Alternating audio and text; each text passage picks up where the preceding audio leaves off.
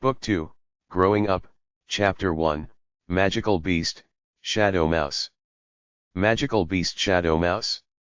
Grandpa Douring, what special qualities does a shadow mouse possess, and what rank does it have amongst magical beasts? Linley and Douring Coward were mentally communicating, but at the same time, Linley was staring excitedly at him. Douring Coward smiled. He pretended to hem and haw for a few seconds, then slowly said, "The magical beast Shadow Mouse cannot easily be hemmed into a particular rank. This is because it represents an entire race of mice. Amongst rat-type creatures, there's two major types, the stone-eater rat, and the shadow mouse.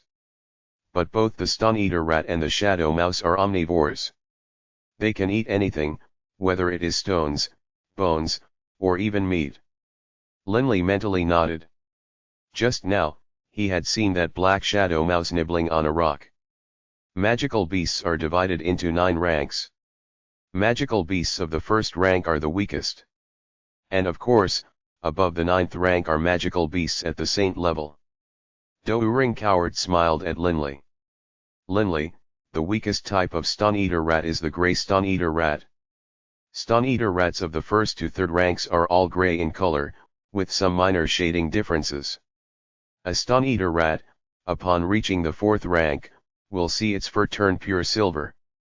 Upon reaching the 7th rank, its fur will turn gold. A gold-colored stone-eater rat will at least be a magical beast of the 7th rank, and at most a magical beast of the 8th rank. Linley, the stone-eater rat race is an extremely terrifying race, primarily because they have huge numbers, and extremely sharp teeth, far sharper than the shadow mouse race. When large numbers of stone-eater rats appear, even an army of 100,000 people cannot hope to withstand them." Douring Coward sighed as he spoke. Douring Coward was recalling a catastrophe he had witnessed long ago. The stone-eater rat was not as fast as the shadow mouse, but its body was as tough and durable as steel. The higher ranked a stone-eater rat was, the tougher its body would become, and the sharper its teeth would become. Its body seemed small, but that was deceptive. In large numbers, they were absolutely terrifying. The weapons used by most armies cannot kill a stone-eater rat, but a stone-eater rat can easily kill and devour a soldier.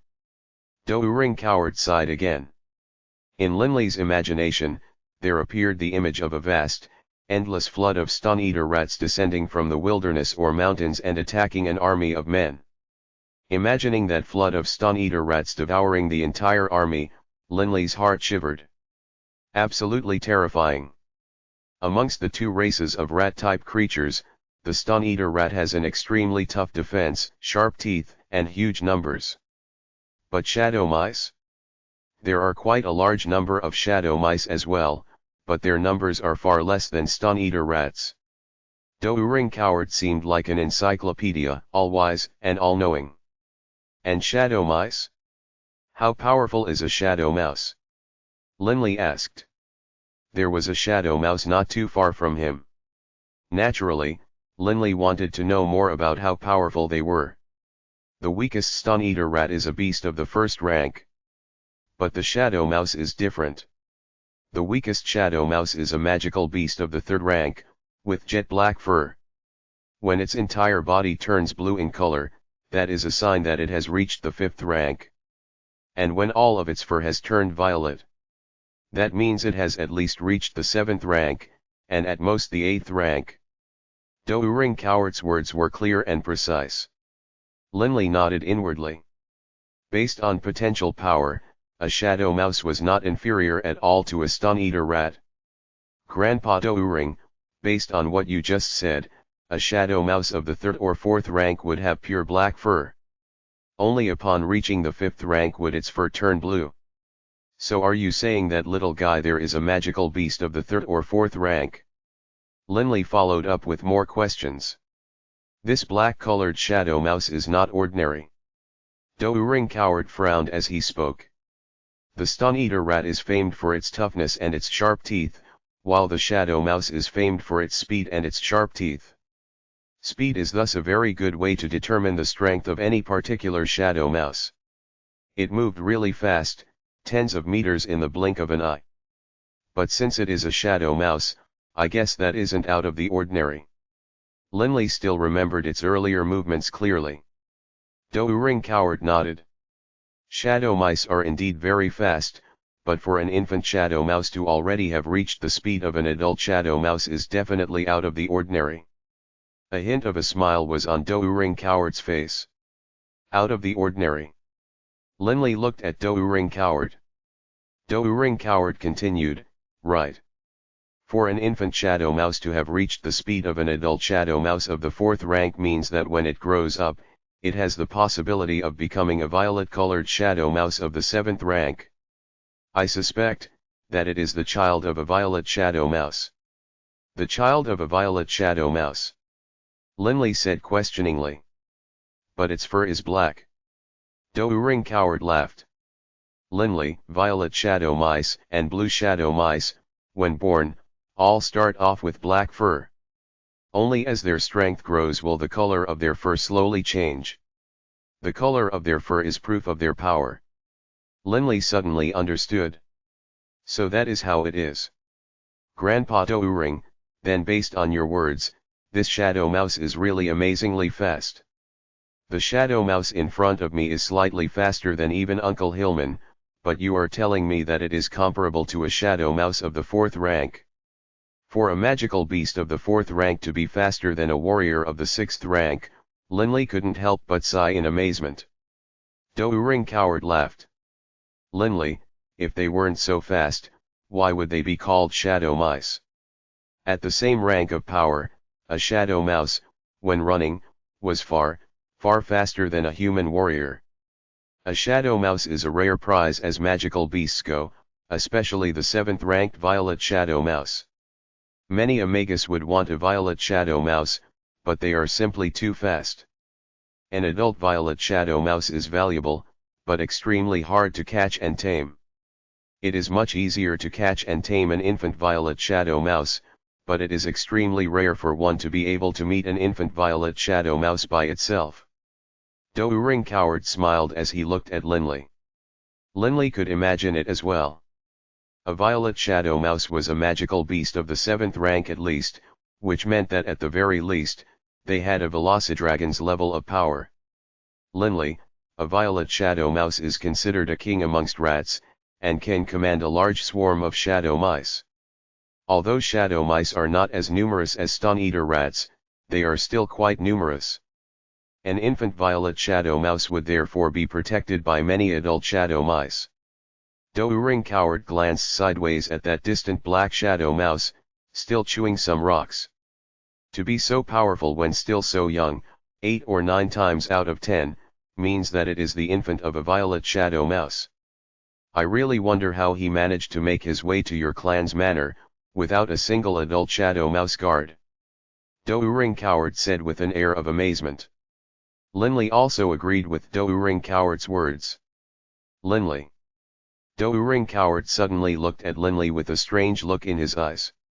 His voice carrying a hint of enticement, he said, regardless of why the infant violet shadow mouse is here, would you want to collect it as a companion? Shadow mice grow very rapidly, especially violet shadow mice. In 10 years or so, it will finish its growth cycle. By that time, you would have a magical beast companion of at least the 7th, and possibly even the 8th rank. Hearing his words, Linley's heart fluttered. Taming a magical beast of the 7th or 8th rank is extremely difficult. But taming them when they are in the infant stage is far easier. In addition, not all infant magical beasts are the same. Some grow up very quickly, while some grow up very slowly.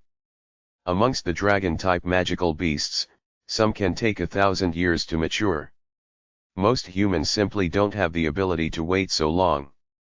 Shadow mice were one of the types of magical beasts that grow up fairly quickly. But encountering an infant violet shadow mouse is simply too rare of an occasion. After all, the more powerful a magical beast is, the more importance it attaches to protecting its young. Although it wasn't too clear why this young shadow mouse had appeared within his manor, it was an indisputable fact that it was indeed here, alone. Linley, possessing a violet shadow mouse is equivalent to possessing an entire shadow mouse army. Douring Coward smiled at Linley. This is why the violet shadow mouse is a far more precious magical beast than many other beasts of the 7th or 8th rank. Douring Coward continued to try and entice Linley. How could a 7 or 8-year-old Linley resist? Grandpa Douring, how would I tame this violet shadow mouse? Linley looked excitedly at Douring Coward. Douring Coward felt very happy. If little Linley really can tame this shadow mouse, in the future, I can be a bit more at ease. Douring Coward knew very well that as a spirit, he had no mage force of his own at all. A saint-level Grand Magus without mage force really didn't have many attacking abilities. There was no way for him to protect Linley. But after the past half-year, he had already begun to consider this pure, hard-working child as his own grandson. Naturally, he wanted to come up with ways to improve Linley's strength. Linley, you must be calm. Douring Coward said solemnly. Even if this is just a violet shadow mouse infant, his speed is comparable to a mature shadow mouse of the 4th rank. Even your Uncle Hillman won't be able to catch him. You simply don't have the ability to forcibly subdue him, and you also are not able to utilize a soul-binding magical formation. Linley was startled. His overheated mind suddenly calmed down. Laughing bitterly, he said, "Now I remember. To tame a magical beast, the first way is to forcibly subdue him, and the second way is to use a soul-binding magical formation. Which can only be utilized by a magus of the 7th rank, at least." Linley couldn't help but feel a bit disappointed. Alas, he was too weak. Even though he had the good fortune to encounter a violet shadow mouse infant, he didn't have the ability to tame it. Book 2, Growing Up, Chapter 2, A Clumsy Method, Part 1. Linley, don't be discouraged. I only meant to say that there is no way for you to forcibly subdue him. I didn't say that it is impossible to tame him at all. Douring Coward laughed self-indulgently. If he was an adult shadow mouse, I probably wouldn't be able to help, but he's just a baby shadow mouse. As a saint-level Grand Magus, I have some methods which can be effective in dealing with a baby shadow mouse. In addition, there is no need for a soul-binding magical formation. Linley's calm mind immediately grew agitated again, and he turned to look at Douring Coward with shining eyes. "Grandpa Douring, quick, tell me, what's your plan?" Linley excitedly spoke to him mentally. Douring Coward said with a self-satisfied smile, "It's simple. The soul-binding technique used by the soul-binding magical formation creates a master-servant bond. And naturally, if one can subdue a magical beast, one is qualified to become its master. Right now, there's no way for us to initiate a master-servant bond, so we can only take a step back, and initiate a bond of equals with the shadow mouse." "Bond of equals?" Linley said curiously. "What is that? I've never heard of it." "It's normal for you not to have heard of it. Even 5,000 years ago, during the era in which I lived, very few people know about the bond of equals." Douring Coward's eyes crinkled as he smiled. "A bond of equals represents that you and the magical beast share the same status in the relationship, with no one being the master or being the servant. As a matter of fact, a bond of equals will give you a more intimate relationship with your magical beast, and your magical beast will more wholeheartedly assist you, giving the two of you superior teamwork." Linley now understood. "Oh, Grandpa Douring, from your words, it sounds like there's a lot of advantages to this bond of equals. Why don't most people use it?" Linley queried. Douring Coward laughed loudly. "Because, the bond of equals is not initiated by people. Rather, it is initiated by the magical beast." "Initiated by the magical beast?" Linley was stunned. No wonder there was no need for setting up a soul-binding magical formation. This bond was initiated by the magical beast itself.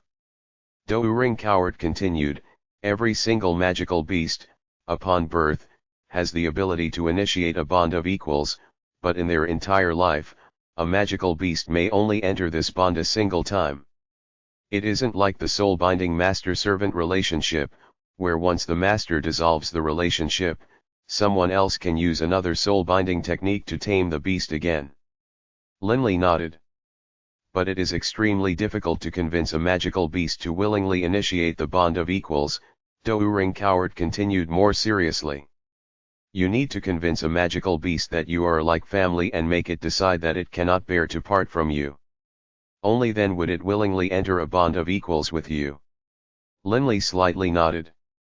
Adult magical beasts have very high intelligence, so if you want to move the heart of an adult magical beast and make it view you as family, it is almost impossible. Douring Coward sighed. But juveniles are different.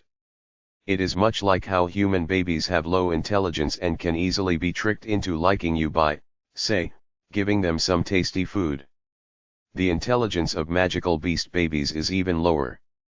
As long as you often feed him, he will like you. Then, spend some time playing with him. In a short period of time, this magical beast will come to adore you. This is especially true for an infant magical beast who has been separated from his community. Those are even easier to tame. Hearing Douring Coward's words, Linley felt as though a great weight had been lifted from him. So it's just a matter of coaxing a little kid. Linley laughed. He was extremely experienced in this. Ever since he was young, he accompanied his younger brother, Warden, playing with him and coaxing him. Linley was very much a master in the art. Linley, don't be too cocky. If you want to coax an infant magical beast, you have to pay attention to many details. If you aren't careful, this little shadow mouse might just give you a bite. Douring Coward reminded. Give me a bite. Linley looked at the far-off shadow mouse. The sound of it crunching through rocks could be heard from afar. The shadow mouse was chewing through it as easily as he normally would have chewn through bread. Linley didn't question the sharpness of the teeth of this shadow mouse in the slightest. Then what should I do? Linley immediately lost his confidence. Relax. Based on my method, you won't have any problems at all. Based on this clumsy idea that I have, all you need is time and patience. Don't get agitated or impatient. Douring Coward slowly began to explain his clumsy idea. Linley, a shadow mouse is an omnivore, it will eat anything. Bones, rocks, meat. But its favorite food is still meat, especially roasted meat. This is based on the experience of elders. Therefore, just go up Mt. Wushan to kill some beasts, then place the cooked meat far away from him on the ground.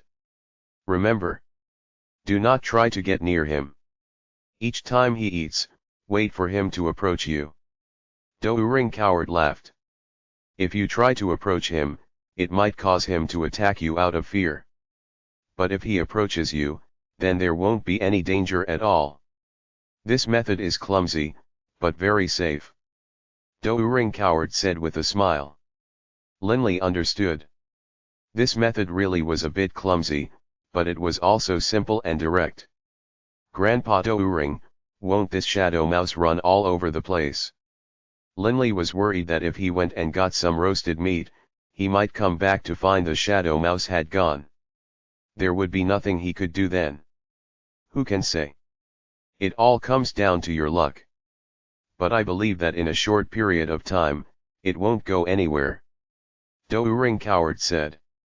Fine, I'll go kill some wild beasts. Linley nodded, then quickly ran towards Mt. Wushan. His footsteps were very sure, but strangely made no sound at all. This was the proof of one's ability as a Earth-style magus. After departing from the back gate of the manor, Linley began to run at a normal pace, and his footsteps began to sound again. Young Master Linley, headed to the back mountain again. Uncle Hyrie, broom in hand, was dusting the floor. He saw Linley and smiled at him. Yup. Linley assented as he sped up his pace. Over the past half year, Linley had been going to Mt. Wushan to train in magecraft almost every afternoon. No one else knew that he was training in magecraft, of course. But they all knew that in the afternoons, Linley liked to spend his spare time playing in the mountains. Autumn.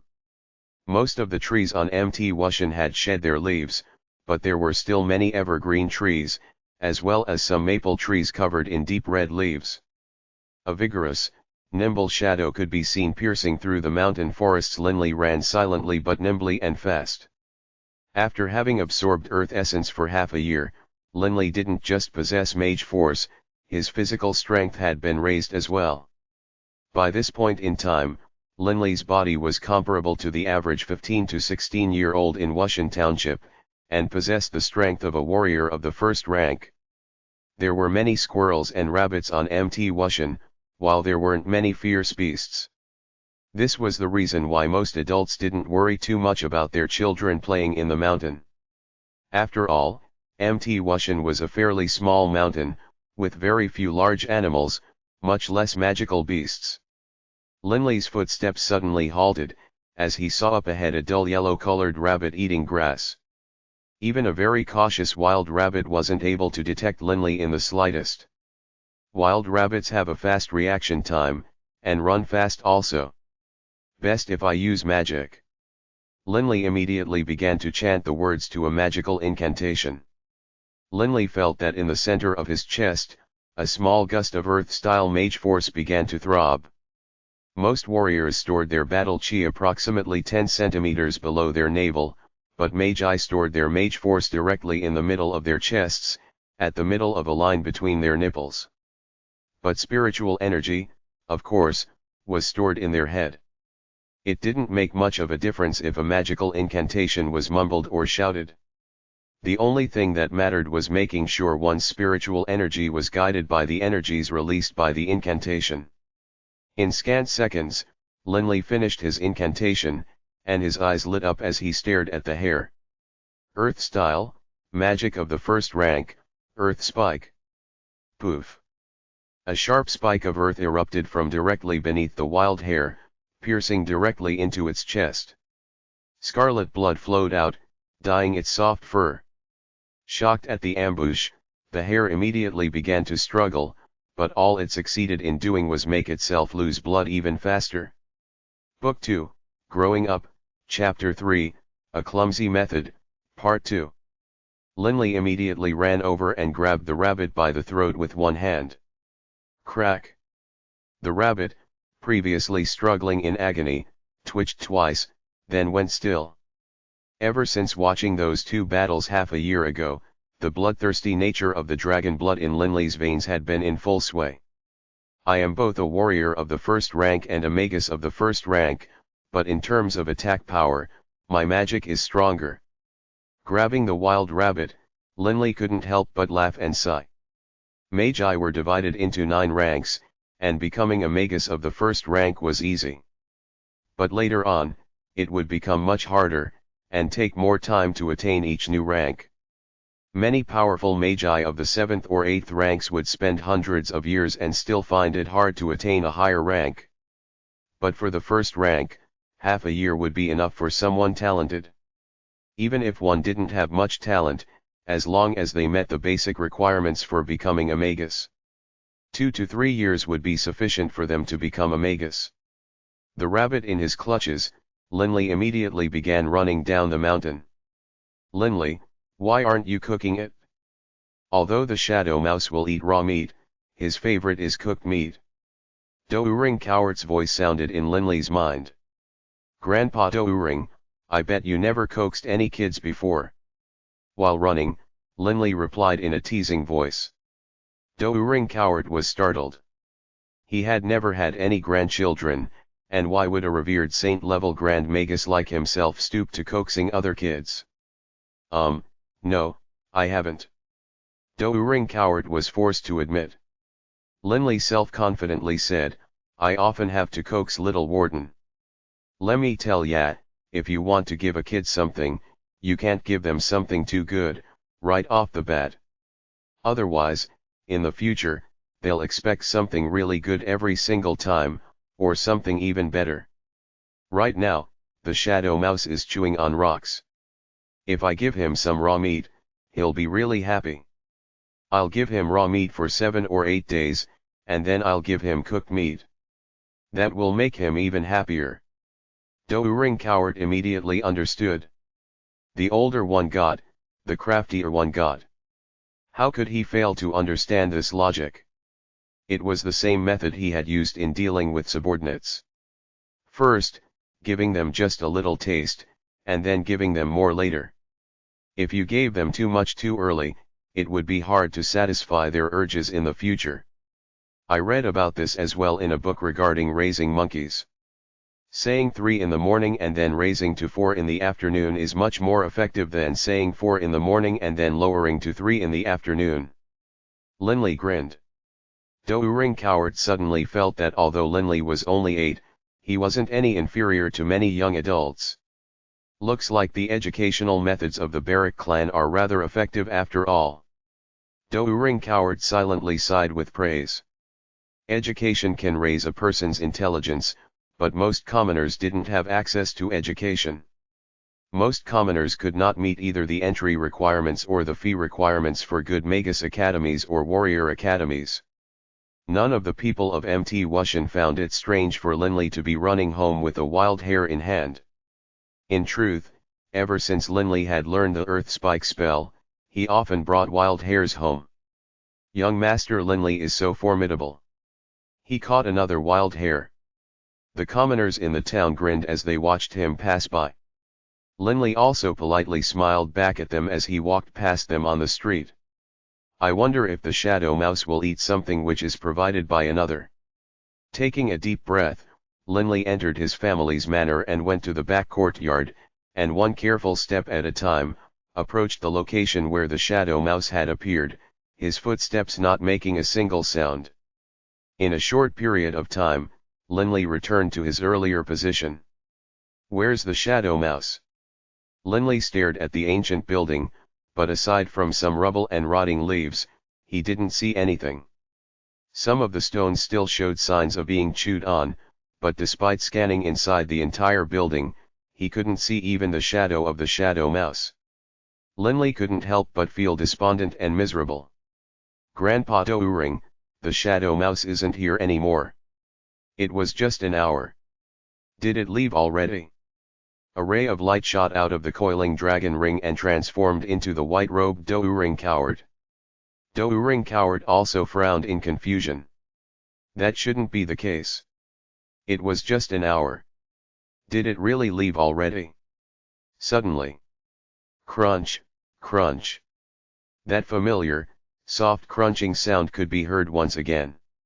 Linley's eyes brightened, and he immediately turned and headed towards an ancient courtyard nearby.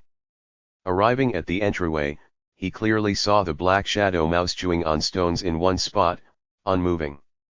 He seemed almost like a sculptor, as he chewed each rock into surprising, bizarre shapes. Linley stood at the doorway. Tap. Linley purposefully let his foot bang into the doorway and make some sound. Eek. The black shadow mouse immediately moved and in the blink of an eye, appeared over 10 meters away. His two guileless eyes stared towards the doorway, and he immediately saw Linley. His eyes were filled with caution. Here, this is for you to eat. Linley smiled at the shadow mouse, then tossed the wild hare in front of the doorway. Perhaps the shadow mouse couldn't understand human speech, but Linley understood that an intelligent magical beast should be able to understand the meaning of a smile. After all, magical beasts weren't like wild beasts. Their intelligence levels were only slightly lower than humans, and some powerful magical beasts were incredibly crafty. Don't rush it, don't rush it. Linley kept on telling himself, and then forced himself to slowly walk away.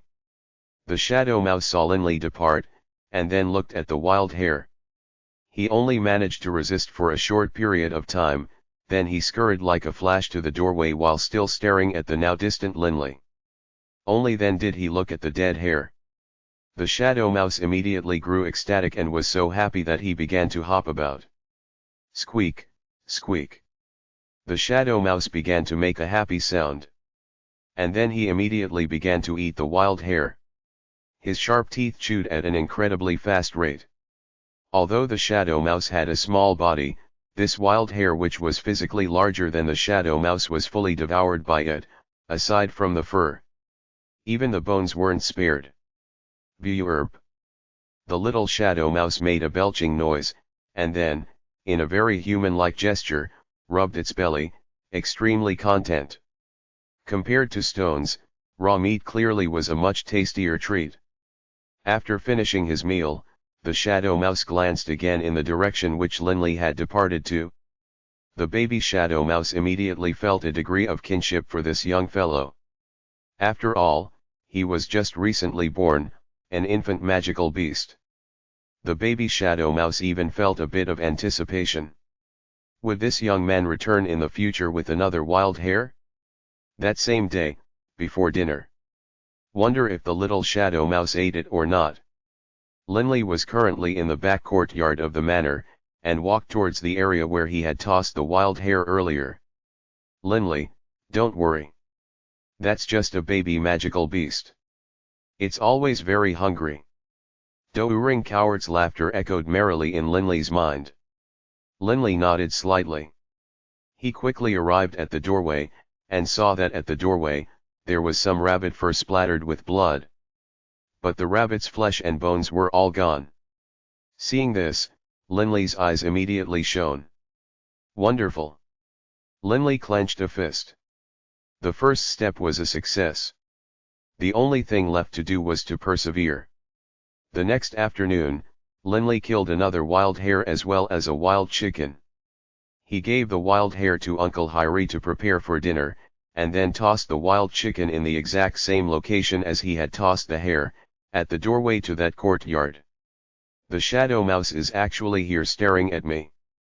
Linley chuckled as he saw that shadow mouse inside the courtyard watch him approach. Linley, looks like things are progressing smoothly. He didn't run away immediately upon seeing you, which means that he doesn't feel much hostility towards you. Upon seeing this, Douring Coward secretly felt joy for Linley. Linley really was lucky to have met such a powerful juvenile magical beast. I really wonder what this young fella's parents are up to. Douring Coward was secretly suspicious. After placing the wild chicken at the doorway, he said a few words to the young shadow mouse, smiled, and then retreated. But this time, he didn't depart, just standing off to the side and watched. Shortly afterwards, the young shadow mouse scampered out. Looking around himself, when he saw Linley's far-off presence, he wasn't too scared. He immediately lowered his head and began to eat the chicken. Day 3. Day 4. Day 5. These activities continued. Day after day, Linley continued to undergo meditative training while preparing wild rabbits and other animals for the little shadow mouse to eat. Nobody in the entire Wushan township, including Hogg and Hillman, knew that Linley was learning magic. Similarly, none of them knew that Linley was taking care of a juvenile magical beast that already possessed power of the 4th rank. Only Douring Coward was aware of this all, as he watched Linley mature. There's no way that tiny little Wushan township is big enough for Linley. Watching Linley enter the meditative trance to practice magic, Douring Coward felt a hint of excitement. Sooner or later, he will bring an adult violet shadow mouse and step onto the endlessly broad stage that is the world of the Yulan Continent. Book 2, Growing Up, Chapter 4, The Ernst Institute. As time passed, the little shadow mouse, which had not known much love from others, began to fear Linley less and less. By the 8th day, when Linley put down the rabbit, he moved away only 2 steps, and that little shadow mouse still immediately ran over to eat, and even squeaked twice at Linley. The 10th day. Right, today I'll give the little shadow mouse some cooked meat. Linley covered a wild chicken with a cloth sack, and then happily went to the back of the ancient courtyard in the manor. Douring Coward was walking by Linley's side as well, but aside from Linley, no one else could see him. Douring Coward was smiling so widely that his white whiskers were leaning horizontal. Linley, over these past 9 days, the little shadow mouse has lost all fear of you. Today, you are even giving him cooked meat. He's going to be extremely excited and will become even closer to you. Hearing his words, Linley couldn't help but grin as well. Just as Linley walked into the courtyard. Squeak, squeak. The little shadow mouse immediately ran up to Linley, and began hopping up and down while squeaking at him. I haven't even taken the food out, and he's already run up to me. He really isn't afraid of me at all. Linley felt joy in his heart. Next to him, Douring Coward smiled merrily at the little shadow mouse, which didn't notice his presence at all. Douring Coward said with a smile, "Looks like he's already feeling quite close to you." Squeak. The little shadow mouse looked at Linley with its innocent black eyes and began to squeak with impatience, as though telling Linley to hurry up and give him the food already. Don't be impatient. Linley took the roasted chicken out of the cloth sack. Upon smelling the roasted chicken, the little shadow mouse's eyes shone, and then it looked at Linley pitifully. Seeing this, Linley couldn't help but laugh until his stomach hurt. In the past, when Linley gave good food to Little Warden would say, "Big bro, I want," while staring at him in a pitiful manner. Now this little shadow mouse was doing the same. Hee, all yours. Linley gave the cooked chicken to the shadow mouse. The little shadow mouse squeaked with joy, immediately seizing the roast chicken. After taking a single bite, the little shadow mouse began to eat faster and faster. In a very short time, the roast chicken, which was about the same size as the shadow mouse itself, had been completely devoured. I really don't get how his stomach can contain so much. How can he swallow that much food? Linley laughed while sighing. It seemed as though this time, the little shadow mouse had enjoyed his meal very much. He was so happy that he immediately began to hop up and down while squeaking at Linley, while even hugging Linley's leg with his own front arms. Linley couldn't help but feel pleased. This was the first time that the little shadow mouse had acted so intimately towards him, even after eating.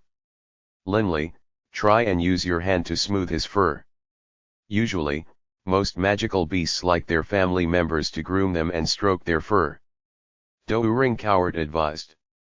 Linley tentatively stretched his hand out and placed it on the little shadow mouse's head. The little shadow mouse didn't dodge in the slightest.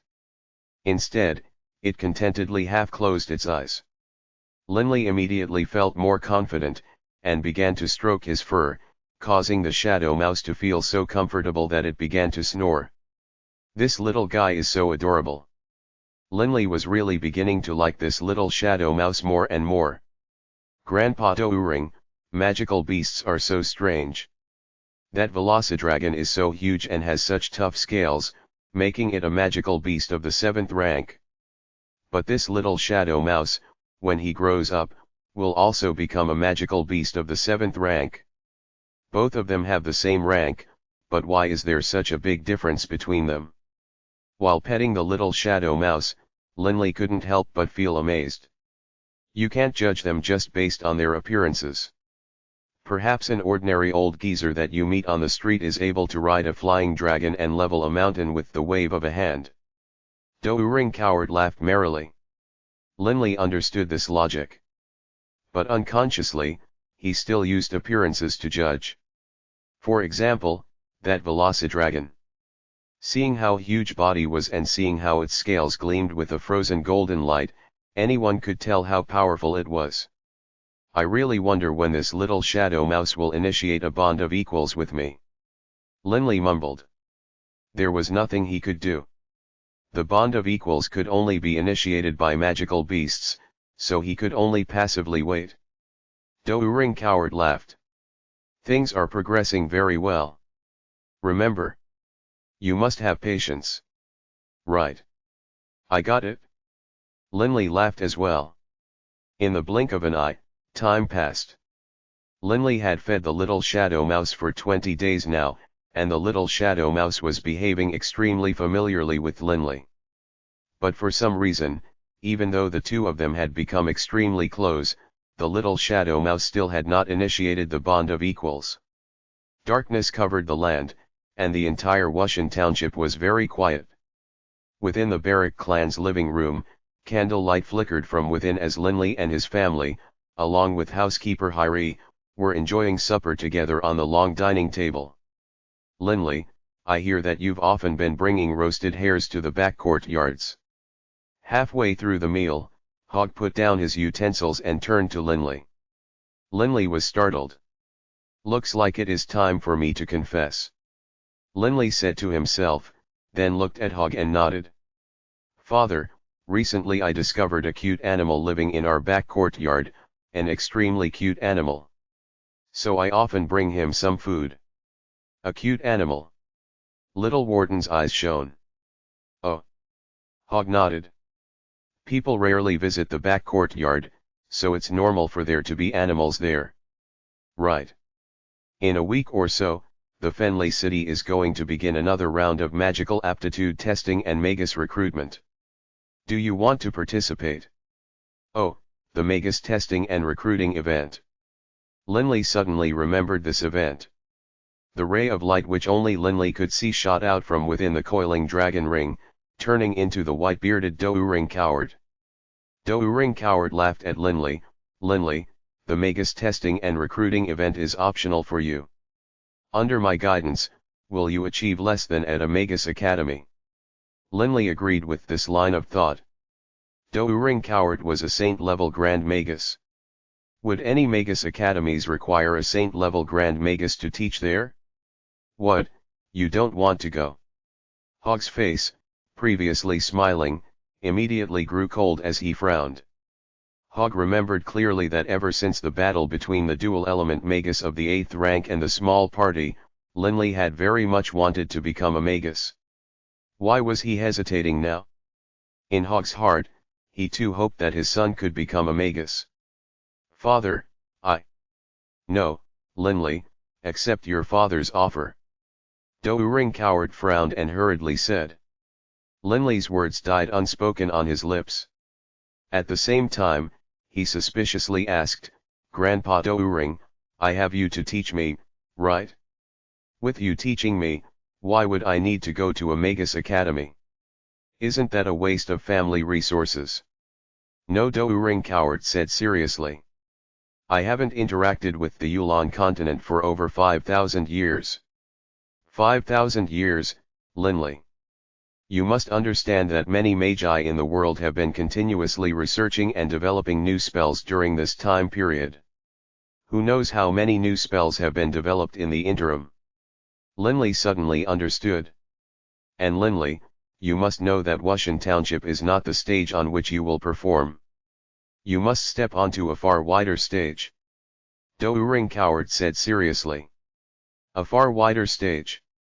Linley couldn't help but be moved. He couldn't help but remember that huge Velocidragon, and the destructive power unleashed by the dance of the fire serpents, as well as the saint-level Grand Magus Rudy, who effortlessly controlled those countless boulders to cause an absolute calamity. The future. Linley's heart began to beat faster. If he could one day step atop the head of a dragon and control cataclysmic power, if he too could feel the power of standing at the very pinnacle of mankind, that must be an amazing feeling. When he thought of this, Linley felt his blood begin to boil. "Linley, what are you thinking about?" Hogg was beginning to grow unhappy. When he was talking to Linley, Linley was daydreaming. "Oh, nothing." Linley immediately looked at Hogg and quickly nodded while saying solemnly, "Father, in my heart, I really want to become a magus. In a week, please arrange for me to go to Fenley City to take part in the magus testing and recruiting event." Upon hearing these words, Hogg finally smiled. "Magus, like that fire-breathing magus." While listening, little Warden clapped his little hands together. "Warden, that was just a circus trick. Don't mix up circus tricks and real sorcery," Hogg said seriously. "Oh. Little Wharton pouted and stopped talking. Linley chuckled, then turned to look at Hogg. Father, there must be many magus academies. Which ones are good? Right, are there any combined magus academy/warrior academy schools? Hogg laughed as well. Actually, all 4 of the major empires and both the major alliances have their own elite academies. You should know that one of the 4 major empires, the O'Brien Empire, is the empire with the strongest military power. Linley nodded. Everyone knew that. The most elite school in the O'Brien Empire is the O'Brien Academy, which is reputed to be the #1 warrior academy in the entire Yulan Continent. But as far as magus academies go, Hogg chuckled. The #1 magus academy in the entire Yulan Continent belongs to our Holy Union. Its name comes from a legendary Holy Emperor of the Holy Church, Holy Emperor Ernst. The Ernst Institute. Book 2, Growing Up, Chapter 5, BB the Shadow Mouse, Part 1. The Ernst Institute is the #1 magus academy in the world. All of the graduates of the Ernst Institute are at least magi of the 6th rank, and there's even many who are of the 7th rank. If our Baruch clan was able to produce a magus of the 7th rank, we at least would stand a chance of recovering our ancestral heirloom. While speaking, Hogg looked at Linley eagerly. Linley could feel the hope which Hogg was placing on him. Our ancestral heirloom. For our ancestral heirloom to be lost to us is a humiliation that must be washed away. Linley could also feel his heart grow heavy. As a scion of the ancient Dragonblood warrior clan, he felt proud of his ancient and mighty lineage. But the mighty Dragonblood warrior clan had lost its own ancestral heirloom. What a humiliation! Hogg and countless elders who had passed away had all felt ashamed whenever they thought about it. Unfortunately, the type of family which could collect the warblade slaughterer was not an ordinary one, and the current Baruch clan was far too weak. Ernst. The legendary Holy Emperor of the Radiant Church. The nearby Do'Uring coward started. What is it, Grandpa Do'Uring? Linley asked questioningly. I bet all of the hundreds of millions of citizens in the 6 kingdoms and 15 dukedoms of the Holy Union know about the legendary Holy Emperor Ernst of the Radiant Church. Linley, also, knew much about the affairs and history of the legendary Holy Emperor Ernst. He had dramatically raised the profile of the Radiant Church, and single-handedly created the Holy Union. I didn't imagine that kid, Ernst, ended up having such accomplishments. And he even became a legendary Holy Emperor of the Radiant Church. Do'Uring coward sighed. Grandpa Do'Uring, you knew Holy Emperor Ernst. Linley was somewhat surprised. But then, Linley thought things through. That's right. In the past, when the Poent Empire was still unified, the Radiant Church, the Cult of Shadows, and even the Pavilion of Divinities all had many churches within the empire. But all of those churches were under the control of the Poent Empire. Naturally. Ernst was a genius who entered the saint level when he was merely 50 or so years old. But in my age, he could only be considered a promising latecomer. Do'Uring coward said calmly. When Do'Uring coward was still alive, Ernst had still been developing himself. When Ernst had finally entered the saint level, Do'Uring coward had already been standing at the very pinnacle of the Yulan Continent for a long time. Even amongst saint-level combatants, Do'Uring coward would have been considered one of the greatest. Do'Uring coward had an extremely high status within the Poent Empire, which Ernst didn't come close to matching, at the time. If Ernst had run into him, he would have had to courteously bow and pay his respects. I didn't expect that after I died, Ernst would become so incredible. Do'Uring coward laughed faintly. Linley couldn't help but feel a deep sense of veneration for Do'Uring coward from his heart. A saint-level Grand Magus of the Poent Empire, and one of the most powerful persons in the Yulan Continent. And now, Do'Uring coward was carefully instructing himself in magic. How fortunate Linley was. As dinner progressed, the conversation amongst the Baruch clan manors was quite cheerful. Linley, in a week's time, I'll arrange for Uncle Hillman to take you to Fenley City and attend the magus testing and recruiting event. Hogg smiled towards Linley. Yes, father. Linley nodded. Young Master Linley, I'm sure that you will be able to enter the finest of magus academies. Housekeeper Hyrie chortled. The finest. Oh. The finest. Little Warden's hands were covered in grease from eating, but still beamed as he waved his greasy hands.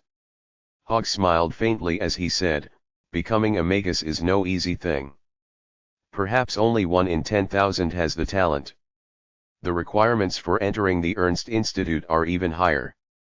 Only someone with an extremely high aptitude for magic will be admitted.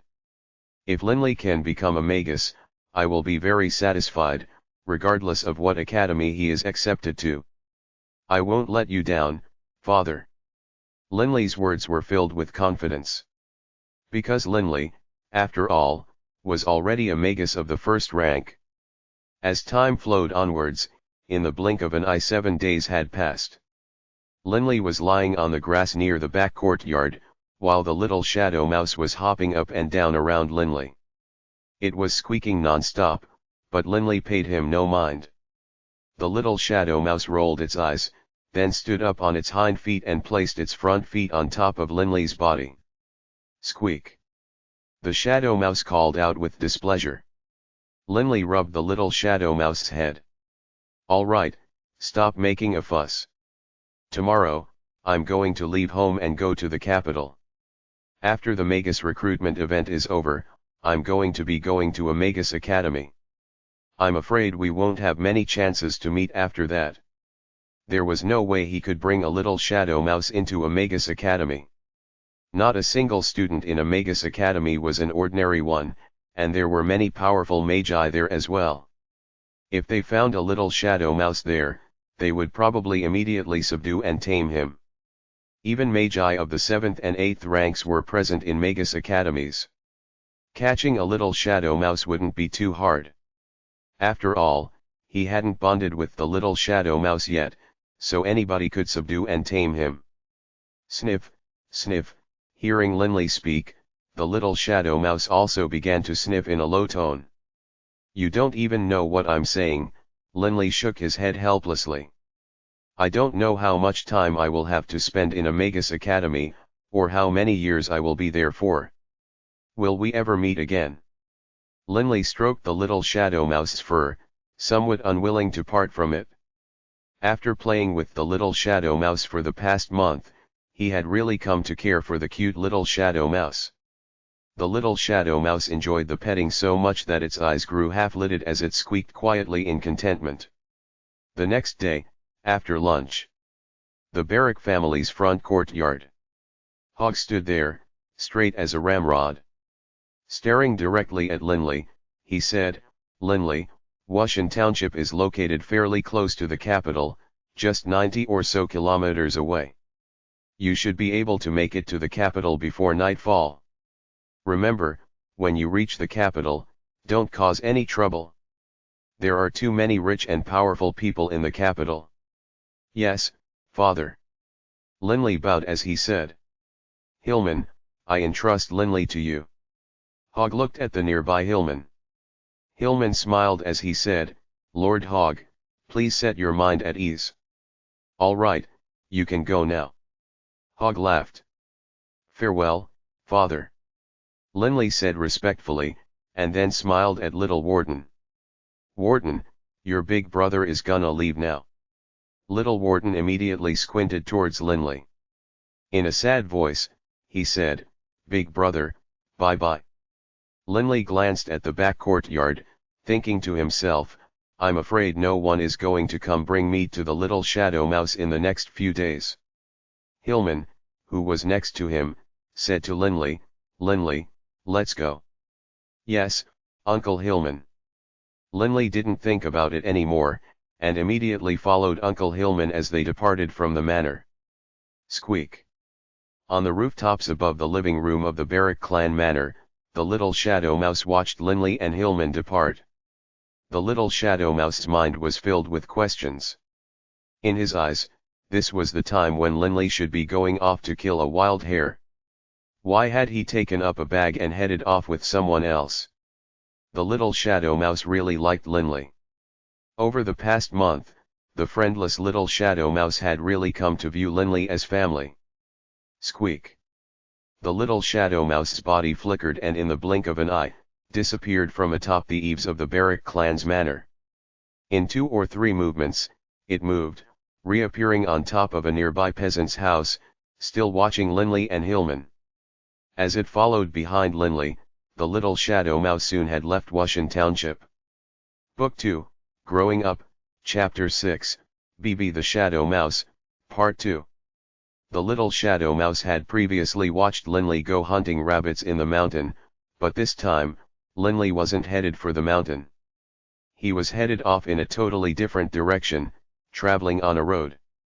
The little shadow mouse immediately panicked. Squeak, squeak. The little shadow mouse suddenly rushed in Linley's direction. Just as Linley was walking, he suddenly discovered that his legs had been hugged from behind. Lowering his head, he saw that it was the little shadow mouse. The little shadow mouse was standing up on his hind legs, his 2 forelegs tightly clenched around Linley. He stared at Linley with 2 quavering, pitiable eyes, as though he were about to cry. What's the little shadow mouse doing here? Linley was somewhat surprised. Next to them, Hillman turned his head towards them. Upon seeing the little shadow mouse, he was shocked. A magical beast. Is it a stone-eater rat? Hillman didn't know too much about the various types of magical beasts, but there once was an entire army which had been devoured by stone-eater rats, so most soldiers knew and feared rat-type magical beasts. Linley, be careful. Hillman immediately rushed towards them. Linley only saw a blur, and then Hillman was there, right next to the little shadow mouse. But the little shadow mouse was even faster, and in the blink of an eye, scurried on top of Linley's shoulder. Uncle Hillman, hold it. Linley finally managed to react. Hillman was startled. Uncle Hillman, he's the pet that I've been feeding and raising in the back courtyard. Linley hurriedly said. Little shadow mouse, isn't that right? The little shadow mouse seemed to understand Linley's words, and his small head nodded. Hillman looked at Linley with shock. Linley, are you saying that you've been raising a magical beast? Uncle Hillman, wait a sec. Lemme tell him to go home. Linley cupped the little shadow mouse in his hands and said to it, Little shadow mouse, I am going to leave with Uncle Hillman to the capital. You cannot go to the capital. Understood. The little shadow mouse just stared at Linley with pitiable sad eyes, as though he were about to cry. Linley placed the little shadow mouse on the floor, then waved his hand at it. Go back. And then he pointed to the road. I'm going that way. To the capital. After waving his arm, Linley began to continue going forward. Squeak. Squee-a-a-a-ock. The little shadow mouse stood there, watching Linley. Uncle Hillman, let's go. Hee, the little shadow mouse is smart. He knows what I'm saying. Linley said to Hillman. Hillman, who had been watching this spectacle with amazement, chuckled and then continued walking forward with Linley. Seeing Linley and Hillman slowly disappear, the little shadow mouse still stayed there, unmoving. Squeak squeak. The little shadow mouse suddenly gave out a loud squeak, and then turned into a black blur, traveling 20 or 30 meters in the blink of an eye. His speed was absolutely shocking, as was his agility. Linley and Hillman were chatting while walking on the road, but Hillman suddenly felt something was quickly charging them from behind and couldn't help but look back. Whoosh! Hillman wasn't even given enough time to react. That blur suddenly landed next to Linley's legs, and immediately chomped down on Linley's right leg. Ow! Feeling the sudden, fierce pain, Linley immediately jumped up in the air. Looking down, he saw that it was actually the little shadow mouse. At the moment, the little shadow mouse was staring up at Linley with its pitiable, sad little eyes. Linley rubbed his leg, and noticed that he was actually bleeding. He couldn't help but grow unhappy. But seeing how sad the little shadow mouse was, he couldn't grow angry at him. "Linley, are you okay?" Hillman said. "I'm fine," Linley chuckled. Suddenly, a thick, dense black light began to emanate from the little shadow mouse's body. A droplet of fresh blood suddenly flew out from the corner of its mouth. That droplet of fresh blood had both Linley's blood as well as the little shadow mouse's blood. That blood suddenly, bizarrely transformed into two opposite, interlocking black triangles, which the thick black light merged with, forming a strange magical formation which gave off a dark aura. Linley and Hillman watched, stunned. Can this be? Linley had a wild guess in his heart. From within the coiling dragon ring, Ring Coward flew out. His white beard fluttering happily, he said, "Linley, the little guy is setting up a bond of equals formation. It really is the bond of equals." Linley's heart clenched. Even though he had guessed as much, he still felt stunned and excited. The strange black magical formation separated into two, with one of the three black triangles flying into Linley's body, and the other one flying into the little shadow mouse's body. Upon seeing this, the nearby Hillman was filled with shock and fear. "Linley, are you okay?" Hillman was starting to fear for Linley. "I'm fine. I'm wonderful." Linley could feel his spirit and the little shadow mouse's spirit interlinking. Standing on this quiet road leading out of Wushan Township, Linley and the little shadow mouse stared at each other, engaging in their first communication. "Little shadow mouse, what is your name?" Linley mentally asked him. The little shadow mouse said, somewhat excitedly, "Bay, Bay." Linley stared at the little shadow mouse. What's the little shadow mouse saying? Linley didn't really understand. His white beard flowing, Ring Coward floated next to him and mentally said, "Linley, this little shadow mouse is still an infant. He can't form precise sounds yet. Even when engaging in mental communication with you, for now, he can only communicate simple intentions." Due to their spiritual link, Linley could feel the little shadow mouse's excitement, but the little shadow mouse simply couldn't speak at all. "Okay. You were saying Bay.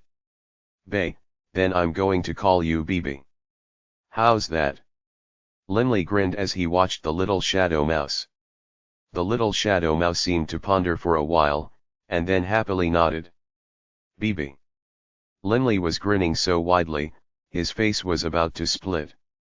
Squeak squeak. The little shadow mouse immediately began to jump up and down. "BB." Squeak squeak. "BB." Squeak squeak. An 8-year-old child and a little shadow mouse were both excitedly shouting. "Linley, what is this?" Only now did Hillman recover from his stupor. His eyes couldn't help but grow round with shock. "Linley, what was that black magical formation just now? What just happened? Are you okay?" Hillman had heard that for darkness-style magic, there were many curses and hexes involved. Could it be that Linley had just been hexed? Hillman, who only knew an inkling about magic, couldn't help but feel shock and fear. "Haha, I'm fine. It's just that BB has become my magical beast, now." Linley was extremely happy. "Come, BB, hop onto my shoulder." Immediately, the little shadow mouse let out a happy squeal. Then scurried onto Linley's shoulder. "You tamed him." Hillman was stunned. Hillman was a worldly man, and of course he knew that taming a magical beast was an extremely difficult, extremely arduous matter. But just now, Linley had actually subdued a magical beast. Hillman felt totally bewildered. You don't have a soul-binding scroll, how did you?" "That's enough, Uncle Hillman," Linley chortled. "Let's hurry, we have a lot of road to make up. The capital is still really far away." As he spoke, Linley pulled Hillman by the hand, not allowing him to speak as they continued heading towards the capital. and the little shadow mouse, Bibi, stood happily on Linley's shoulders and squeaked. And with his squeaks to accompany them, Linley, Hillman, and the shadow mouse disappeared off into the distance. Book 2, Growing Up, Chapter 7, Fenley City. Next to the mountain range of magical beasts was the Holy Union and the Dark Alliance. And the capital kingdom of the Holy Union was the Kingdom of Fenley. Fenley City, in turn, was the capital of the Kingdom of Fenley. In addition, it also served as the holy capital of the Holy Union, because the Radiant Church itself was headquartered in the western part of Fenley City. The entire city of Fenley was divided into two parts, East Fenley City, and West Fenley City. East Fenley City was governed by the King of Fenley, while West Fenley City was managed by the Radiant Church. Because Fenley City was both the kingdom's capital as well as the holy capital, the opulence of Fenley City could be matched by extremely few cities in the entire Yulan Continent. Fenley City took up a huge amount of space, and had more than 1 million denizens living within its area. In the entire Yulan Continent, it could be considered one of the top 5 megacities. As nightfall came, Linley and Hillman entered the Fenley City. Wow! As they walked on Fragrant Pavilion Road, the primary road of East Fenley City, Linley felt as though his eyes were dazzled. The little shadow mouse Bibi had been instructed by Linley to hide within his clothes, but he also took a sneak peek at the surroundings, and then began to squeak in shared excitement. Fortunately, the entire road was filled with all sorts of noises and gaudy things, so nobody noticed the sound. Quiet. Linley gently tapped the little shadow mouse, which obediently went silent. But through its shared mental connection with Linley, it continued to express its excitement. The entire Fragrant Pavilion Road was constructed from symmetrical limestone tiles, wide enough to allow multiple horse carriages to cross simultaneously. On each side of the tiles were hotels, clothing stores, weapon stores, nightclubs, and all sorts of other places. In addition, both sides of the Fragrant Pavilion Road were lined with pine and cypress trees. Rich madams and young ladies, all wearing fashionable new clothes, were chatting and smiling as they walked along the road. Seeing Linley's reaction, some of the nearby noble ladies began to titter quietly amongst themselves while pointing at Linley. Clearly, Linley's reaction was that of a country bumpkin entering the city. The nobility of the capital had a clear sense of innate superiority towards those country bumpkins. Humph! How uncultured! Linley frowned, feeling very unsatisfied by the pointing and laughing of those noble ladies. Having been nurtured and educated by the clan since his earliest days, Linley quickly managed to subdue his sense of excitement, making the expression on his face much more tranquil, at least superficially. Linley, how do you feel about Fenley City? This is the largest city in our entire Holy Union. Hillman walked alongside Linley, occasionally seeing some warriors and even 1 or 2 magi pass by. He couldn't help but sigh, Linley, in Fenley City, mighty warriors and mighty magi are a very common sight. Linley laughed while nodding. In the books, it is said that Fenley City is the political, economic, and cultural capital of the entire Holy Union. This is heaven for rich people or people with status. Hillman nodded and sighed. The Fragrant Pavilion Road, bustling with activity, often had many opulent carriages pass through it. After wandering the Fragrant Pavilion Road for a time, Hillman and Linley headed directly for an ordinary guest house to settle down. There was a small restaurant near the guest house, so Linley and Hillman decided to have dinner there. That night, within the guest house, Linley and Hillman were staying in the same room. There were 2 beds in this room. Immediately upon entering, the little shadow mouse, Bibi, leapt out from within Linley's clothes and immediately began circling around Linley while squeaking loudly. I know, you're hungry. Eat up. Linley threw the roast duck he had brought back from the restaurant onto the floor, and Bibi immediately excitedly ran to it and began chewing. Linley, get an early night's rest. Tomorrow morning, you will participate in the magus assessment and recruitment event. Hillman instructed. Understood, Uncle Hillman. Even as he spoke, Linley walked to a nearby window and pulled it open. The guest house was 3 stories tall, and Linley was staying on the 3rd floor. There were no 3-story high buildings in Wushan Township at all, but in the capital city of Fenley, they were a common sight. The capital even had 7 or 8-story tall buildings. Peering out through the window, Linley saw that the streets were still filled with people. Whoa! It's been quite a while since I've been in a large city. A hazy white light shone out from the coiling dragon ring, transforming into a white-bearded old man. Do-Ring cowered and Linley stood side by side as they stared at the street below. Grandpa Do-Ring. Linley immediately greeted him. Linley, how does it feel to be in a big city? Do-Ring cowered laughed as he spoke. No big deal. Linley quirked his mouth. Do-Ring cowered sighed emotionally, you haven't been here very long. You don't know much about how large cities like this work. This place will have countless lavish places to spend money, like large auctions, where some magnates would spend even hundreds of thousands of gold coins, or perhaps even millions of gold coins to purchase just a single item. 1,000,000 gold coins. Linley felt his throat go dry. How enormous a sum was that? His own family's possessions, all added together, probably wouldn't even total 1,000,000 gold coins. There's many rich families here. Money, power, beauties, the fight for these things is fierce. Every day, someone dies here. The poor ditch diggers of Fenley City will often find buried bodies, which perhaps used to belong to a noble family. Do-Ring cowered chuckled calmly. But in order to stand up in that sort of world, you must have some sort of personal power. Don't hope to be able to rely on the benevolence of others. Everything will rely on yourself, and yourself alone. Do-Ring cowered looked at Linley. In truth, the dragon blood flowing through Linley's veins also made him thirst for battle and blood. If anyone threatens me or my family, I will kill them, Linley said resolutely.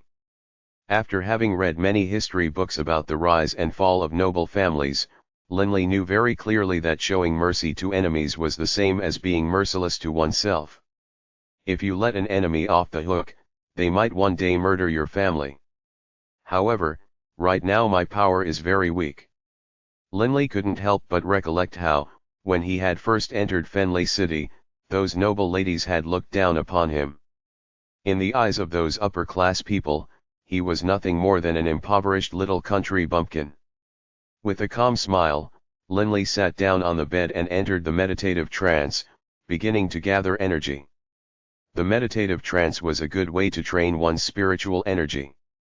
The way it worked was, it used all sorts of methods to exhaust one's spiritual energy to a bare minimum, and then allow rest to recover it. Within the dantian in the chest, a misty earth-colored haze billowed about within the dantian. This misty haze was the mage force which had been derived from natural earth elemental essence. Based on Do-Ring cowered's teachings, from the 1st to 6th ranks, mage force appeared as a haze.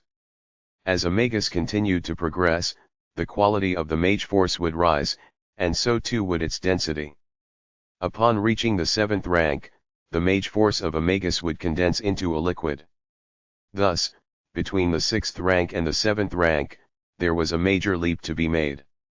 This kid, Linley, is so hard-working. Even at night, he is training his mental energy. Seeing Linley seated cross-legged with his eyes closed, Hillman couldn't help but silently praise him. Mental energy was extremely important to both magi and warriors. Early next morning, on East Fenley City's Greenleaf Road, one of Fenley City's principal roads, the buildings constructed on each side of Greenleaf Road were lavishly made and decorated. Some of those buildings were actually owned by the kingdom. And the tallest building of them all? It was the Cathedral of the Radiant Church. The Radiant Church controlled the entire Holy Union, which comprised of the 6 kingdoms and the 15 dukedoms. The Holy Emperor of the Radiant Church had an extremely high status. He had the authority to depose any of the kings of the various kingdoms.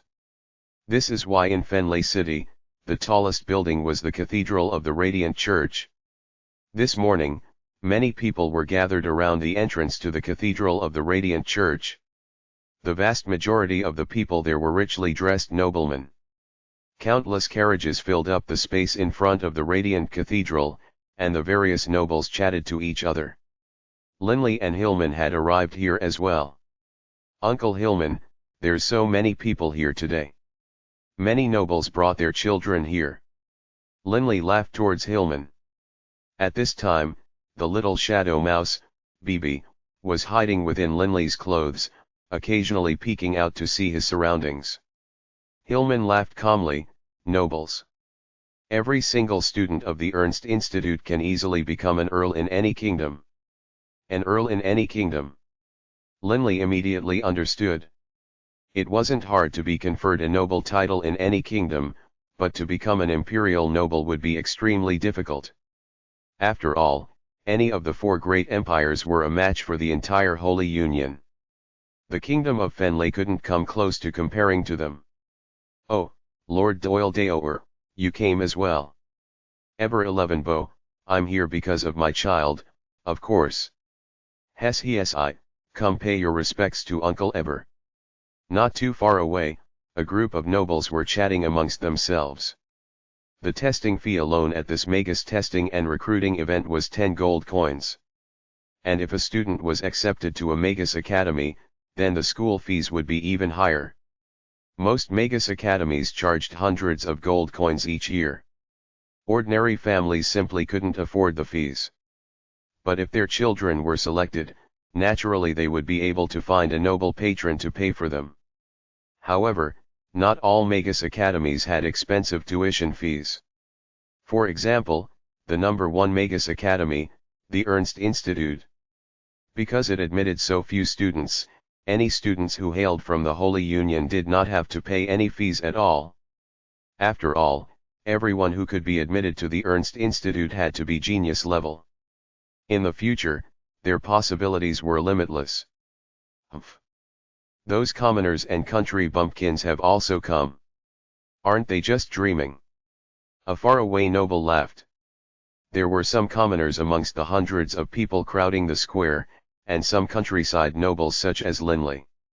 Usually, those nobles from small countryside noble families were also looked down upon. The nobles of the capital were an arrogant lot who generally looked down on people.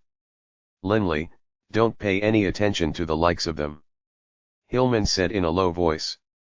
Glancing at the group of nobles, Linley chuckled quietly. "Uncle Hillman, I won't pay any mind to their likes."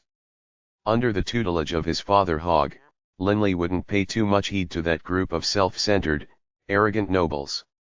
The entire square was clearly delineated into two camps. A circle of nobles who conversed casually, and another with commoners or countryside nobles. At the moment, two armor-clad warriors were standing in front of the Radiant Cathedral, barring all entry. After a while, a black-robed official stepped forth from the cathedral doors. Stopping in front of the doors, he smiled and said in a bright voice, "The magical assessment ceremony is about to commence. All of the recruiters for the various major magus academies are ready as well. Everyone who is here for the test, please follow me into the main hall." Book 2, Growing Up, Chapter 8, The Magical Aptitude Test, Part 1. Under the guidance of the church official, all of the people in the square were walked into the main hall of the cathedral. Within the cathedral, the great hall of the cathedral had a floor paved with marble, and hanging above was a massive crystal chandelier. It could easily fit the hundreds of people who entered yet still feel spacious. In the very front of the great hall, there were a line of chairs, seated upon which were representatives and recruiters of each of the great magus academies. Directly in the middle of the great hall was the testing location. The black-robed church official smiled and said in a clear voice, "The testing location is right in the center. All testees, please come one at a time. No one else can enter the circle in the center. All testees, please get in line. Family and friends, please step to one side. Linley, here is the examination fee. Here is your proof of identification. Go quickly. Oh, and right, let the little shadow mouse stay with me. It will be difficult to have the little shadow mouse with you as you take the test. Hillman said. Bibi, stick with Uncle Hillman for now. I'm going to take the test. Linley mentally instructed the little shadow mouse, who somewhat unwillingly shuffled around a bit under Linley's clothes. But after multiple requests from Linley, the little shadow mouse directly scurried into Hillman's clothes. Linley then accepted the 10 gold coins and headed towards the line. The youths there ranged in age from 6 or 7 years old to 17 years old. These children organized themselves into 2 long lines, while the cathedral pursers collected the fees from each of them. The central circle was 10 or so meters wide, and there were 3 adults within it. 2 of them were responsible for administering the test, while 1 was responsible for recording the results. The testing equipment consisted of a crystal sphere and a complicated, 6-sided magical formation. First, the bald old man pointed at the crystal ball and said, "Place your hand atop the crystal ball. We will test your elemental essence affinities." The first testee was a 12 or 13-year-old young man. That young man nervously placed his right hand atop the crystal ball. Immediately, the entire crystal ball began to emanate a hazy, light red glow, with the occasional hint of green mixed in. The bald elder glanced at the scrap of paper in his hands, and emotionlessly said, "Age, 12. Elemental essence affinities, fire, average affinity. Wind, low affinity. Now, step into the magical formation. Time to test your spiritual essence. Remember, stand there. Don't kneel or fall down. Let's see how long you can take it." The bald elder remained as cold as ever. The young man nodded, then stepped into the 6-cornered magical formation. A holy white aura immediately emanated from the bald elder, which shot into the middle of the magical formation. Light-style elemental magic, overall. Looks like the testing procedures in this era is the same as it was in the past. Do-Ring Coward flew out of the ring and appeared next to Linley. "Grandpa Do-Ring." Seeing Do-Ring Coward, Linley felt himself calm down. In the magical aptitude test, the elemental essence affinity test is secondary. The spiritual essence test is the main one. After half a year of meditation, your spiritual essence should be 16 or 17 times that of most people your age. Do-Ring Coward chuckled at Linley. "For you, this test will be extremely easy." In a short period of time, the youth in the middle of the magical formation could no longer hold on. Spiritual essence, 2 times stronger than the average person of the same age. Not qualified to become a magus. The bald elder coldly announced as the magical formation deactivated, and the youngster quietly departed. A burst of noise from nearby. "Silence!" the bald elder coldly said, and immediately a large group of nobles no longer dared to speak. Next, Do-Ring Coward watched with interest from the side. One after another youngster was tested. Of the first 10, none met the requirements. Right now, there was a young lady in the magical formation, who had been able to hold out for longer than any of the 10 before her. HRM.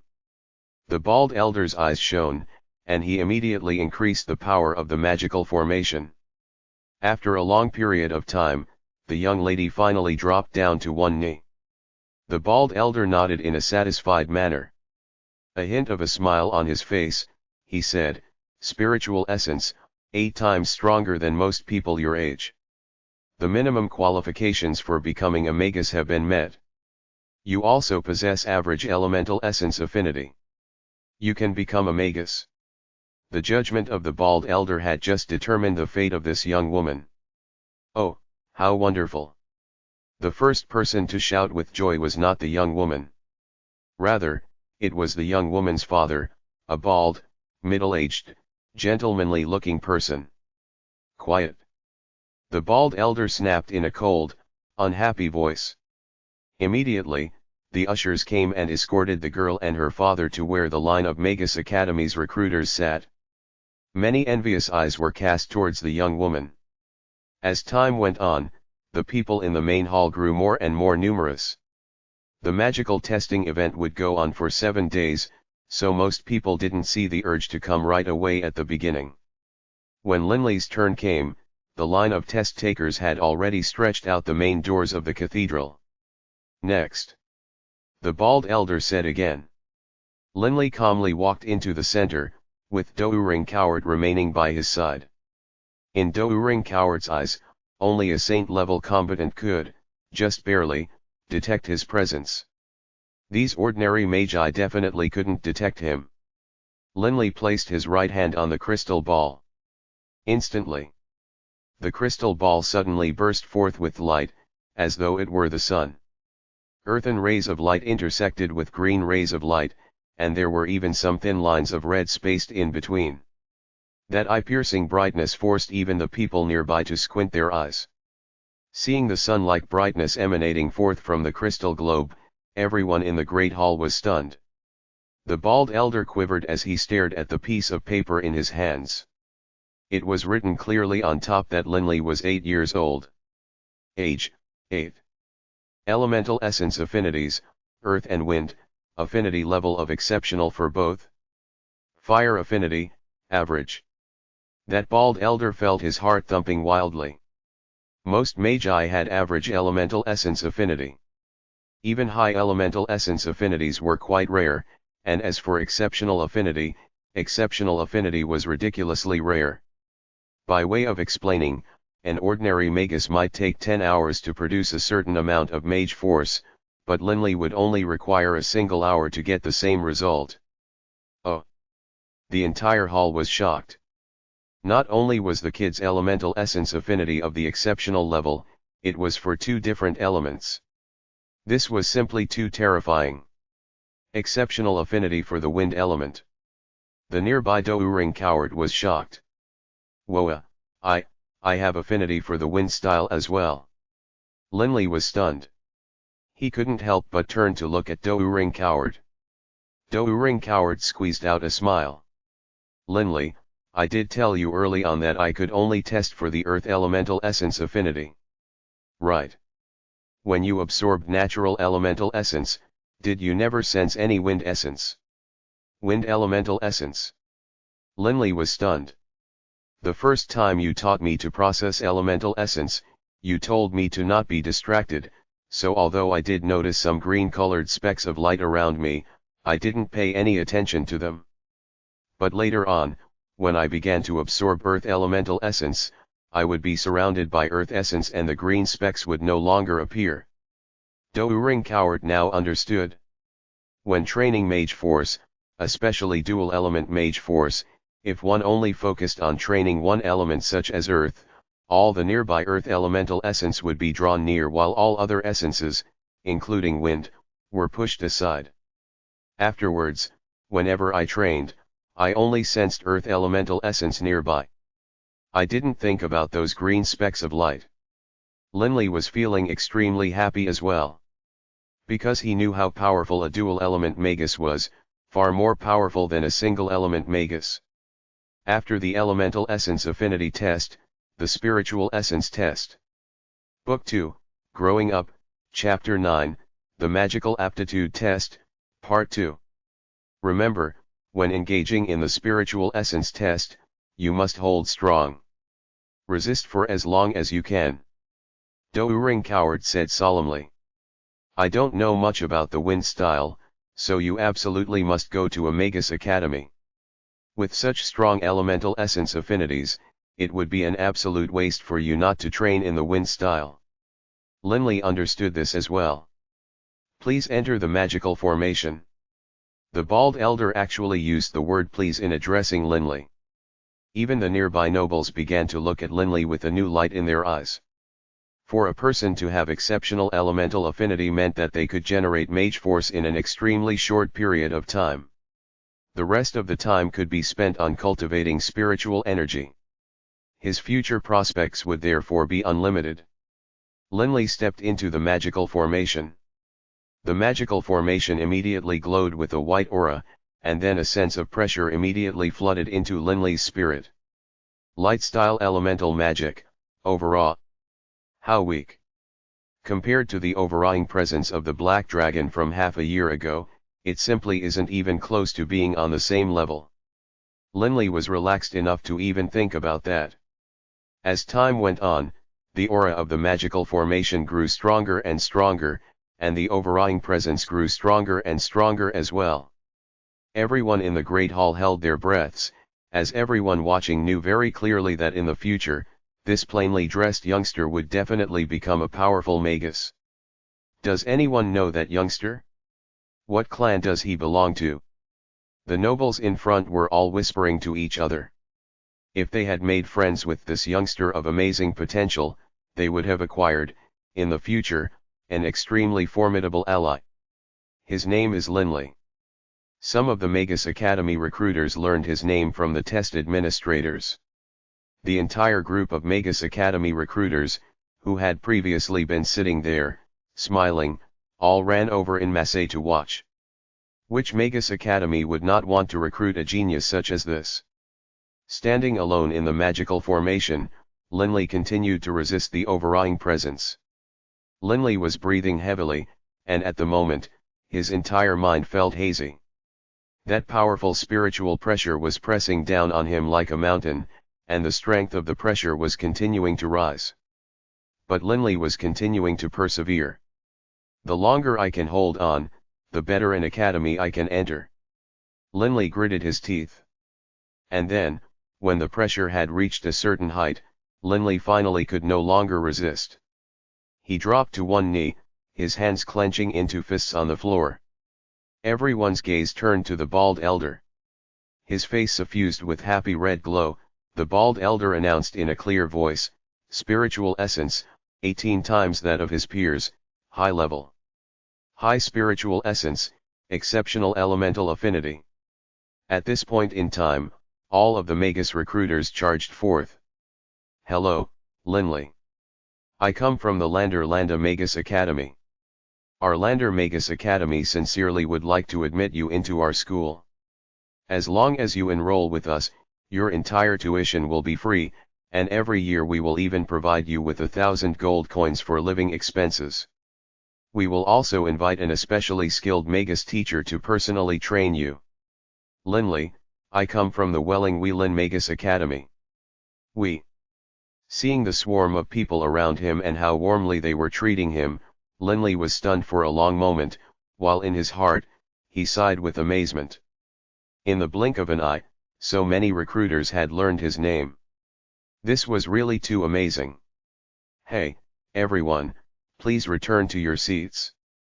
We need to continue the test," the bald elder said in a kind voice. He could be arrogant towards those common folk, but he had to be courteous to the representatives of mighty Magus Academies. "Linley, our Ernst Institute would sincerely like to invite you to become one of our students."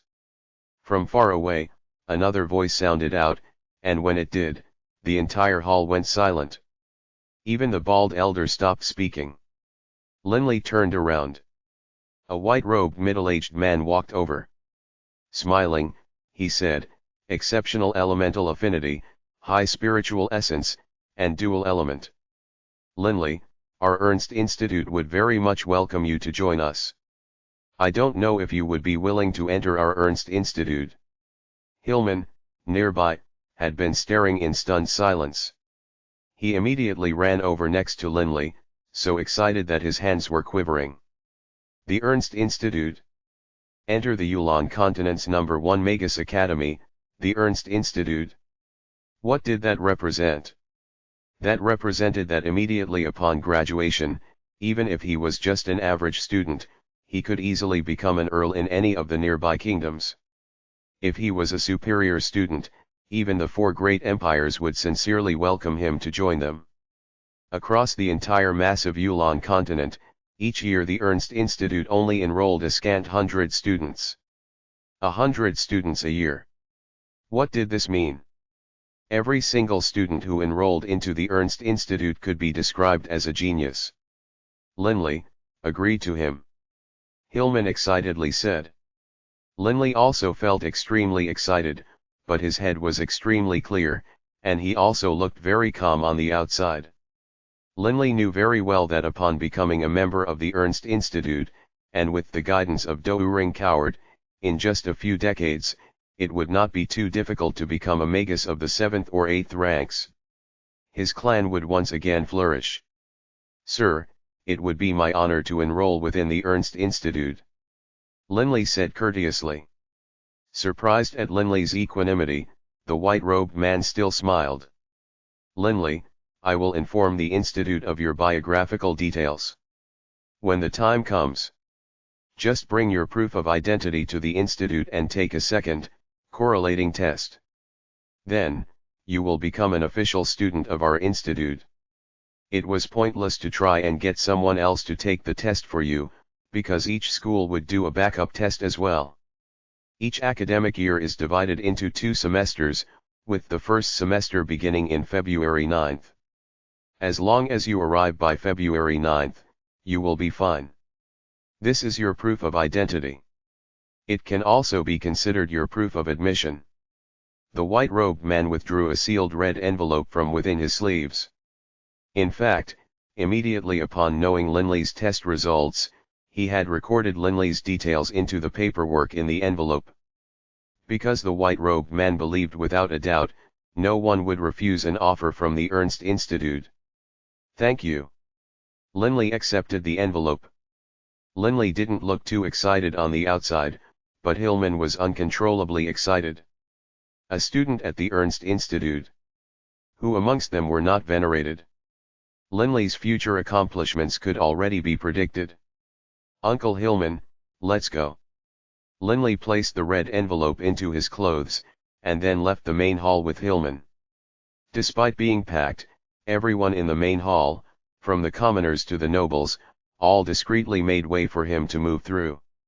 Even those nobles who had previously scorned Linley as a country bumpkin were all now smiling at him in a friendly manner. Their attitudes were amazingly good. This was a simple demonstration of the status which an Ernst Institute student held. Watched by a crowd of nobles, commoners, and church officials, Linley and Hillman departed the cathedral. Squeak. After exiting the cathedral, the little shadow mouse shouted out, sensing Linley's excitement. Only now did Linley let the excitement he felt show on his face. His hands suddenly clenching into fists, his eyes shone with energy. Turning to look at Hillman, he rapidly said, "Uncle Hillman, let's go back. Back to Wushan Township. I've gotta let my father know the news." Book 2, Growing Up, Chapter 10, The Secret Dragonblood Training Tome, Part 1. Wushan Township. The Baruch clan manor. Hogg had just finished lunch not too long ago, and was currently sitting down, relaxed, on a sofa, while leisurely reading a book. 2 shadowy blurs suddenly entered the manor. It was Linley and Hillman, who had rushed the entire way back from Fenley City. At the moment, both their faces contained uncontrollable excitement, and Linley began to shout from far away, "Father, I've returned." "Lord Hogg." Hillman was very excited as well. Hogg raised his head. Seeing the wild excitement on the faces of Linley and Hillman, he had a positive premonition. He immediately stood up. Staring at Linley and Hillman, his voice quavered as he said, "How did the magus assessment test go?" The Baruch clan had been in a downward spiral for too long. This ancient clan needed a mighty personage to restore it to its former glories. "Lord Hogg, the Ernst Institute." "It's the Ernst Institute." Linley was accepted by the Ernst Institute.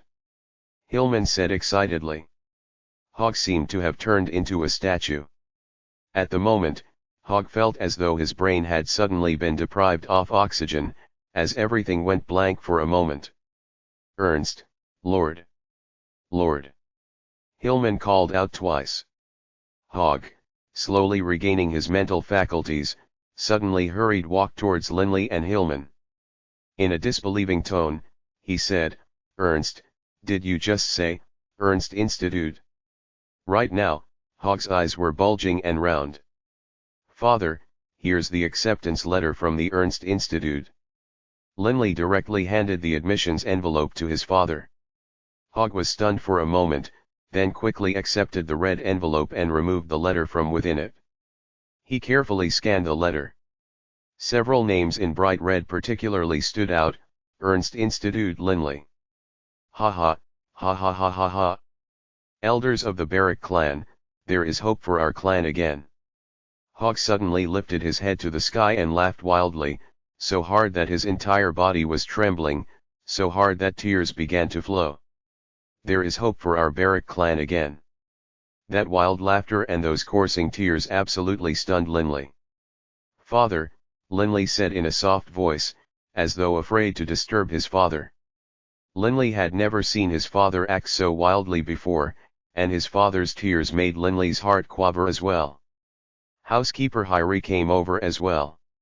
He was also stunned by Hog's reaction. Hyrie had no idea what had just happened.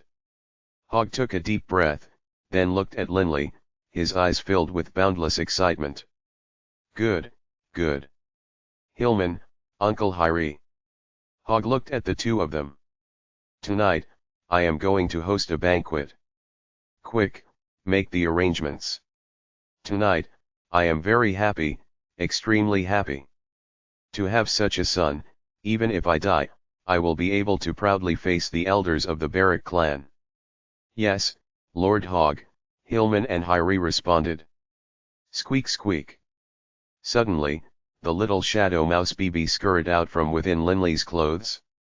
He hopped onto Linley's shoulders to stare at Hog, his little eyes filled with anger.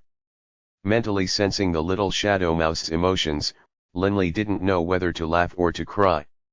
As it turned out, the little shadow mouse had fallen asleep next to Linley's chest, but Hog's explosive laughter startled him awake.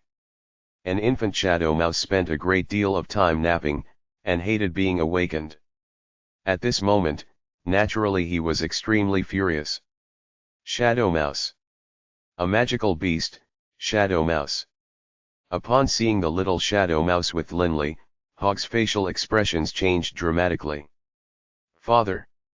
Linley was afraid that his father would strike, so he hurriedly said, "The little shadow mouse and I have already entered a soul-binding pact." Hog seemed to have been thunderstruck. He stared dumbly for a long moment. You subdued and tamed this magical beast shadow mouse."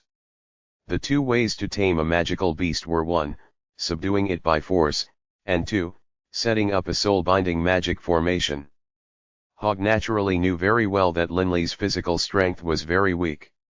And even the weakest shadow mouse was of the 3rd rank of power. And in addition, there was no way for Linley to set up a soul-binding magical formation, so that couldn't have happened at all. "Yes, Father, I've tamed him," Linley said seriously. Hog only felt that his own son seemed to have dramatically changed, totally changed. "Lord Hog, Linley really did tame this shadow mouse. I personally witnessed it. This little shadow mouse is also the reason why in recent days, Linley has often caught wild animals to feed to the adorable pet he had behind the back courtyard." Hillman explained. He was feeding this pet. Hog thought for a moment, then stared at Linley disbelievingly. "Magical beast shadow mouse. This is the cute animal you told me you were feeding in the back courtyard." Linley nodded honestly. Hog didn't know whether to laugh or to cry. The cute pet was actually a magical beast? Although he had many questions about how Linley might have entered a soul-binding pact with the little shadow mouse, Hog didn't worry too much about it. Right now, he was in a wonderful mood. "Fine, enough of that topic. Uncle Hyrie, Hillman, lead the guards to make the arrangements right away. Tonight, I am going to host a magnificent banquet." Hog laughed loudly. Right now, his laughter was extremely full and carefree. Linley stared at his father. From as far back as he could remember, he had never seen his father so happy. That very night, it was extremely noisy inside the Baruch clan manor. Even the 10+ bodyguards and their families had all been invited. There were 5 full tables placed in the main courtyard of the manor, and the entire barrack manor was filled with laughter and joy. Yummy, yummy. Little Warden first grabbed this, then grabbed that, eating excitedly. Young Master Linley, congratulations on being admitted to the Ernst Institute. In the future, young Master Linley will no doubt become a mighty, powerful magus. A clan guard laughed as he toasted Linley politely. During this banquet, Linley was the main attraction. Upon hearing that Linley had been admitted to the Ernst Institute, everyone present had become excited. One could easily understand that entering the Ernst Institute meant entering a certain destiny. In the future, Linley definitely would not be constrained by tiny little Wuxian township. Big brother, all of them are toasting you. I want to also. Little Warden grabbed his juice cup. Seeing Little Warden's greasy hands, Linley didn't know whether to laugh or to cry. But he still raised his own glass of juice and tapped it against Little Warden's cup. Come, we're brothers. Linley grinned as he lifted his cup as well. Late night, the Baruch family ancestral hall. Only Linley and his father were present. The door to the ancestral hall was closed, and a row of candles was lit in the entire hall, making it quite warm. At this moment, Hogg was staring at the spirit tablet in the middle of the hall. His voice low, he said, Linley, after the 5th Dragonblood warrior was born, our Baruch clan began to weaken, generation by generation, to the point where even our hereditary, ancestral heirloom was lost. Every time I think of this, I can't help but feel absolutely ashamed. We're supposed to be the noble Dragonblood clan. Linley stood behind him without making a sound. He felt the shame as well. An ancient clan which had lasted 5,000 years. The Dragonblood warrior clan. Linley felt pride in his heart. But their ancestral heirloom had been lost. Linley. Hogg suddenly turned and looked at Linley solemnly. From today forward, I will no longer treat you as a child. I will view you as the sturdiest pillar in the future of our Baruch clan. Our clan's hopes for the future will all rely on you, now. Yes, father. Linley resolutely nodded. Wait a moment. I am going to get something. Hogg suddenly turned and entered a hidden room next to the ancestral hall. Shortly afterwards, he returned with a thick book in hand. Linley, take this and give it a good read. Memorize everything. This is. Linley looked suspiciously at the thick book he had just accepted.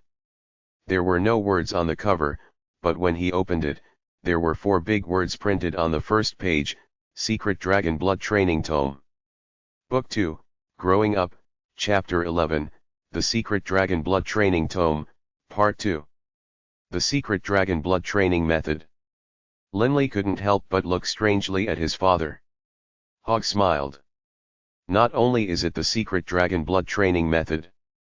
This tome also discusses many things related to our Baruch clan. The secret Dragonblood training tome is included within, as well as the method to create and control the Dragonblood needles, as well as the history of some of the elders of our clan. Linley carefully flipped through it.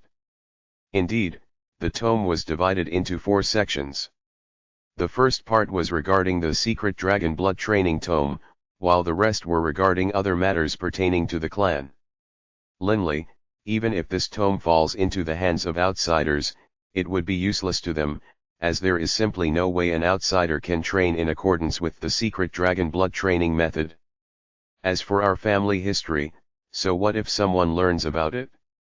What's more, we have multiple copies of this tome as well. This one is also just a copy. After so many years have passed, the original has long since turned to dust. Hogg laughed as he spoke. Linley immediately laughed as well. Makes sense. Even if someone acquires it, it would be useless. Linley immediately began to more curiously flip through the pages of the tome and read through each section. Secret Dragonblood Training Tome, Chapter 1. If one wants to utilize the secret Dragonblood training method, one must be able to call forth the blood of the Dragonblood warriors flowing through their veins. There are two ways of calling forth the dragon blood.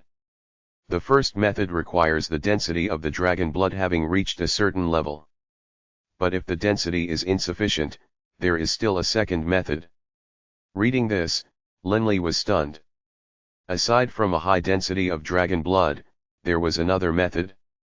Why hadn't anyone in the family succeeded in all these years, then? The second method is to take a deep drink of the blood of a living dragon, or of the blood of a dragon that just died a few minutes ago. The longer a dragon has been dead, the lower the chance of awakening the dragon blood. A deep drink of dragon's blood can activate the inherent dragon blood flowing in each member of our clan's veins. For the best results, drink the blood of a saint-level dragon. If one only drinks the blood of a dragon of the 9th rank, the chances of activating one's dragon blood is rather low. Reading through this, Linley was stunned. Our clan elders really were formidable. They actually came up with the idea of drinking the blood of a living dragon in order to utilize the secret dragon blood training method. Linley didn't know whether to laugh or to cry. Drink the blood of a living dragon, and a saint level one at that? Linley, your ancestors really were extremely formidable. Doering Cowart had appeared by Linley's side and was reading the tome as well. Seeing the introductory paragraphs, he couldn't help but feel shocked as well. Hogg, of course, couldn't discover Doering Cowart's existence at all. Hogg laughed bitterly at Linley. Linley, did you see that? Based on our ancestors' method, the dragon blood is lurking hidden within all of our veins. To call it forth, there are just two methods. But the second method requires one to drink the blood of a living dragon. How can that be an easy task? What's more, Linley, flip to the back and take a look. Linley flipped the page. However, this second method of drinking live dragon's blood is extremely risky. Dragon's blood is extremely forceful. When it is rubbed on one's body, it has the effect of improving the quality of one's body, rapidly increasing one's strength. However, it will also cause pain comparable to one's skin being peeled off. And this is just a topical application. If one actually drinks dragon's blood, then one's body will feel as though it is being scorched, to the point where one can actually be burned to death, with veins exploding, causing immediate death. Upon seeing this part, Linley was utterly speechless. Father, who wrote this secret dragon blood training tome? Since it is so dangerous, why did he even include it? Linley didn't know what to say. Hogg said with a solemn face, Linley, this secret dragon blood training tome was written by our founder and first ancestor, the very first dragon blood warrior to appear in the Yulan Continent, Baruch. He naturally must have had his own reasons for writing this down. Nonetheless, in our family history, there have been two descendants who drank the blood of a saint-level dragon, and in the end, both of their veins erupted and they died. There's been people who have actually drank the blood of a saint-level dragon. Linley was somewhat shocked. But actually, it was quite normal. In the past, when the first, second, and third generation of Baruch clan members were all dragon blood warriors, the clan was in its glorious ascendancy. At that period in time, it wasn't impossible to procure the blood of a saint-level dragon. The events of the past happened too long ago. The real secrets of that era, this book has not revealed. All I know is that because of this, the dragon race sent representatives to engage in discussions with our Baruch clan's clan lord. After this, our descendants no longer attempted this method. Later on, when our family line weakened, even when we wanted to drink dragon's blood, we no longer were able to. Hogg shook his head and sighed. Linley nodded. The arrogance of the dragon race was something discussed in many books. Capturing a live saint-level dragon to engage in bloodletting? How great a humiliation would this be for the dragon race? It was quite lucky for the Baruch clan that the dragon race didn't exterminate them in a fiery rage. However, from this, one can imagine how powerful the Baruch clan was at that time. This can't be right, father. If no one has ever successfully become a dragon blood warrior as a result of drinking dragon's blood, Then why did our ancestor write that it is possible to use dragon's blood to refine our own? And even say that the blood of a dragon of the 9th rank would also have some effect? Linley was really puzzled. Hogg was startled. Linley, don't ask too much. Honestly, I only know a little bit about our family history as well. As far as what happened 4,000 years ago, there's no way we can clearly know what happened. Hogg laughed towards Linley. Linley nodded. But in his heart, Linley was still suspicious. If no one in history had ever successfully become a Dragonblood warrior by drinking dragon's blood, then why would this method be written down in the secret Dragonblood training tome? Linley, it's getting late. You should go back and get some rest. Hogg laughed. Linley nodded. Night. Linley had returned to his own bedroom and was reading the tome, but his heart was still full of questions. Grandpa Douring, what do you think? If no one has ever succeeded using this method, how could it have been discovered? Linley simply couldn't understand the logic. Douring Coward was so old that he had become as crafty as a fox. Stroking his white beard, he said in a self-satisfied manner, Linley, the answer is simple. Based on what I know, the dragon race is extremely proud, and also extremely large and powerful. I wager that drinking the blood of a live dragon is probably an effective method, but your clan came under tremendous pressure from the Dragon Clan, and therefore altered the contents of this book. Linley immediately understood. This was very possible. Under pressure from the dragon race, the Dragonblood warriors of the Baruch clan were undoubtedly forced to stop catching live dragons for bloodletting. But of course, that's just my conjecture. Douring Coward said placidly. And Linley, based on what I know, drinking the blood of a live dragon is not necessarily a road to death. As long as you combine it with some blue heart grass, the negative effects of dragon's blood will be negated. But I bet there's very few people nowadays who know this secret. Linley was stunned. And then, he was wildly overjoyed. Grandpa Douring, are you saying that fresh dragon's blood, when mixed with blue heart grass, is safe to drink? Douring Coward confidently nodded. Of course.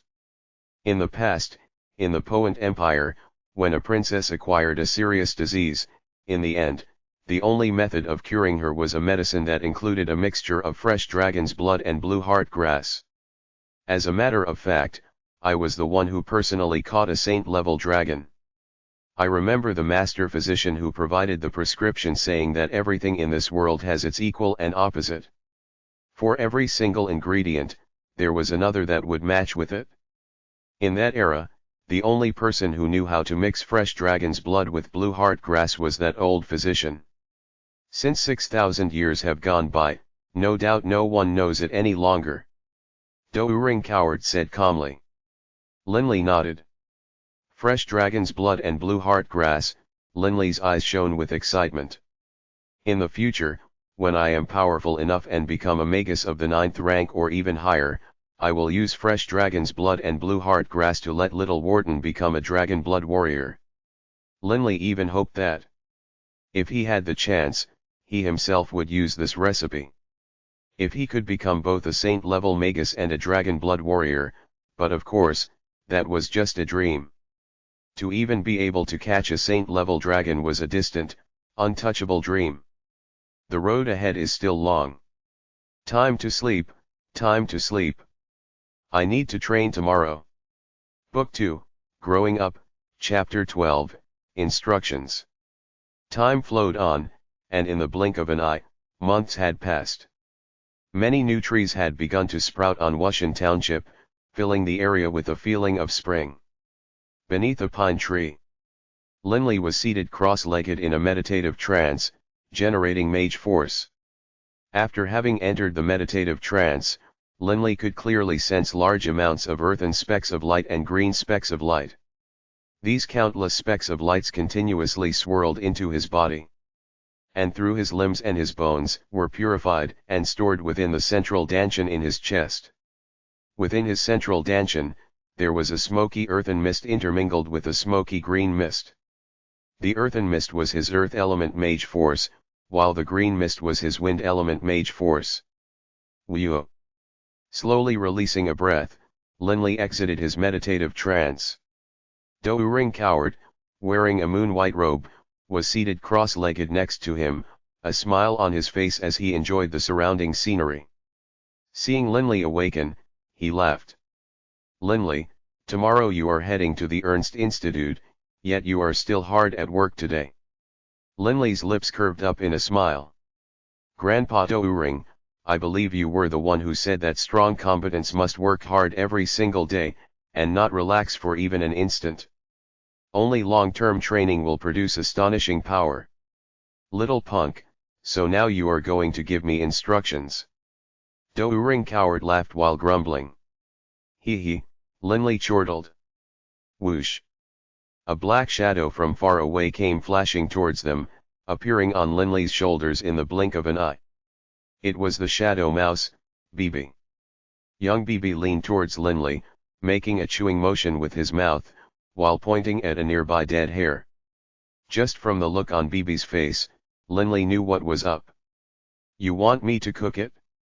Linley laughed as he spoke. Bibi nodded repeatedly. "Linley." The nearby Douring Coward mentally spoke to him. "This little shadow mouse is really quite strange. It's been months, but judging from his size, it's almost as though he hasn't grown at all. For an infant shadow mouse, the early childhood growth rate should be quite noticeable." "I have no idea either." Linley shook his head. Although shadow mouse Bibi did not increase in size, his speed was improving quite remarkably. "It really is bizarre." Douring Coward looked at Bibi. Right now, Bibi didn't have any idea that a spirit was mentally weighing him. "It's getting late. I'll need to start warrior training soon." Linley stood up and grabbed the dead hare as he began heading down the mountain. Douring Coward flew by his side, unhappily saying, "Linley, in the future, you will be a magus. Why are you still engaging in warrior training?" Linley laughed. "Grandpa Douring, I've discovered that warrior training can increase my endurance, and with increased endurance, my spiritual essence can increase as well." "I know that, of course," Douring Coward said, dissatisfied. "But how could those basic training methods compare to the meditative trance in terms of how fast one's spiritual essence increases?" Linley shut his mouth and no longer spoke. While it was true that fighter training allowed one to improve one's spiritual essence, that wasn't the real reason. The real reason that Linley continued his fighter training was this. "In the future, if I have the chance to drink fresh dragon's blood, I will be able to practice according to the secret Dragonblood training tome. I have to keep up my physical training. The body is like a vessel, while battle chi is like wine. The body is extremely important.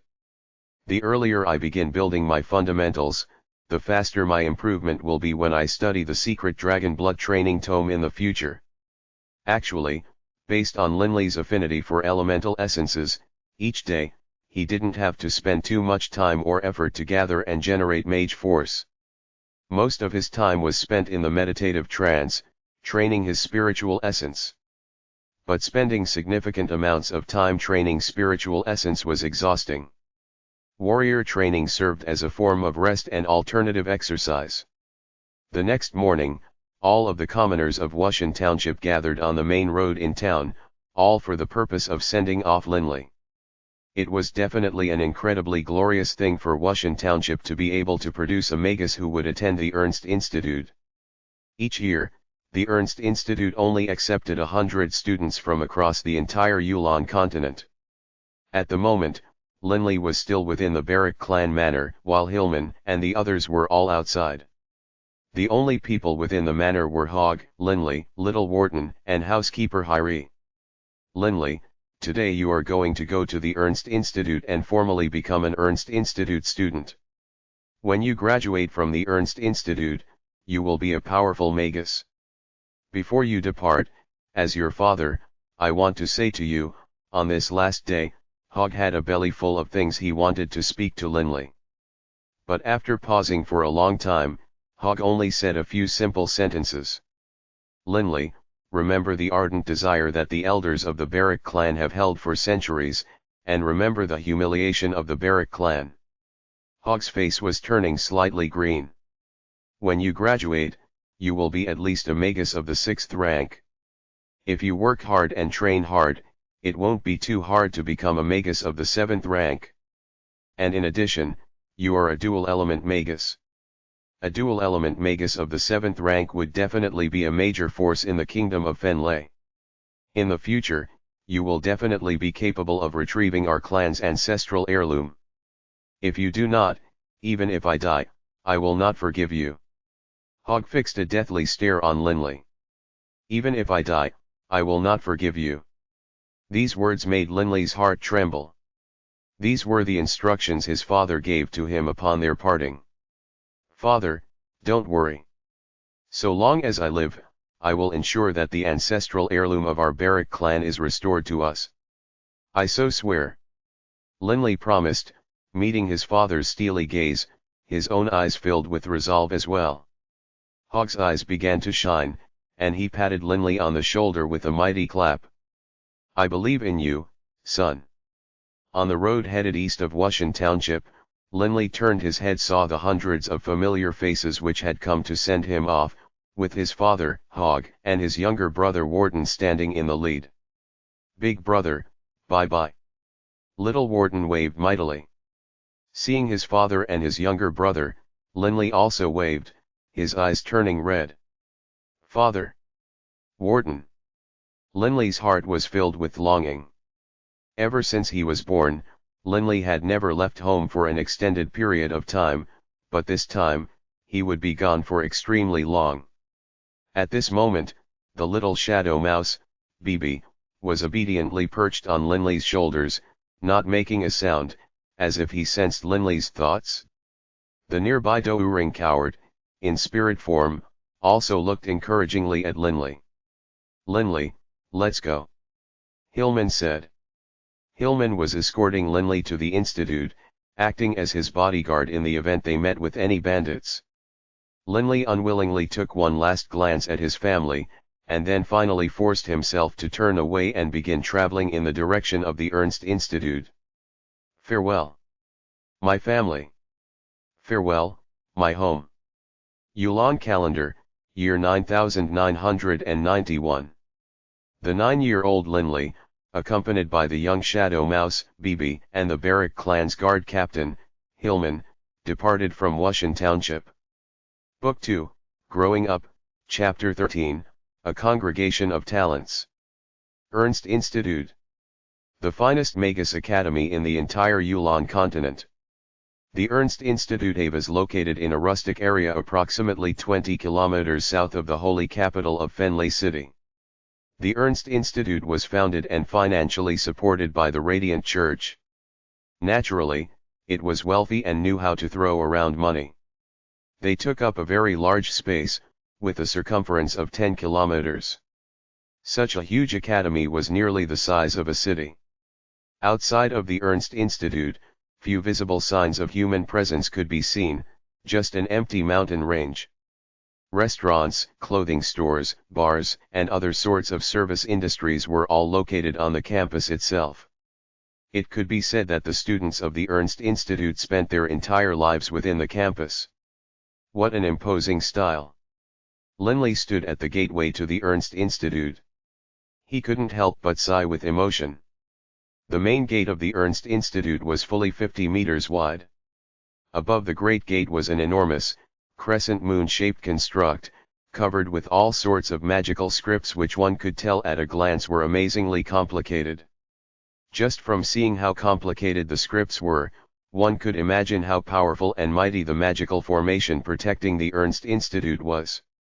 Right now, the main gate of the Ernst Institute was a very lively place. There was an row of academic staff, and a single youth who had brought his admission letter and his proof of identity and had begun to be processed for intake. Linley immediately grabbed his own documents and headed in for processing as well. School officially starts February 9th. Today is February 8th based on the notification, Students must arrive before February 9th. Since the young man in front of me is also just arriving today, no doubt he also lives rather close to the institute. Linley thought to himself. The young man in front of Linley could actually be more precisely be described as a child. He was half a head shorter than Linley, and there was an old man by his side. Hi there. I'm from the O'Brien Empire, and my name is Reynolds Lanyo. The student being processed for intake in front of Linley suddenly turned his head and warmly greeted Linley. Hearing that he came from the O'Brien Empire, Linley was startled. The O'Brien Empire. The O'Brien Empire, one of the four great empires, was located to the east of the mountain range of magical beasts, while the Ernst Institute was located west of it. In order to reach the Ernst Institute, one had to circle around the entire mountain range of magical beasts from the north or the south. After all, aside from combatants of the 9th rank or saint-level combatants, no one dared to directly cross that mountain range. The mountain range of magical beasts was over 10,000 kilometers long. For someone to come from the O'Brien Empire, the entire trip would have consisted of at least 20,000 kilometers worth of travel. If they came from the eastern part of the empire, the journey would have been even longer. It probably would have taken about a year or so to travel 20,000 kilometers. My name is Linley. I'm from Fenley Kingdom. Linley courteously said to the boy called Reynolds. Reynolds blinked, and sighed emotionally. Fenley Kingdom. Then you had it nice and cushy. It took me a full year just to get to Fenley Kingdom from my home. It didn't take you too much time. Right. From my home to here, I traveled for about half a day. Linley honestly replied. Whoa, the expression on Reynolds' face was priceless. One of them traveled for over a year. The other, for just half a day. Students, hurry up. One of the test administrators nearby urged. One of the intake processes for new students was to retake the magus test. After all, the Ernst Institute was afraid that someone might steal an admissions letter and falsely enroll. Coming. Reynolds went to take the test. Upon seeing the results, Linley couldn't help but feel shocked. This boy named Reynolds had high elemental essence affinity, and as for his spiritual essence. Reynolds, 8 years old. Spiritual essence, 32 times higher than students his own age. Exceptional level. Hearing these numbers, Linley's eyes briefly bulged. But the test administrator seemed to be very calm, and not the least bit surprised. Linley, what is it? Amazed just by this, Reynolds said dismissively. This is the Ernst Institute. Each year, they accept only 100 students from across the entire Yulan Continent. Which one of them is not an amazing talent? My results can only be considered average, across the student base. But the Ernst Institute does show some favoritism to the Holy Union. They accept 50 students from the Holy Union, and only 50 more total from the other four great empires. It is so unfair. Reynolds sighed. Linley chuckled when he heard this. The Ernst Institute was founded by the Radiant Church. Of course it would show favoritism towards the Holy Union. My turn. Linley ran towards the test giver as well. Reynolds wrinkled his little nose. This fellow called Linley is from the Holy Union. He no doubt had a much easier time being accepted than me. I bet he isn't as talented as I am. Reynolds was extremely confident. But when the test administrator reported Linley's results, Reynolds was shocked. High spiritual essence, exceptional elemental essence affinity, and dual element affinity for earth and wind. Reynolds was totally speechless. Exceptional elemental essence affinity was already extremely rare, but Linley was not only dual element, but had exceptional affinity for both the wind and the earth elemental essences. This was a true talent, one rather more formidable than even himself. After all, dual element magi were extremely powerful. Reynolds, don't just stand there looking silly. Let's go. Linley laughed. Oh. Reynolds was a year younger than Linley, but judging from appearances, seemed 3 years younger. Linley and Reynolds accepted their Ernst Institute student IDs, then acquired their residence keys. At the Ernst Institute, all students, regardless of wealth and economic background, had to live together. Tuition fees and residence fees were totally waived. However, hey, you have to pay tuition. When Linley saw the old man accompanying Reynolds pull out the tuition money, he couldn't help but feel shocked. Hillman, besides Linley, laughed. Linley, the tuition waiver and rent waiver provided by the Ernst Institute is only for members of the Holy Union. All others have to pay an extremely high fee. Reynolds nodded also. The old man next to him smiled at Linley. That's right.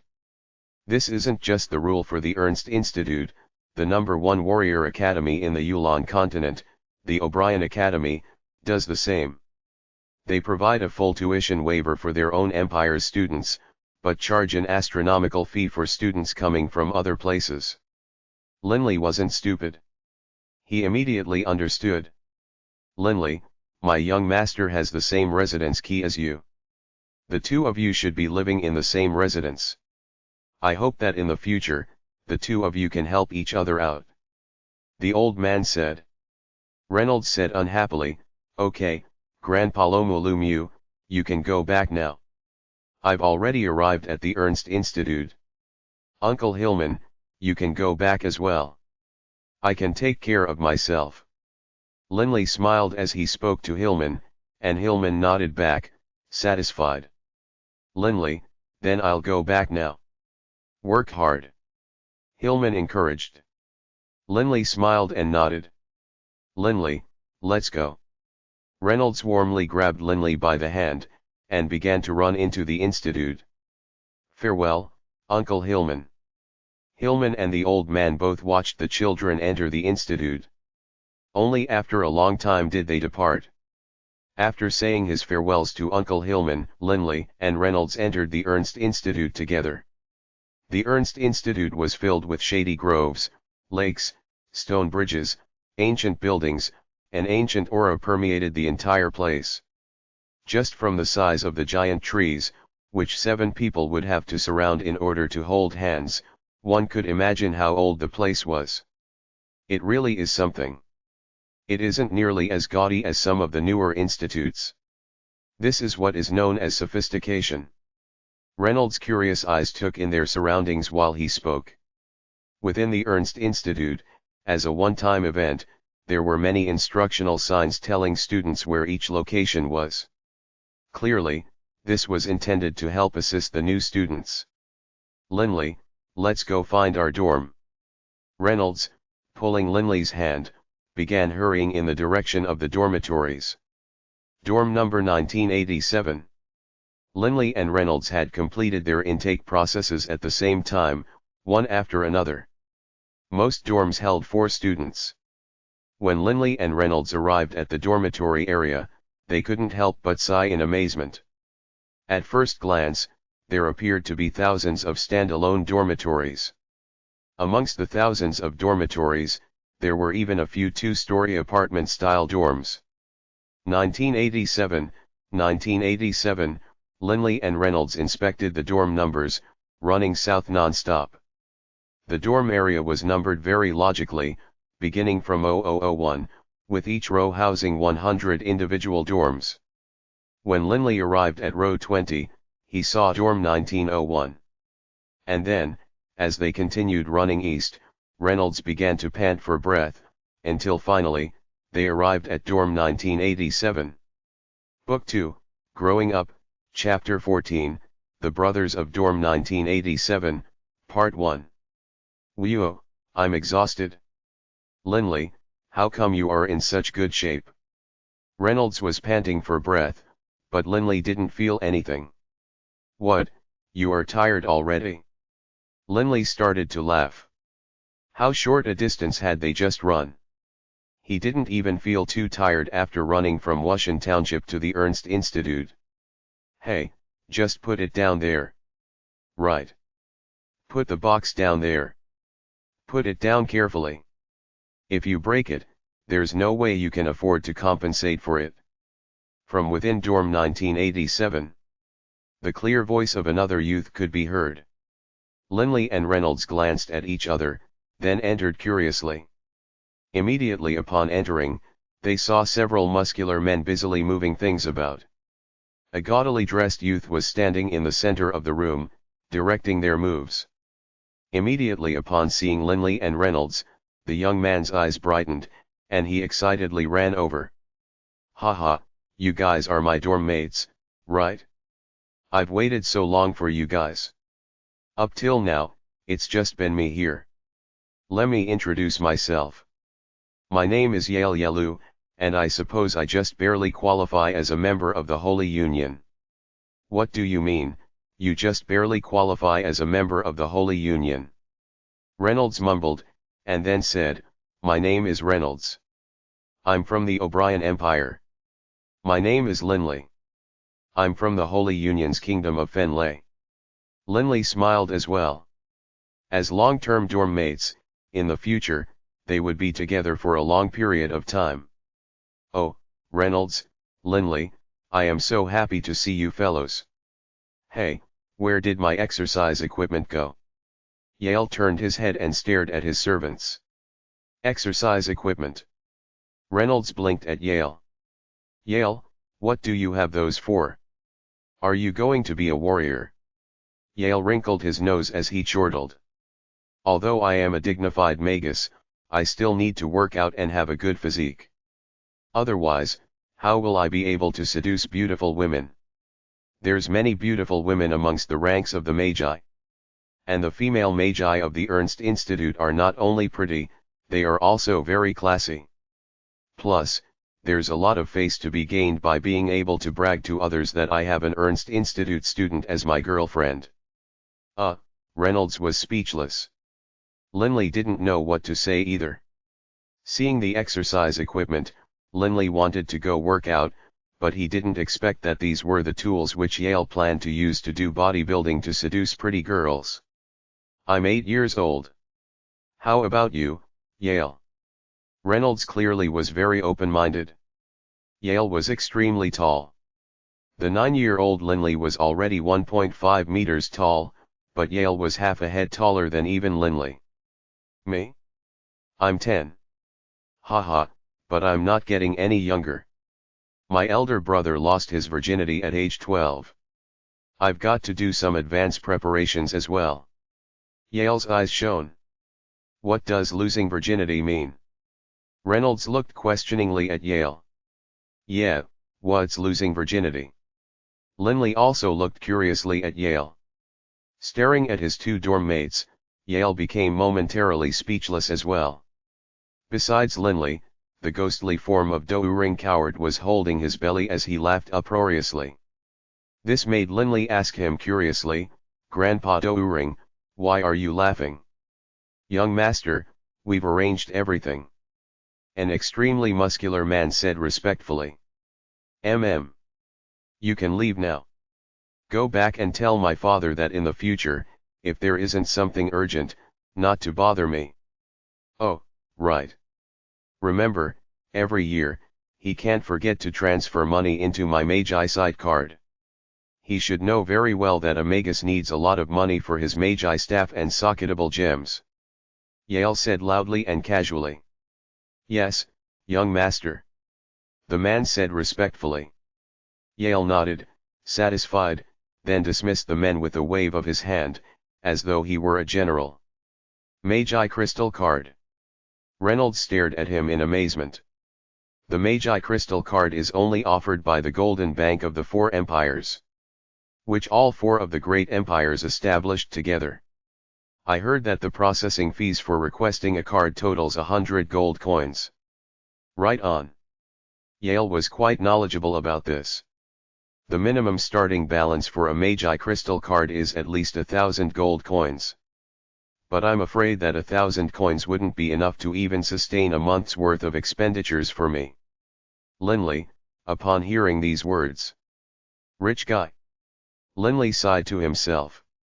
His own father gave him only 100 gold coins each year for living costs. In fact, in Linley's eyes, 100 gold coins was more than enough. After all, most commoners would only make 20 or 30 gold coins in wages after a year of hard labor. You really are a rich guy. My dad only gives me 200 gold coins a year. Reynolds mumbled. And he even said that he wants me to spend my time focused on studying magic. Just 100 for me, Linley laughed.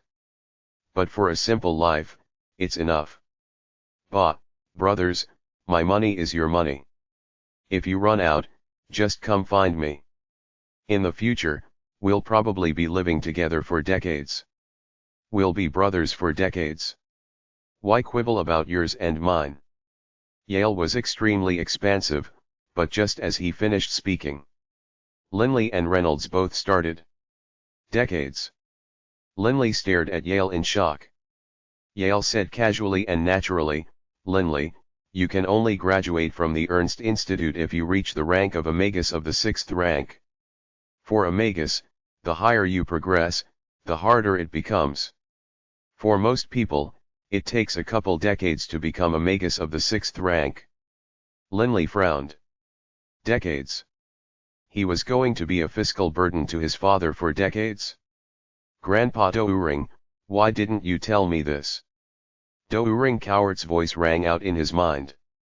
Linley, relax. For most people, decades will be needed to reach the 6th rank, yes. Under my tutelage, I can let you become a magus of the 6th rank in just 10 years. 10 years. In 10 years, Linley would only be 19 years old.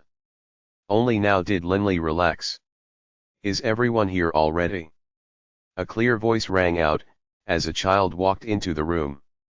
Approximately the same height as Reynolds, this child looked a bit more mature. Hello, everyone. My name is George Qiaoji. I'm 10, and I'm from the Yulan Empire. Yale, Reynolds, and Linley all gave basic introductions about themselves to the newcomer. The Yulan Empire. Linley was startled. The Yulan Empire. The most ancient of the empires of the Yulan Continent. When the Yulan calendar was first started, 10,000 years ago, the Yulan Empire controlled the entire Yulan Continent. And then, as time passed, the Yulan Continent began to fall into war, causing the Yulan Empire to fragment as well. By this era, the Yulan Empire had become just one of the 4 great empires. But despite this, the Yulan Empire was still the most economically powerful of the empires, and it was also filled with magi. The Magus Academy of the Yulan Empire was second only to the Ernst Institute. George, the Magus Academies of the Yulan Empire aren't that bad. Why did you rush all the way here? Yale said in amazement. George smiled. Although the Magus Academies of the Yulan Empire are very good, they are still a bit weaker than the Ernst Institute. If you're going to go to school, you should go to the best. Although the journey was a bit long, it could be considered a form of training as well. George, you are 10? But you look the same as me. Reynolds said to the side. George immediately began to laugh. The 8-year-old Reynolds and the 10-year-old George were of the same height.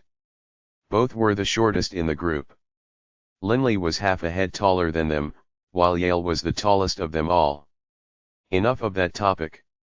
I just found out from the admissions office that every one of the 100 new students have at least high levels in both elemental affinity and spiritual essence. I even discovered guys who have exceptional levels in both elemental affinity and spiritual essence. What monsters!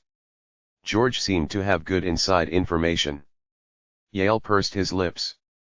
That's very normal. Which student in the Ernst Institute is weak? Myself, my elemental affinity and spiritual essence are both high level, putting me towards the bottom of the pack of our 100.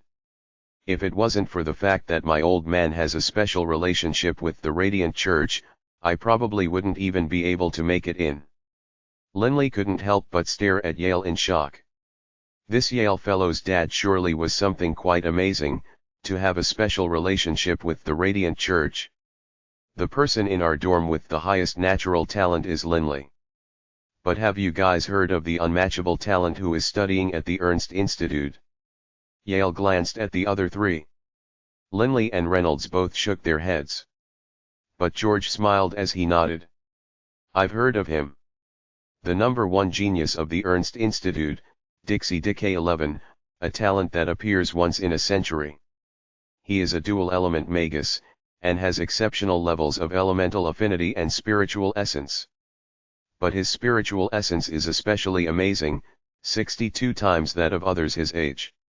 Usually, reaching 30 times is considered exceptional level, so his precise level should be super exceptional, but since the highest level is exceptional, that's what he is classified as. Linley understood. Dual element. Exceptional elemental affinity and spiritual essence. I'm just 10-something times that of other people my age, but that genius has 68 times the spiritual essence of people his age. Linley sighed in amazement. The Ernst Institute really did have as many talents as there were clouds in the sky. It could also be said to have congregated all of the magical geniuses of the Yulan Continent. Here, Linley could only be considered above average. However, behind Linley, there was a 5,000-year-old saint-level Grand Magus. Book 2, Growing Up, Chapter 15, The Brothers of Dorm 1987, Part 2. Most of the students of the Ernst Academy would stay at the institute for decades, so usually by the time of graduation, fellow dorm mates would be extremely close friends. Although Yale, Reynolds, Linley, and George were all more mature than most others their age, at heart, they were still children. After just chatting for a short period of time, the four of them immediately grew very close. Everyone, let's spend the day getting to know our campus better. Tonight, I'll treat you all to dinner. Ha ha. Yale slapped his chest and said enthusiastically. This guy even has a Magi crystal card. If we don't take advantage of him, who else would we take advantage of? Reynolds laughed. George and Linley were both still children, and they immediately grinned evilly. Squeak squeak. At this moment, the little shadow mouse, BB, suddenly popped his head out from within Linley's clothes. Having just woken up, the little shadow mouse was feeling lonely, so he popped his head out. Whoa, what's that? Reynolds was so startled he jumped. BB, you woke up. Linley laughed as he stroked BB's little head. BB closed his eyes in contentment, and then opened his little eyes and peered at Reynolds, Yale, and George. His little nose snorted 3 times, as though he looked down at them. Magical beast, it's a magical beast. I've seen them in books. Yale suddenly shouted. Linley, you have a magical beast companion. Reynolds and George were also shocked. They were all children. How could one of them make a magical beast submit to them? BB is just a baby magical beast. I just gave him some food, which made him like me. So I entered a soul-binding contract with him. Linley laughed. Good heavens, that's a magical beast. Linley, you are really formidable. I've dreamed of having one since I was young. Yale stared at BB, his eyes shining. Although I have access to soul-binding formation scrolls, I don't have the ability to force a magical beast to submit to me. Yale said in a depressed voice. You aren't able to subdue a magical beast? Not even an infant. Linley laughed. Yale shook his head. I'm not even a magus of the 1st rank yet. Based on my strength, maybe I could train a magical beast of the 1st or 2nd rank, but what would I do with such a weak critter? And the infants of magical beasts of the 7th or 8th ranks are extremely hard to acquire. What's more, the infants of those beasts are more powerful than me, even as babies. Linley agreed with him silently. The little shadow mouse, BB, currently was as strong as a magical beast of the 5th rank. He was far stronger than Linley. But having been together with BB for half a year, he could tell that BB didn't grow larger at all. This was what confused both Linley and Doering Coward. Linley, this little shadow mouse is named BB? Can you have BB allow me to cuddle him? Reynolds' gaze was glued to the little shadow mouse. BB. Linley immediately asked BB through their soul link. No, no way. BB could also express some simple intentions to Linley through their soul link. At the same time, BB flashed his fangs towards Reynolds. Squeak squeak. He squeaked loudly, clearly very angry. Reynolds couldn't help but pucker his lips in disappointment. Reynolds, I'll tell you a secret. BB loves to eat roast meat. If in the future, you can feed him some roast ducks or roast chickens, I believe that he won't be very hostile to you. Linley laughed upon seeing Reynolds' eyes shine. Can do. Reynolds suddenly frowned as he turned to Yale. Yale, if in the future I run out of money, you've got to lend me some. When Grandpa Loma comes, I'll pay you back. No problem. Yale said magnanimously. I bet everyone hasn't had a chance to get a good look at the campus yet, right? Let's go for a stroll and familiarize ourselves, shall we? George smiled as he spoke. Of the four brothers, George was the most amiable and steadiest boy. Reynolds was the most childish one of them. Yale was the playboy type. As for Linley, in the eyes of the other three boys, he was the most mysterious. Dual element magus, exceptional affinity, and a magical beast companion. He really was mysterious. The ancient Ernst Institute was filled with countless buildings which were thousands of years old. In front of some of them, there were even introductory placards. The youngest of them 8, the oldest of them 10. The children stared worshipfully at each famous name, especially at the histories of the saint-level combatants, which caused their hearts to beat faster. All of them dreamed of one day becoming a saint-level combatant. But a voice right next to Linley's ear kept on grumbling. Nothing more than some promising latter-day youths. This guy is actually bragging about killing a violet-tattooed black bear? A saint-level combatant who can only kill 9th-level magical beasts and not saint-level magical beasts can only be considered a newbie saint-level. Many famous graduates of the Ernst Institute were bashed by Doering Coward as not worth mentioning. The four brothers of Dorm 1987, along with the little shadow mouse BB, strolled about the entire campus, gaining a basic level of familiarization. That very night, the four of them went to a lavishly decorated hotel next to the dormitory area and had themselves a feast. But of course, all they drank was juice. The next day, February 9th, school started. There were no classes this day, those would start on February 10th. February 9th was meant to go and listen to the exhortations of school management to work hard. This group of 6 to 12-year-olds filled the auditorium. They didn't know exactly who the people speaking to them were, so many of the children began to daydream. When the ceremony concluded, all of them happily departed. After dinner, the four brothers of dormitory 1987 were all seated on chairs inside the dorm and discussing their classes. It's so easy here. Just one class a day. Oh, Linley is dual element, so he has two. Yale sighed. But the Ernst Institute is really relaxed. If you want to attend class, you can. If you don't want to, you can skip. George calmly smiled. Yale, don't grow complacent. Although there aren't formal requirements for students, every year, there will be an ability test. Only if you advance a rank in power can you advance a grade. If you don't work hard, do you plan to stay here for a century? What's more, the Ernst Institute has a rule that if one does not become a magus of the 6th rank in 60 years, one will be expelled, no exceptions. Reading the various regulations of the Institute written on the introductory packet, Linley nodded silently. Although the school had lax supervision, allowing one to not study at all for 60 years, once you reached the end of those 60 years, if you still had not become a magus of the 6th rank, you would be directly expelled. Expelled? Yale stared.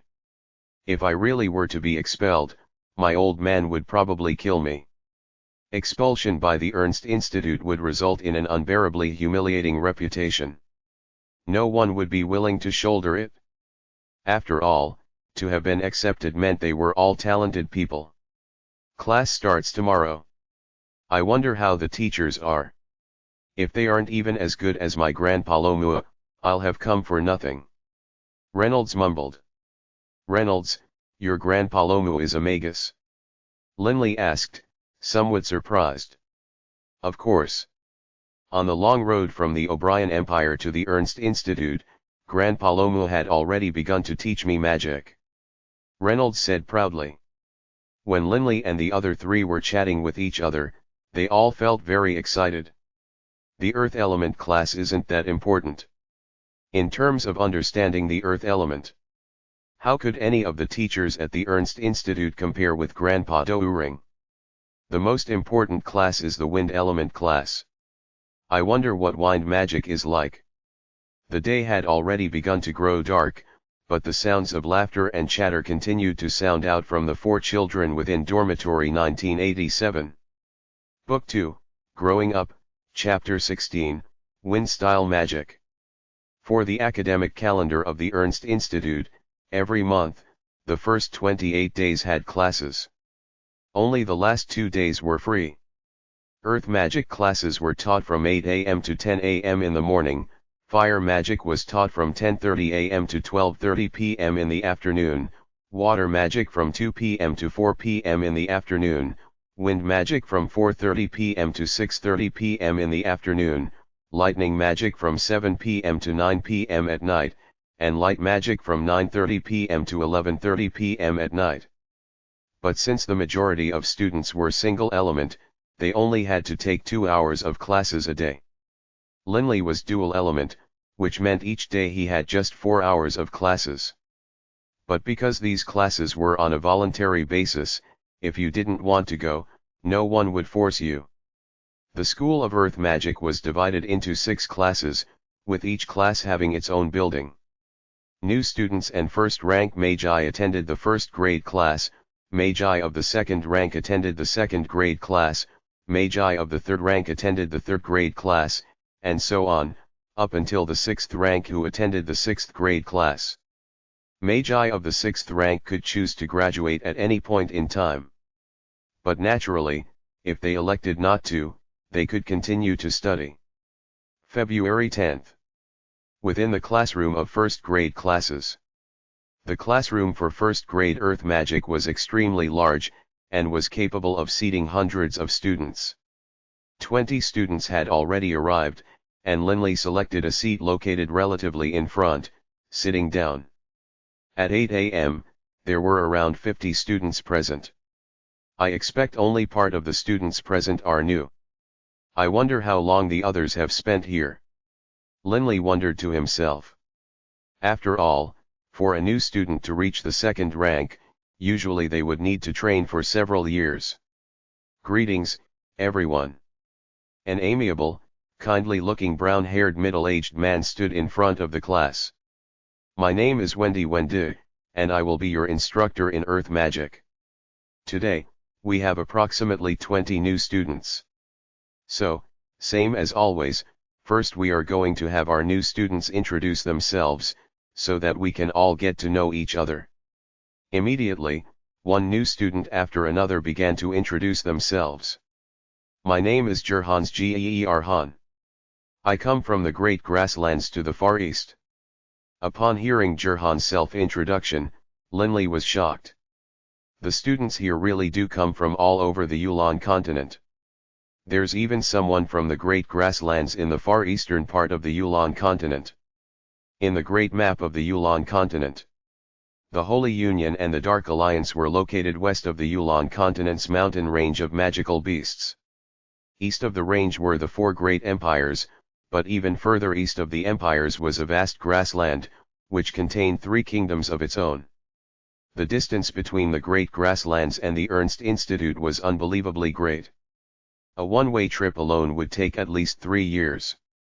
My name is Linley. I'm from the Holy Union. Linley as well walked to the front of the classroom and gave a basic introduction of himself. After the self-introductions were complete, the Earth-style magus Wendy began to brag about Earth-style magic's power. Only in the second hour of the class did he actually begin to instruct in earth-style magic. Linley and the group of students just listened quietly. Next to Linley, Douring Coward appeared as well. This fellow has a very solid foundation. Although he isn't very strong, in terms of teaching magi of the first rank, not even magi of the 8th or 9th rank would necessarily be a better teacher. Douring Coward nodded as he sighed in praise. Linley knew a great deal about earth-style magic by now, so listening to the lecture was very easy for him. But Grandpa Douring, although his foundation is solid, he isn't able to distill the profound into simple words like you. He seems to make it more complicated. Linley said. Douring Coward laughed self-confidently. Stroking his white beard, he said, naturally. A saint-level Grand Magus understanding of magic is far greater than that of a Magus of the 8th or 9th rank. The saint level is a totally new realm of existence. Naturally, my teachings regarding magic are more profound and point more directly to the underlying nature of magic. After listening to this class, Linley made a decision. From today forward, I will only attend the earth magic class once a month. Linley didn't want to waste his time. Linley had it all planned out. Every day, he would spend some time outside training in magic. As for the place he would do the training, Linley had already chosen a place, a mountain located right behind the Ernst Institute. Being located near a mountain range, naturally there were many mountains near the institute. 4 in the afternoon. Linley was intently listening to the teachings being given in the wind-style magic class. Greetings, everyone, a handsome, yellow-haired youngster said with a smile. I am a 6th grade student, Chi Xi Hong. From today onwards, I will be responsible for teaching you wind-style magic. I live in dorm 0298, so if you have any questions after class ends, you can come find me there. 6th grade students, being magi of the 6th rank who could apply for graduation at any time, were fully qualified to teach students of the 1st or 2nd grades. Before this, let's all first introduce ourselves. Trey smiled. This was a basic rule to start off every class for the first time. All of the students gave self-introductions. Hey, Linley, have you noticed? There's lots of cute girls amongst the wind-style students. Check it.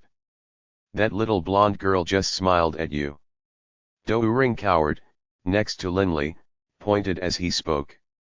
Based on what that little blonde girl just said, her name seems to be Delia Deliat. Delia. Such a cute name. Based on my 1,300 years of experience, when this little girl grows up, she'll be a beauty for sure. Linley, smile at her and build a good foundation. That way, in the future, you'll be able to advance the relationship. Right now, Linley was totally ignoring Douring Coward. Linley was focused on the wind-style magus instructor Trey, and closely listening to Trey's teachings.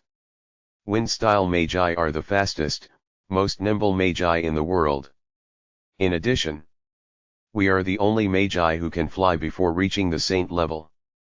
Trey's words and mannerisms all conveyed the love which he felt towards wind magic.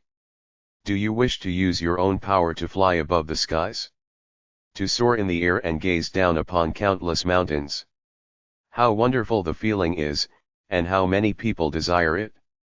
The eyes of many of the children who were seated below, listening, began to shine. Fly. Who wouldn't want to? A saint-level magus can fly, yes, but the Ernst Institute can perhaps produce just one, at most, in a century.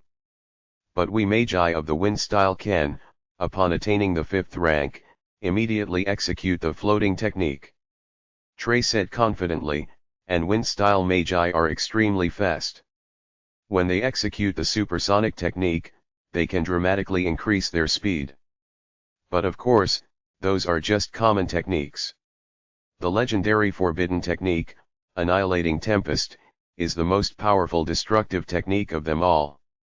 There's also the legendary forbidden technique, Dimensional Edge, which is the most powerful one-on-one attacking technique. Trey's voice was filled with reverence. Many of the youth stared wide-eyed. Humph, how can the annihilating tempest be considered the most powerful destructive technique? What about my earth styles? Heaven collapses, earth shatters and heavenly meteors descent. Douring cowered, upon hearing these words, was somewhat unhappy. Grandpa Douring, what is this dimensional edge technique? Linley asked. Given that Grandpa Douring had not mentioned the dimensional edge spell, Linley believed that perhaps it really was the most powerful one-on-one attacking technique of them all. The dimensional edge spell? It can slice through the dimensional walls which separates matter itself. Of course it is powerful. But although it is ridiculously strong in one-on-one combat, it's still only a one-shot spell. How can it compare to our Earth-styles World Protector, which can battle non-stop with the enemy? Douring Coward was quibbling and equivocating. But Linley could tell. This dimensional edge spell clearly possessed a terrifying power. And most likely, it wasn't as simple as Grandpa Douring made it out to be. A one-shot technique. Even a one-shot technique could be enough, if the opponent couldn't dodge. If I can become both a Dragonblood warrior as well as utilize wind-style magic, then, Linley's heart was moved. And then, he just continued to listen to the class. Linley became more and more intrigued by wind-style magic. Of the four elements of earth, fire, water, and wind, each contained profound mysteries which were as deep as the sea. The ocean of magical knowledge was an endless one. And now, Linley had begun to wade into its depths. Book 2, Growing Up, Chapter 17, A Learning Period, Part 1. Spring left and autumn came. In the blink of an eye, Linley had spent half a year at the Ernst Institute. During those days in school, Linley was like a thirsty man of the desert, frantically drinking up the basic fundamentals to magic. With regards to wind-style magic, Linley's knowledge and strength continued to rise as well, and Douring Coward would give him pointers every so often as well. Today, the sunlight was bright and beautiful. The four brothers of dorm 1987 had just finished lunch. They were wearing a set of sky blue robes, the school uniform of the institute. Because of constant physical training, Linley appeared all the more mesmerizing, with his elegant form covered by the sky blue robes. This was why quite a few of the young girls in the wind magic class liked to chat with Linley. At this moment, the four brothers were walking while chatting idly. Right, Linley, today the rest of us are going to attend the new students' fellowship. Are you going? George chortled. George loved to participate in student unions and fellowships, and he was excellent in ferreting out news and making new friends. Although he had only been in school for half a year, amongst the first-grade students of the Ernst Institute, George had become a mover and a shaker. Nope. Linley's answer was succinct and direct. Haha, I knew Linley definitely wouldn't go. Reynolds laughed loudly. Putting his arm around Linley's shoulders, Yale sighed, Linley, my man, there's no need to be this diligent when it comes to studying. Based on your talent, if you just expend a bit of effort, in 30 years you can easily become a magus of the 6th rank. Why do you have to work so crazy hard? You should learn to relax and enjoy life. There's a lot of cute girls who will be at the fellowship, you know. Right. Really cute girls. Reynolds opened his eyes wide and nodded. Linley could only sigh helplessly. Under the guidance of the Yale, that innocent youngster, Reynolds, had begun to go astray. Yale, you pervert, stop tugging at me. All right, time for me to go train. Tomorrow is the end of the month, I'll hang out with you guys then. Linley laughed. The last 2 days of each month, Linley let himself take 2 days break. Knowing Linley's temperament, Yale, Reynolds, and George all nodded. Linley immediately walked off, quietly but quickly heading towards the mountains behind the school. There were thousands of students at the Ernst Institute, and there were also many magi who were researching new spells here. There were also many servers. In short, The Ernst Institute was a well-populated place. On the road to the mountains, many students wearing blue gowns could be seen as well. Growl, a low roar sounded. Linley turned aside to look, and his eyes brightened. A magical beast. A flowing mane, slick cyan fur, and four thick, forceful limbs. A pair of eyes filled with wildness, viciousness, and a cold fierceness. Those coldly flashing golden claws made onlookers' hearts tremble. The magical beast, Wind Wolf. A terrifying magical beast that moved as fast as the wind itself. The most terrifying thing one could encounter in a forest of magical beasts was a pack of wind wolves. If you encountered them, based on their speed, there was no way you could escape. A handsome, black-haired man was seated atop the wind wolf. The young man was staring delightedly around him, seeming to be very proud of having such a fine magical beast. This should be a magical beast of the 5th or 6th rank, Linley decided. At the Ernst Institute, there were indeed quite a few people who had magical beasts. Aside from the magi who had been invited to come to the institute, some 5th and 6th grade students were able to buy soul-binding formation scrolls and had managed to tame some magical beasts to serve as their mounts. It's just a magical beast. Why be so cocky about it? Linley looked somewhat contemptuously at the self-pleased youngster. After departing from the school, Linley entered the mountain in the rear. The mountain behind the Ernst Institute was an extremely wide-ranging one. Long ago, magical beasts used to live in this mountain, but as time went on, all of the magical beasts were exterminated by the magi of the institute. By now, there were only a few normal beasts still living here. Upon entering the mountain, Linley's speed increased dramatically. He naturally began to use the wind-style supersonic spell, turning his entire body as light as a leaf. Like a spirit, he wound his way through the mountains. After running for several kilometers, Linley reached his target destination, an empty area next to some flowing water. Squeak squeak. Bibi chirped at Linley. Linley chuckled and said, "You want to go out and play again? Fine, but don't run off too far." Linley had a lot of faith in Bibi. A year had passed since he had met the little guy, but although Bibi still hadn't grown larger, and was still just 20 centimeters long, his speed had dramatically improved. Magi. Perhaps a warrior of the 8th rank would be able to catch the little shadow mouse, but only a saint-level magus would be able to do the same. Linley knew very well how strong the bodies of most magi were. The little shadow mouse, Bibi, scurried into the mountain forests. "Grandpa Douring, please come out and instruct me," Linley immediately said mentally. A mist flew out, transforming into Douring Coward.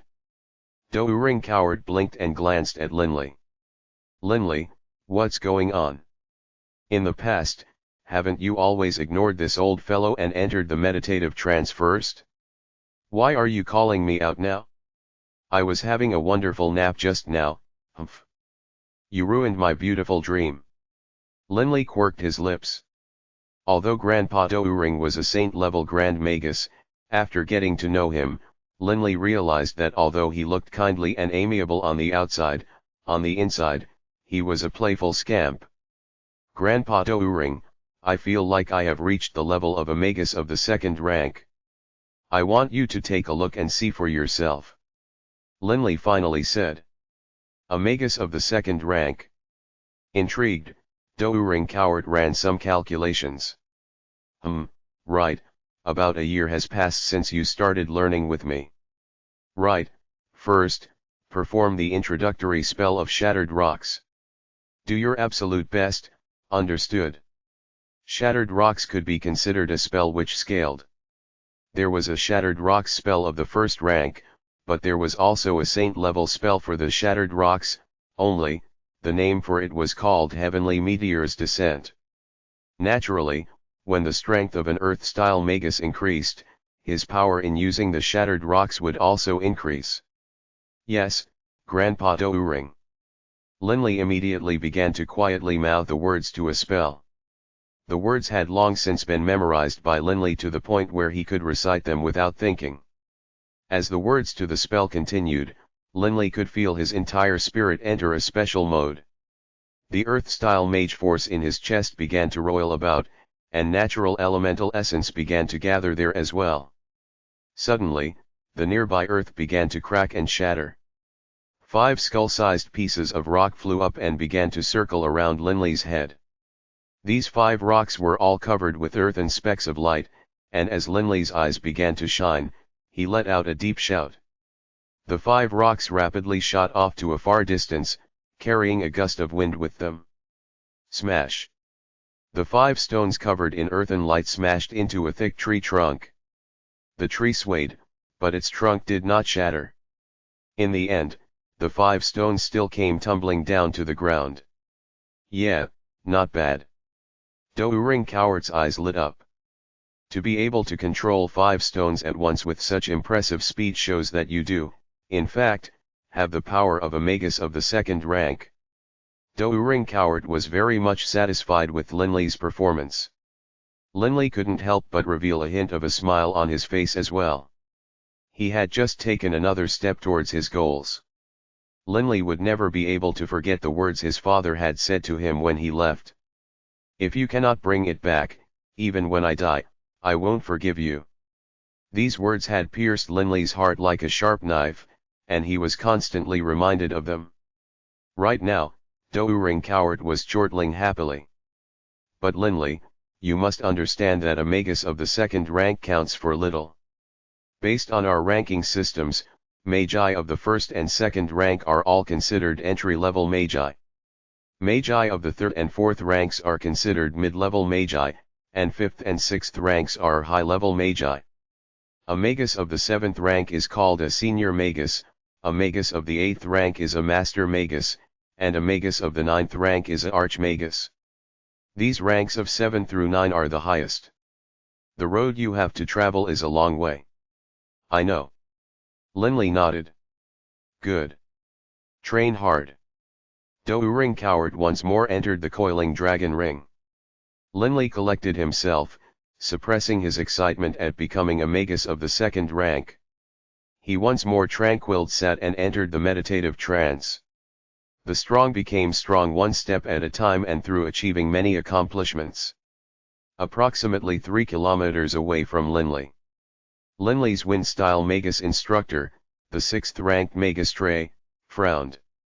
The earth magic spell, Shattered Rocks? Based on its power, it should be of the 2nd rank. An entry-level magus has come to the mountain to train? Who is it? Just then, Trey had utilized the Wind Scout spell, and had sensed the earth-style magic which Linley had just cast. Based on the magic vibrations, Trey was able to determine what spell it was. Trey curiously walked in that direction. Based on his prowess as a magus of the 6th rank, his execution of the supersonic spell was far stronger than that of Linley's. Like a passing fog or cloud, Trey easily and tranquilly flowed through the mountain. In the blink of an eye, Trey had reached a spot 200 meters next to Linley. Standing next to a large tree, Trey saw Linley from afar. It's him. Naturally, Trey recognized his own student. This kid called Linley never talks in class. Even when experimenting in new spells, others will try them out, but he will just stand and watch from afar, never showing his strength. It seems, this kid called Linley is already a magus of the 2nd rank. I remember him being one of our new students. Didn't expect him to be so talented. Linley already knew how to cast spells, so of course when the instructors told the other students to give it a try, he would just stand and watch. Never participating in any group activities, Linley's secretiveness was acknowledged by everyone who knew him. Looks like I have a genius amongst my students. Looks like this year.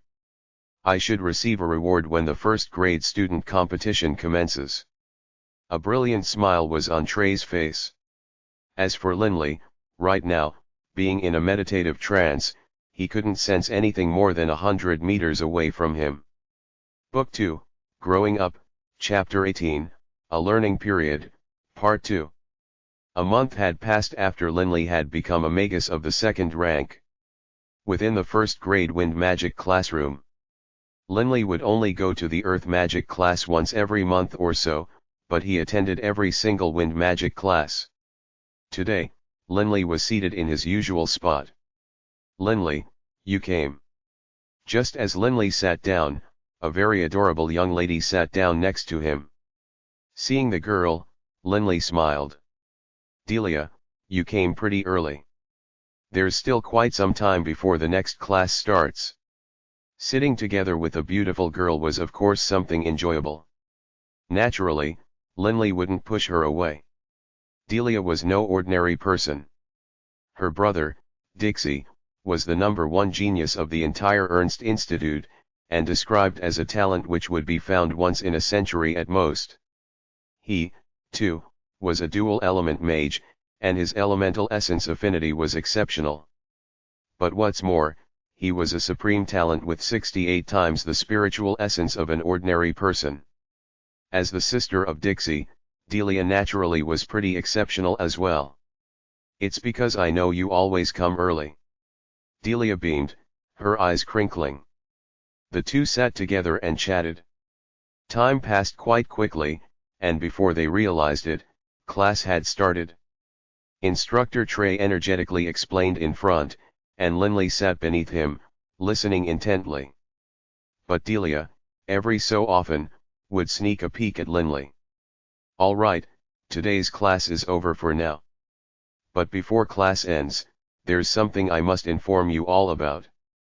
Instructor Trey smiled as he spoke. All of the students immediately began to buzz.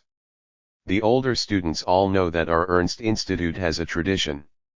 At the last 2 months of every year, a yearly tournament will be held.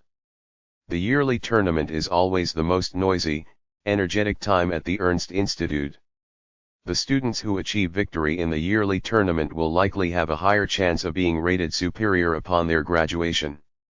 When they graduate, most likely they will be invited by the 4 great empires. Instructor Trey laughed. All of the students below immediately began to grow excited.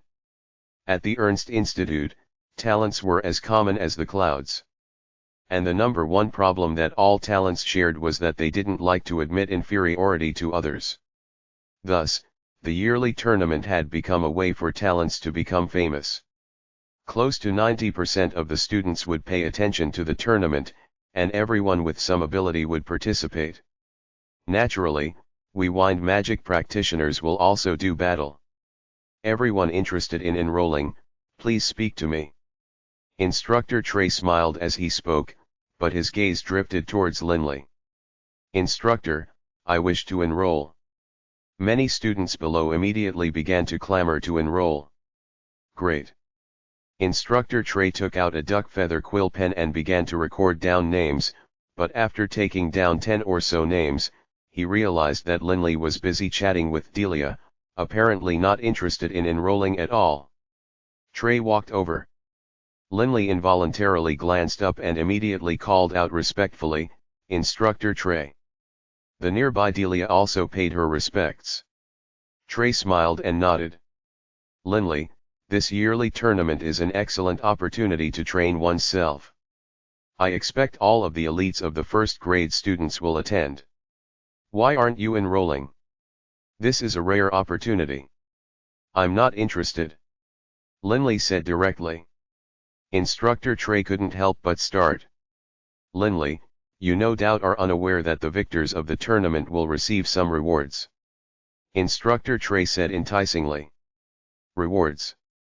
Linley was in desperate need of money. His clan's economic situation was in such terrible shape. If he could win some money, he wouldn't mind attending the yearly tournament. "Right. You should know that most students live in ordinary dorms, those single-unit ones. But the top 3 victors of the tournament are all qualified to live in those 2-story-high buildings for a year. That's a proof of status. The rooms are much more comfortable as well." Instructor Trey continued. Linley understood. There weren't many 2-floor dorms, and most of those belonged to powerful magi of the 7th or 8th ranks. From what he was now hearing, the top 3 students in each grade also were allowed to live in them. Housing conditions.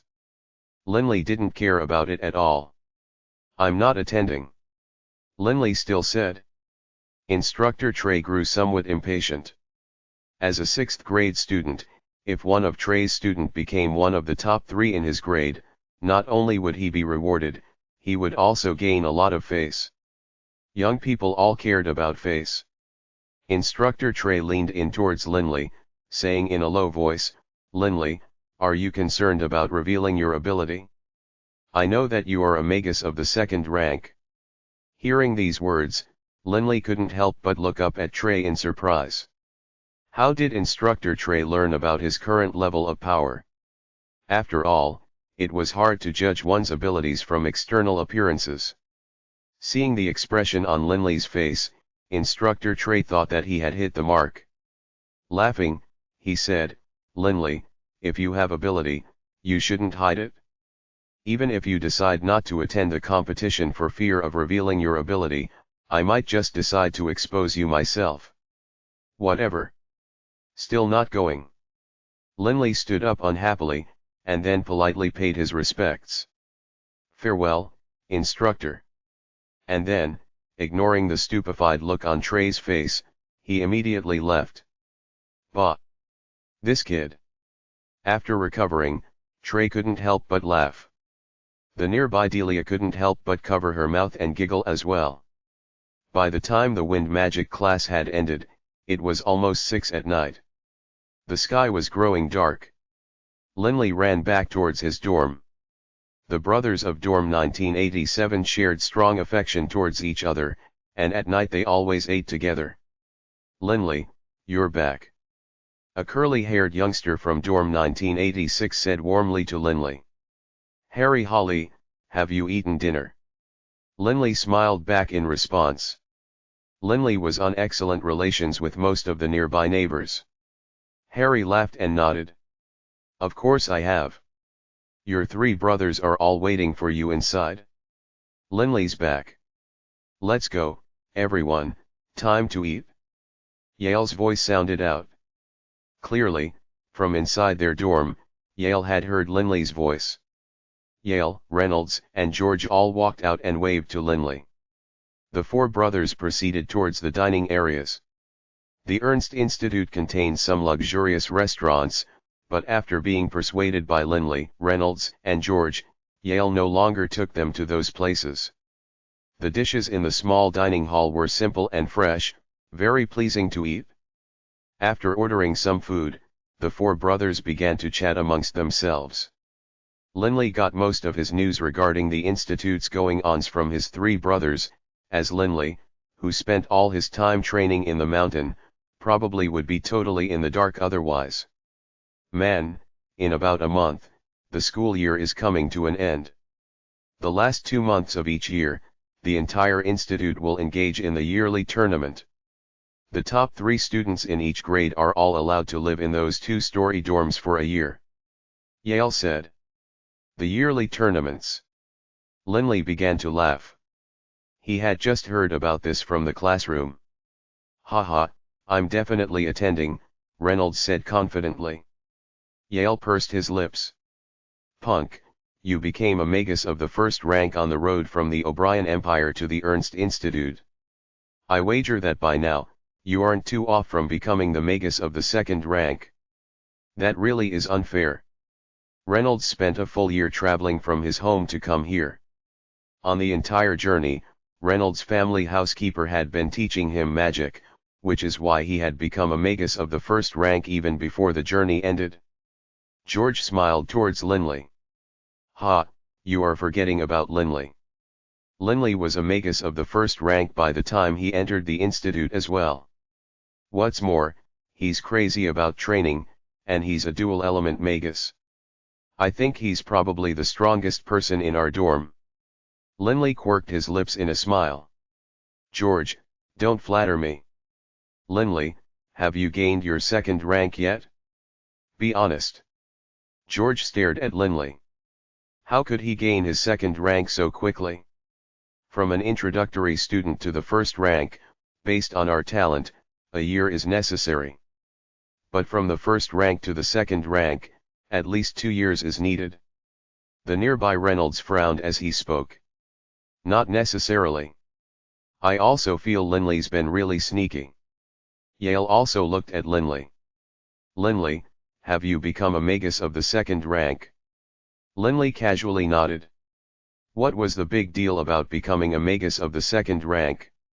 Even before the magus testing event, he had already become a magus of the first rank. A full year had passed since then. If he still had not become a magus of the second rank, then all his hard work would have been totally pointless.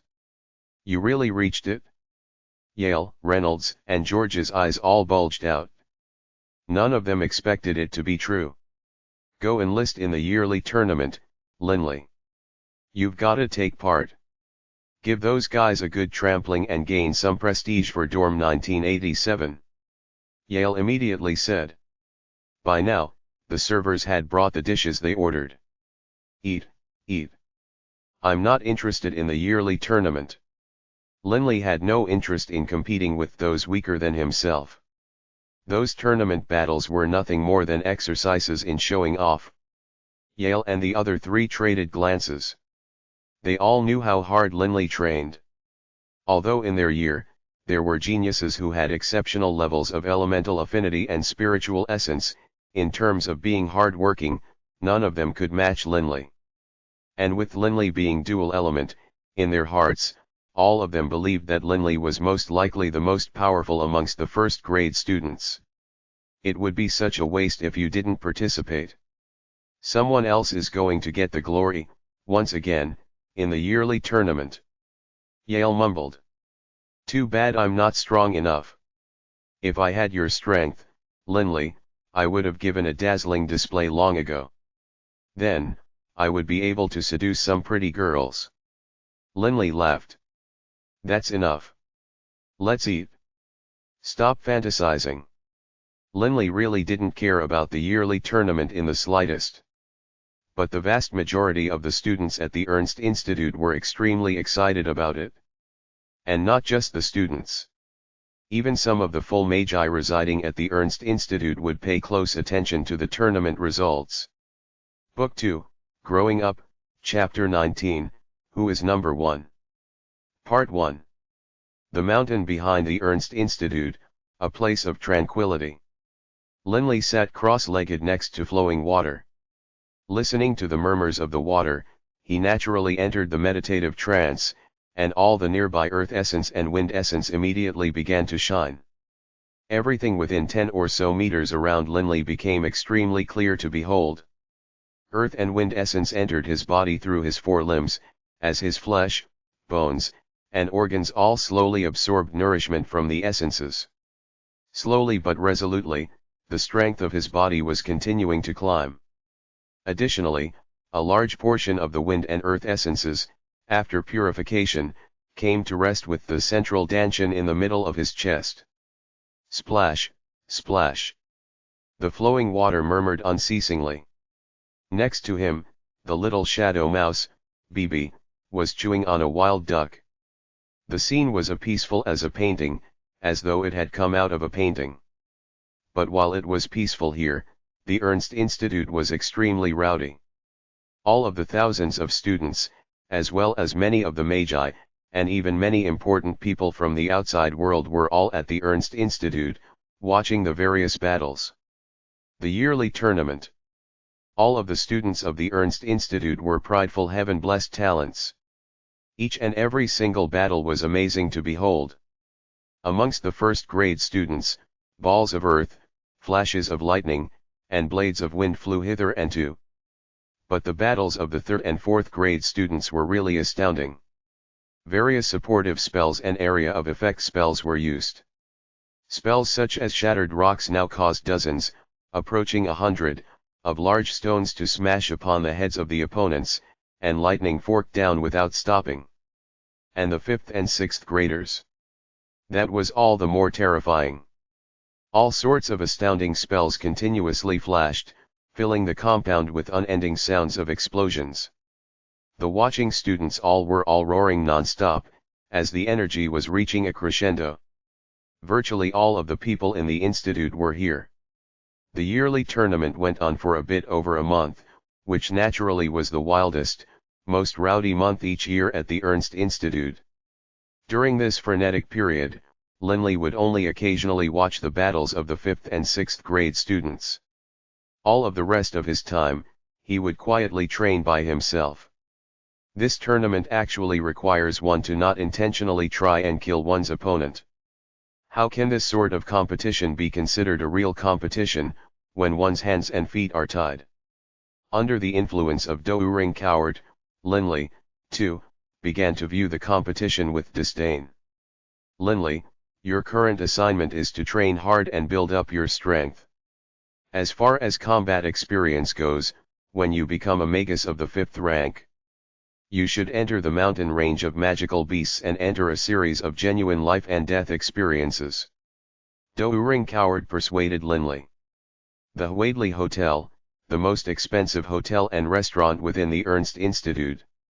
Tonight, Yale was hosting the four brothers of Dorm 1987 to a lavish meal at the Hwadley Hotel. On the first floor of the Hwadley Hotel. The floor of the hotel was as slick as a mirror. A row of beautiful waitresses stood there politely, ready to answer at a moment's notice. There were many men and women dressed in student attire at the Hwadley Hotel. Those who were able to afford this place were generally those who had strong economic backgrounds. A casual table of dishes might cost a few dozen gold coins. If Linley had come by himself, he definitely wouldn't be able to afford it. The yearly tournament had just ended, and all of the students at the hotel were discussing it. Most of the people here were youngsters, but one table was filled with 4 children. I'm pissed just thinking about this year's competition. It was so close. I was so close to entering the semifinals.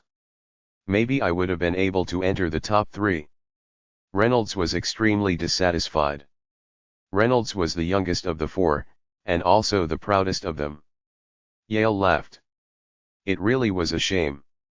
I didn't expect Rand Landed to become number 1 in the end. George chuckled but didn't speak. George was a friendly fellow and offended almost nobody. Rand? Right. I've heard you guys discuss him before. He was one of the new students who had exceptional elemental affinity and spiritual essence, right? Linley remembered the name Rand. George laughed and nodded. Right, him. He has very high talent. Even before training, his spiritual essence had reached the level of a magus of the 2nd rank. All he did this year was accumulate sufficient mage force. It isn't too hard for someone with the power of a magus of the 2nd rank to become number 1 in the tournament amongst 1st grade students. Relying on his talent alone?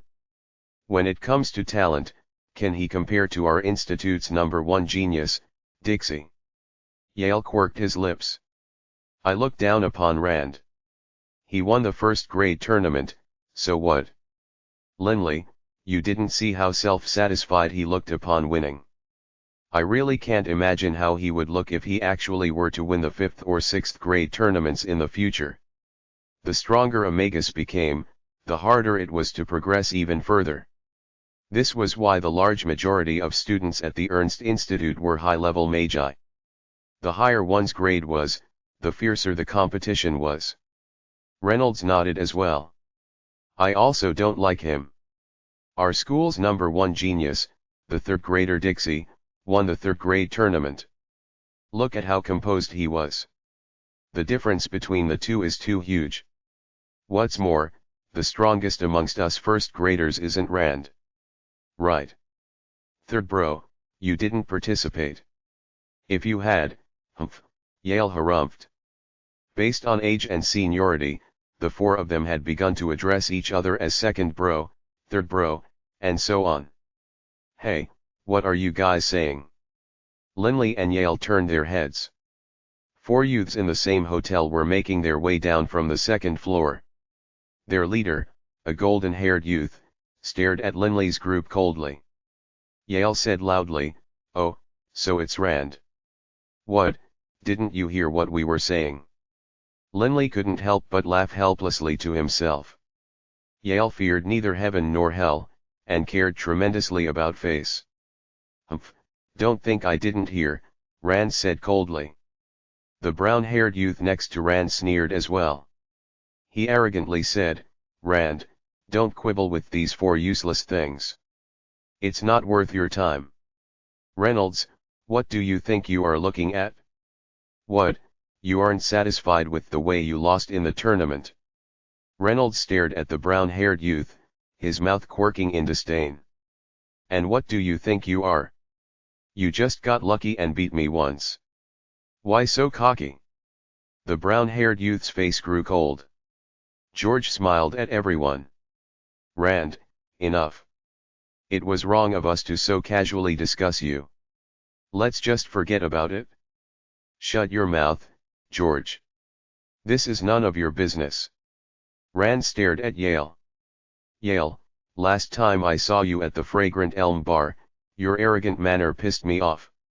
And now, this time, you dare to be so arrogant in front of me. If you have the ability, come and fight me. Why don't you have the balls to fight? After speaking, Rand intentionally laughed mockingly a few times. Although Yale was somewhat furious, he knew that he wasn't as strong as the opponent. Immediately, many gazes from all over the hotel focused on this altercation. Many of the high-level students of the Ernst Institute stood up and stared at the two parties with curiosity. Clearly, both parties were just 10-year-olds. I know that golden-haired kid. His name is Rand. He won the yearly tournament amongst first graders. I expect in the future, he'll have some accomplishments. The brown-haired kid next to him is called Rixon Rui Sen. He was number 3 amongst the first graders.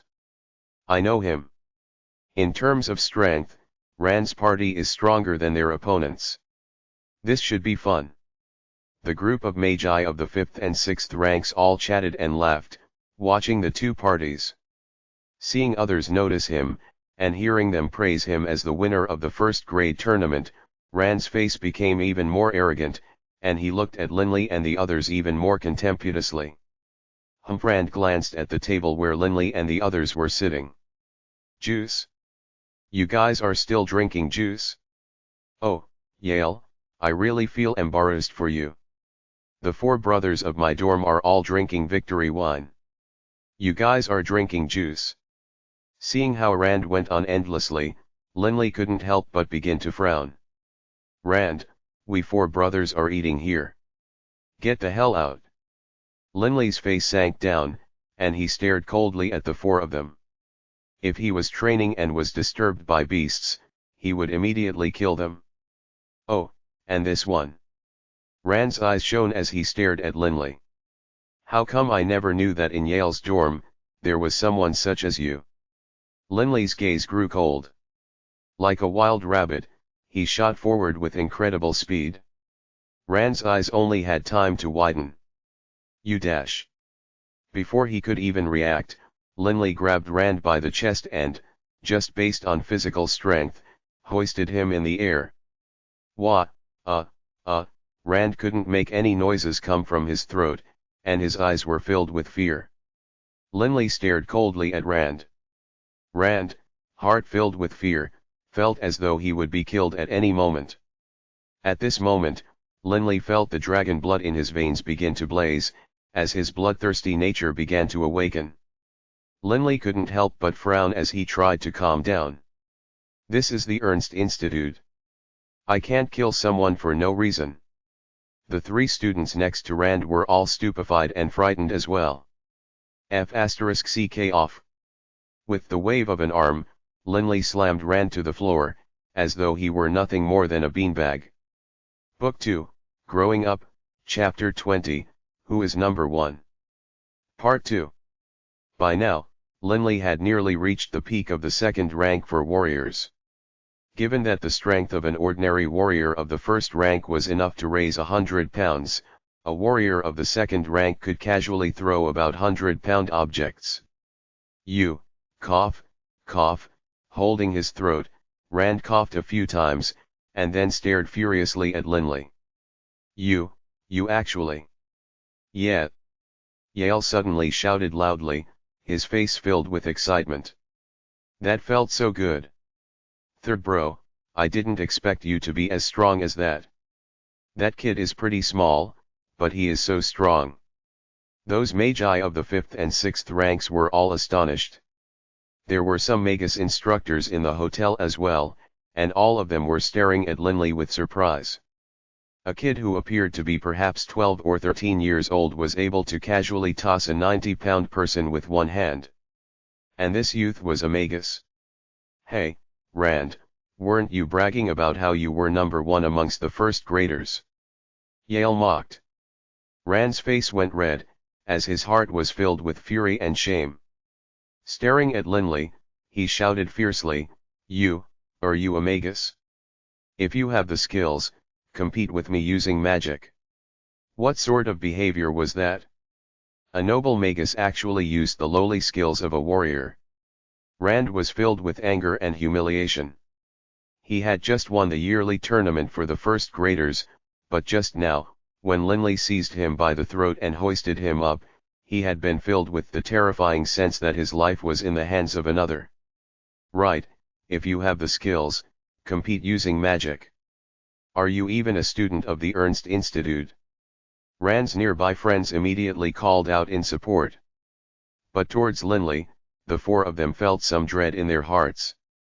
Linley's astonishing display of strength just now had shocked them. Magic. Reynolds immediately began to laugh loudly, as he said arrogantly, Rand, do you actually believe that just because you won the first grade tournament, you really are the strongest amongst the first graders? Dream on. The number 1 first grader is our dorm's third bro. You. Step off to the side. Third bro, show em a bit of your power. Yale urged as well. George had just been yelled at by Rand, so right now, he was in no mood to give Rand any face either. Rand, let me tell you something. Know your own limits. Many of the experts in our school simply don't deign to participate in the yearly tournament. Don't really believe that you are something special. Rand's face grew uglier and uglier. You'll know the truth upon dueling. Rand, compete with them. Those 5th and 6th grade students called out laughingly. They viewed the struggles of the first graders as nothing more than an amusing diversion. Rand was just 10 years old, after all, and had been called a genius since he was little. Even at the Ernst Institute, he was amongst the top tier. When had he ever suffered such humiliation? Number 1. Rand ground out. Number 1 isn't something that is simply proclaimed. It comes through competition. If you have the ability, then come duel with me. Rand was very confident in his magical ability. After all, he had won the yearly tournament for first graders. Hey, why isn't the manager of this hotel coming in to calm things down? Some of the onlookers felt surprised and curious about this. In fact, the Wadley hotel manager was standing far away, but he didn't want to interfere. Because he recognized these students. Even aside from the fact that these were students from the Ernst Institute, based on the status of these students, he didn't want to anger them. Especially, Yale. Young Master Yale is here? Ugh. Forget it. He can do as he wishes. Even if he smashes the entire hotel, it's none of my business. The hotel manager rubbed and shook his head helplessly. He couldn't dare to offend young Master Yale. And upon entering the Ernst Institute, Yale's status amongst his family had only increased even more. Well spoken. Number 1 isn't self-proclaimed. It's 1. Linley stood up as well, his face cold as he stared at Rand. Rand, if we are going to engage in a magical duel, let's make it exciting. If you win, when I see you in the future, I'll have to take the long way and avoid crossing paths with you. If I win, you need to do the same. Rand couldn't help but sneer, you call that exciting? When the loser meets the winner, not only does he have to take the long way around, He also has to give 100 gold coins. How about that? Linley frowned. 100 gold coins. He only had 100 gold coins each year for living expenses. He wasn't rich like some people. Haha. Rand, just 100 gold coins. Aren't you embarrassed, saying such a number? How about this? Loser pays 10,000 gold. Deal. The nearby Yale said loudly. 10,000 gold. Upon hearing these words, many students in the hotel sucked in a cold breath. 10,000 gold coins was not a small sum. There were perhaps only a very few number of students in the hotel who could so casually, calmly bring out such a large sum. 10,000 gold. Rand couldn't help but feel his heart shake. Although his clan was a large one, each year, he only received 3,000 gold in living expenses. He didn't come spend money at the Huadli Hotel every day. Today, he only came to celebrate him and Rickson becoming the number 1 and number 3 victors of the tournament. Haha, don't have the balls. Yale pulled out a Magi card, waving it around as he spoke. Rand, agree to him. Rickson said. We 4 brothers should be able to pool together 10,000 gold coins. I refuse to believe that this little punk who came out of nowhere can be a match for you. Rand and his 3 brothers glanced at each other. Fine. 10,000 gold it is. Rand said loudly, and then sneered towards Linley, let's go. This place is too small. We'll go to the arena where the tournament was held. If you have courage, follow me. After speaking, Rand arrogantly left the hotel, and his 3 brothers followed him. Let's go. Yale's eyes were shining. Reynolds and George were also excited. Linley nodded as well as he calmly chuckled, someone wants to give us 10,000 gold? How can we refuse? Linley, Yale, Reynolds, and George all left the hotel as well, directly heading for the arena. The entire hotel was now in an uproar. A duel with a 10,000 gold coin wager on it was rarely seen, even by 6th grade students. And what's more, of the duelists, one was the person who had just won the yearly tournament for 1st graders, Rand, and one was a mysterious kid that no one knew. Immediately, many people paid their tabs and headed off in that direction as well. The arena floor was made of limestone and extremely sturdy. Right now, Rand and Linley were each standing on a separate side of an arena dueling area. Beneath the upraised dueling area was a large group of people. After all, this was dinner time, so on the way here from the Huadli Hotel, 1 person became 10, and 10 became 100. In a short period of time, a large group of people had been gathered. This exciting duel with a 10,000 gold wager was more than enough to attract many onlookers. Seeing how many people had come and how noisy it had become, a look of confidence appeared on Rand's face. Today, I am going to engage in a magical duel with this kid Linley, with the loser paying 10,000 gold coins and having to avoid the other in the future. Everyone, please be my witnesses. Rand said. He enjoyed the feeling of being watched by many. He didn't suffer from any stage fright at all. Immediately, many cheers exploded from below. During the yearly tournament, Rand had many supporters, while in contrast, very few people were supporting Linley. But Linley just stood there on the dueling area quietly. Said enough. Linley said calmly. Rand smiled arrogantly. Let's go. Rand and Linley almost simultaneously began to chant the words to a spell. As both were magi of the 2nd rank, the spells they used were all of the 1st and 2nd rank and were easy to cast, requiring just a word or 2. Whoosh! 7 sharp blades of wind sprang into existence, slicing directly towards Rand. A magus of the 2nd rank. The experienced onlookers could immediately tell. But Rand had released a spell at the same time, and 5 balls of dull red flame shot towards Linley as well. The blades of wind were much faster than the fireballs, however, and Rand was forced to dodge in a rather sorry fashion. but Linley casually and effectively sidestepped the fireballs. And, while doing so, Linley's lips continued to move as he executed his second spell. Earth-style magic, earth tremor. Rumble. Rand felt the limestone beneath his feet begin to tremble violently. Under these circumstances, Rand couldn't focus enough to chant any spells. Immediately afterwards, Linley released his third spell, and 5 fists of earthen-colored stone shot out rapidly towards him. Rand couldn't even maintain his footing on the shaking earth. He just barely dodged 2 of the stones. Thud. One stone smashed into Rand's stomach, immediately causing him to vomit fresh blood. Rand hurriedly used his arms to cover his chest. 2 more striking sounds were heard, and Rand was directly thrown off the dueling area, his entire body covered with dust. Magic duel, Linley, victorious. Linley calmly glanced at Rand once. Linley was very clear about the attack he had just used. With just a month's recovery time at most, Rand would be fine. If he, Linley, had decided to be merciless, he could have directed the stones at Rand's head and most likely finished him. A dual-element magus of the 2nd rank. We have such an expert amongst us first graders. The onlooking first graders called out, astonished.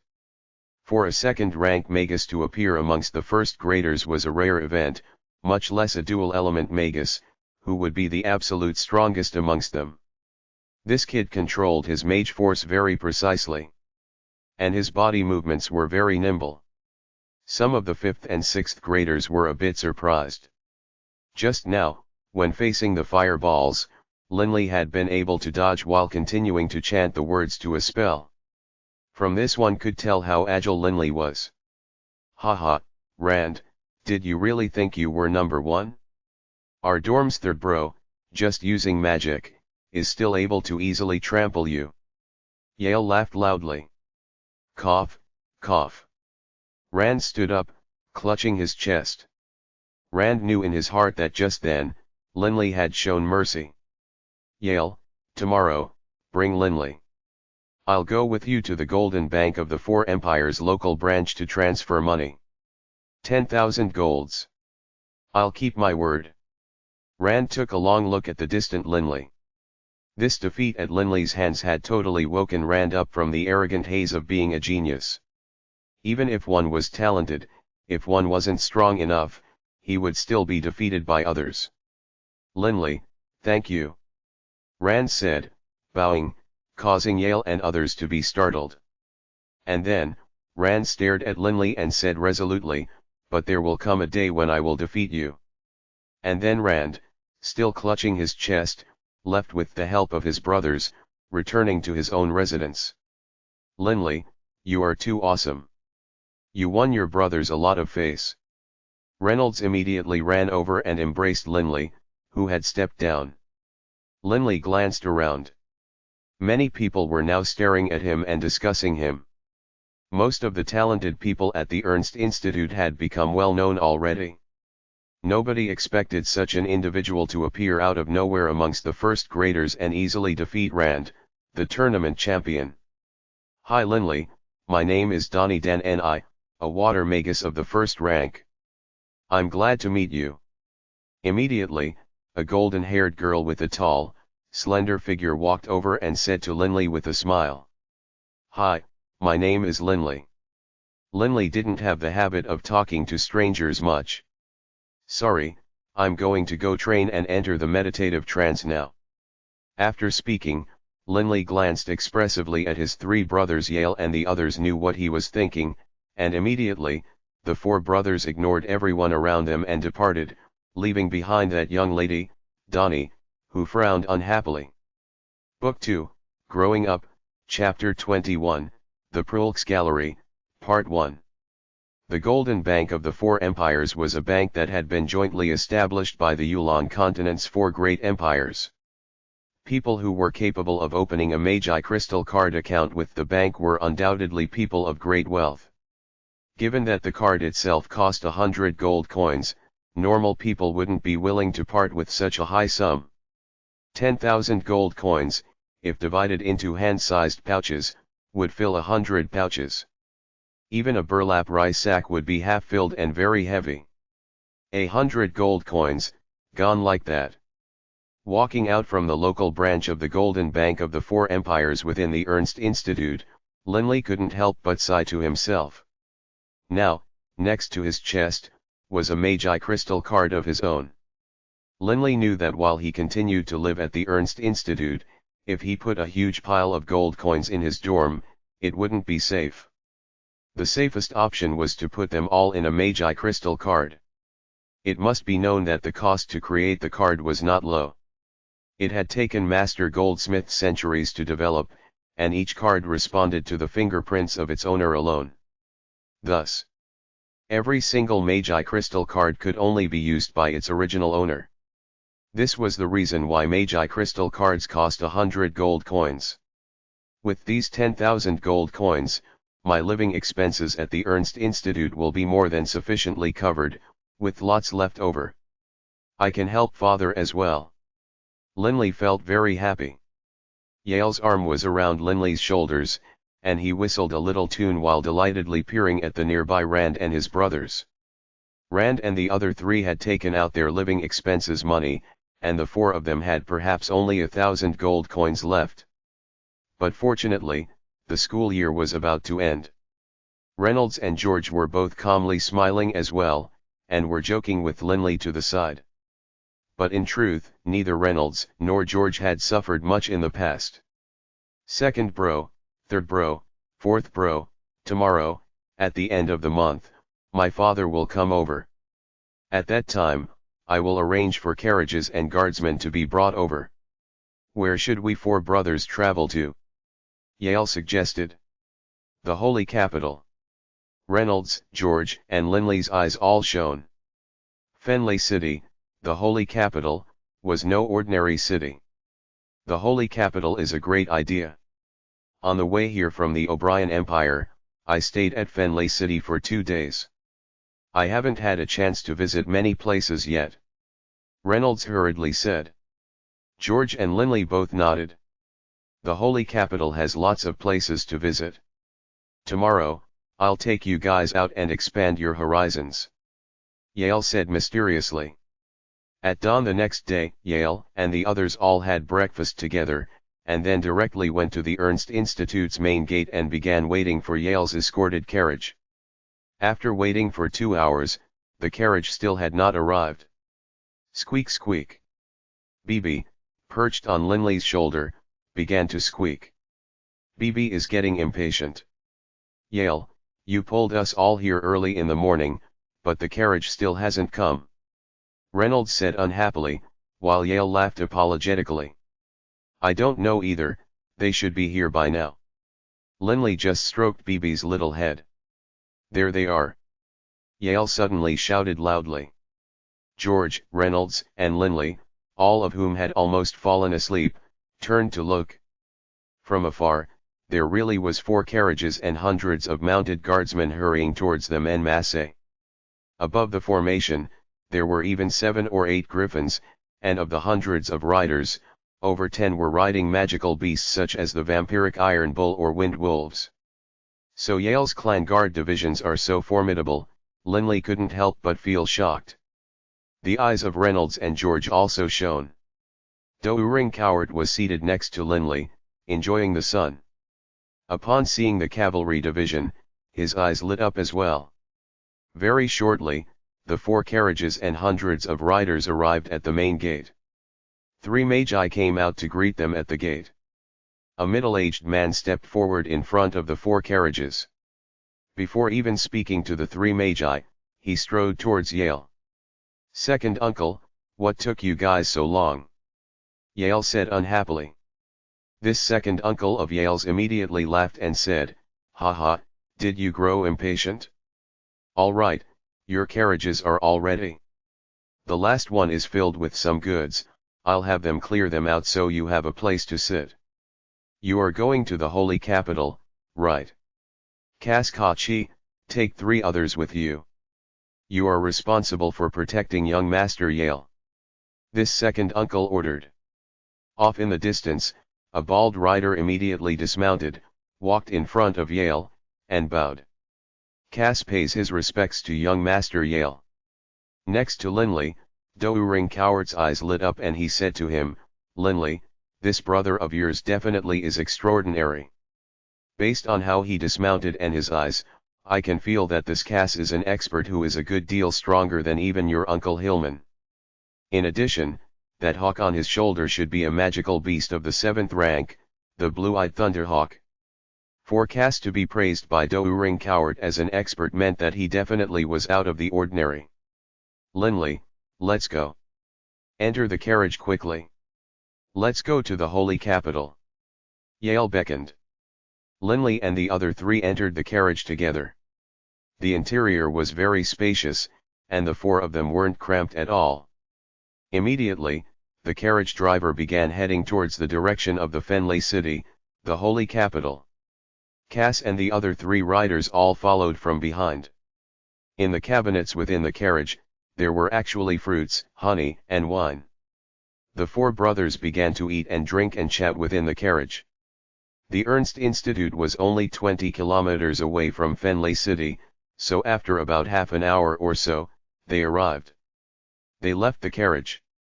Under the protection of Cass and the other 3, Linley's group began to roam Fenley City. "Hey, where is everyone going? Fenley City has an incredible amount of places to have fun. East Fenley City has lots of luxurious places to spend money with lots of beautiful waitresses, while West Fenley City has many art museums, such as the famous Prulks Gallery." Yale was very familiar with Fenley City. Beautiful waitresses? Okay, let's go to East Fenley City. The eyes of that mischievous scamp Reynolds had begun to shine. It's only the afternoon. Those places are only fun in the evening. But of course, we can go now as well. Yale said laughingly. Linley felt some reservations about those types of places, and so he said, "Yale, forget it, what's the point of us kids going to those places? Just now, you mentioned the Prulks Gallery. Since the Prulks Gallery names itself after the famous Grand Master Prulks, it must be extraordinary. Let's go check it out." Prulks, the #1 sculptor in the history of the Yulan Continent. Grand Master Prulks? I've heard of him as well. In the past, one of his sculptures was sold for the price of several million gold coins. The name of that sculpture was Hope. Millions of gold coins, my God. So rich. Reynolds sighed. George laughed confidently. In the history of sculpture, from the beginning till now, there have been countless stone sculptures made. Of the top 10 sculptures, any one of them would be worth 1,000,000 gold coins. And of those top 10 sculptures, 3 were made by Grand Master Prulks. He can be considered the #1 person in the history of stone sculpting. Linley sucked in a breath of cold air. Millions of gold coins. What an enormous sum that was. Even if his clan sold off their ancestral home, they most likely would only be able to scrape up 100,000 gold coins. Let's go check it out. Linley immediately said. Book 2, Growing Up, Chapter 22, The Prulks Gallery, Part 2. The Prulks Gallery. The #1 art gallery for sculptures.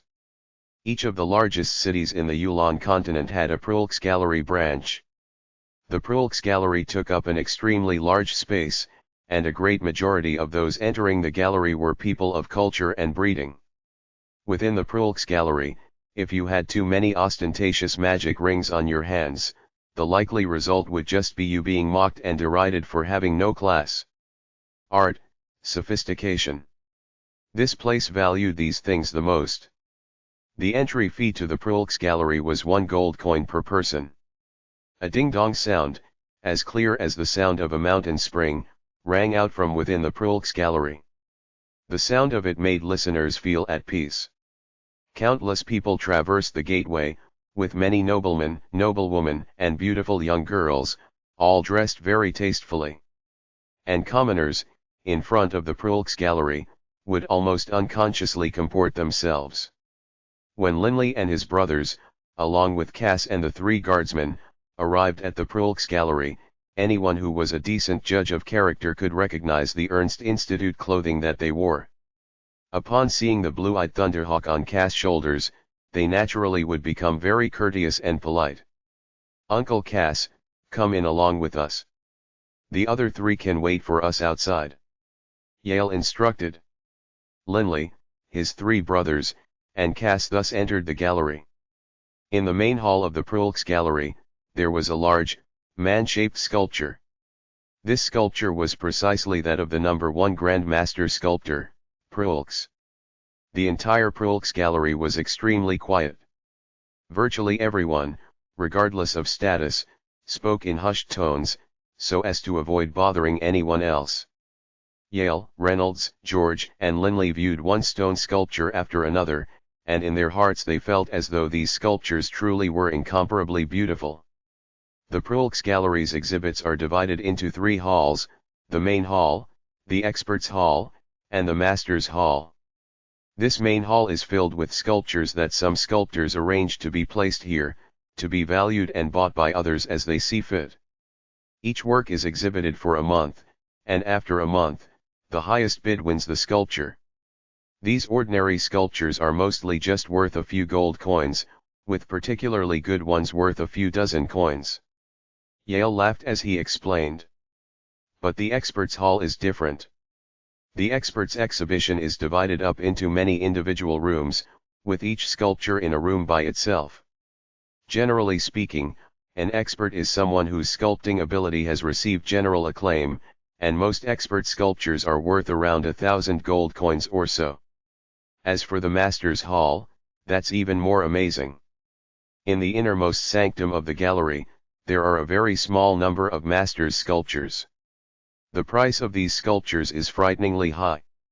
Any of them are easily worth tens of thousands of gold, and some of the masterpieces which first brought fame to their master sculptors are easily worth hundreds of thousands of gold pieces. Yale explained to his 3 brothers in detail. Linley's breath stopped. Any masterpiece by a master sculptor was worth tens of thousands of gold coins. To a master sculptor, money really meant nothing at all. But it is quite difficult for a master sculptor to produce a masterpiece, since they naturally don't want to make any mistakes at all. Yale sighed as he spoke. A masterpiece that is worthy of being venerated throughout the ages requires talent, ability, and sometimes a sudden spark of genius. The works in this main hall are just a bit pleasing to the eye, is all. Let's go inside. Yale led them deeper within. Walking within the quiet Prulks Gallery, and listening to that peaceful music, Linley felt as though he were swimming in a sea of culture. And just at this time, Doering Coward flew out from within the coiling dragon ring and began to appraise the art nearby. Terrible, terrible. How can people have the face to bring out artwork of this quality to show others? Doering Coward said unhappily.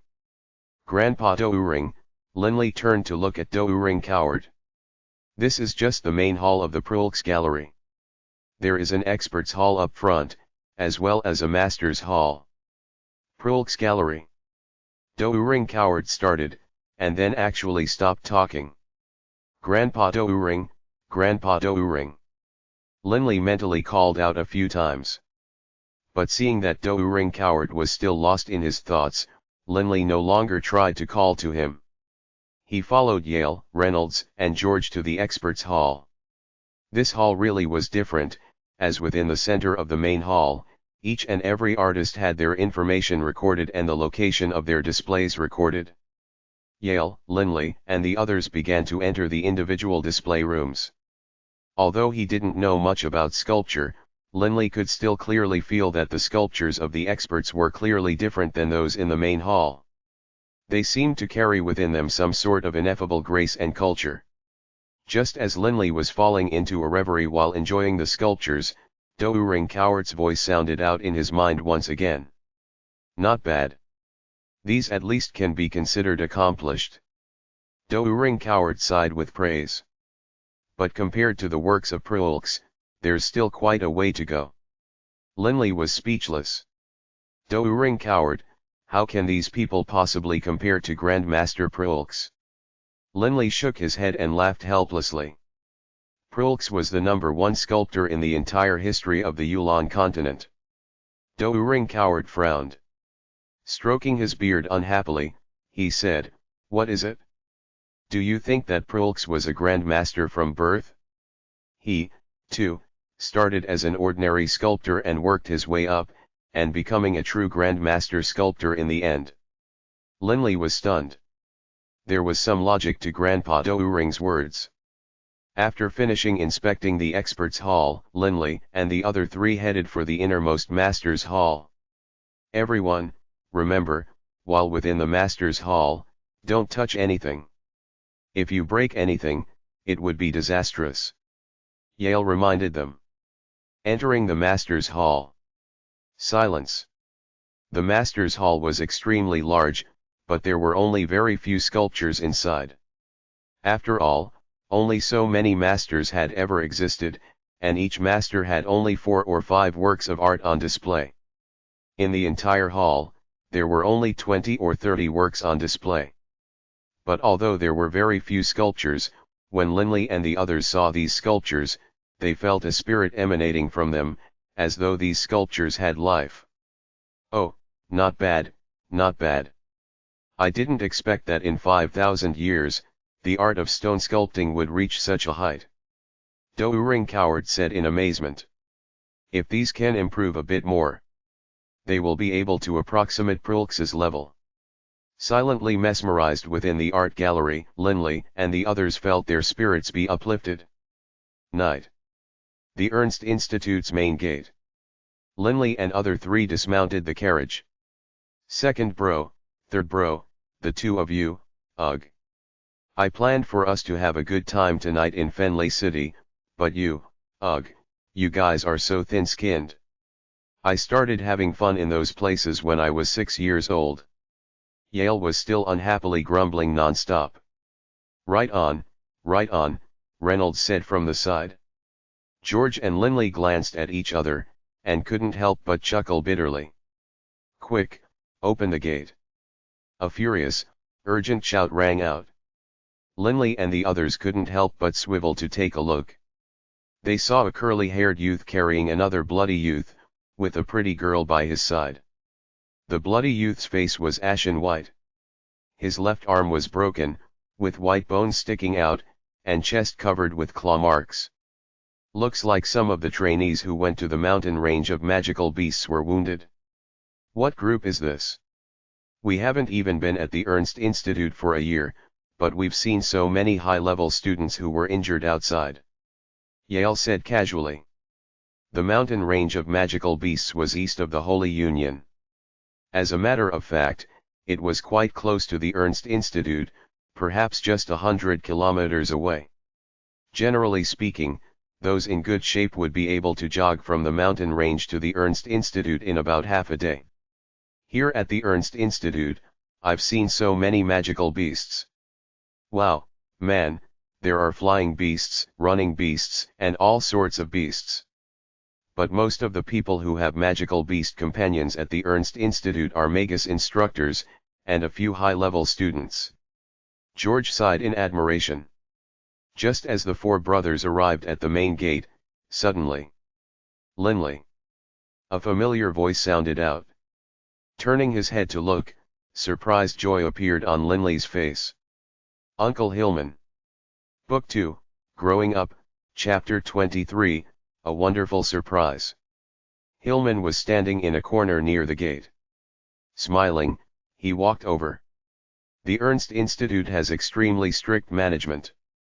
They actually denied me entrance and just had a guard go looking for you. I didn't expect you would actually be outside. Yale, you guys go on ahead, I'll join you later." Linley turned his head and said. Yale, George, and Reynolds all smiled at Hillman, then entered the Ernst Institute. "Uncle Hillman, why are you here? I thought you would only come here to pick me up after the semester ends," Linley said questioningly. "Let's talk over here."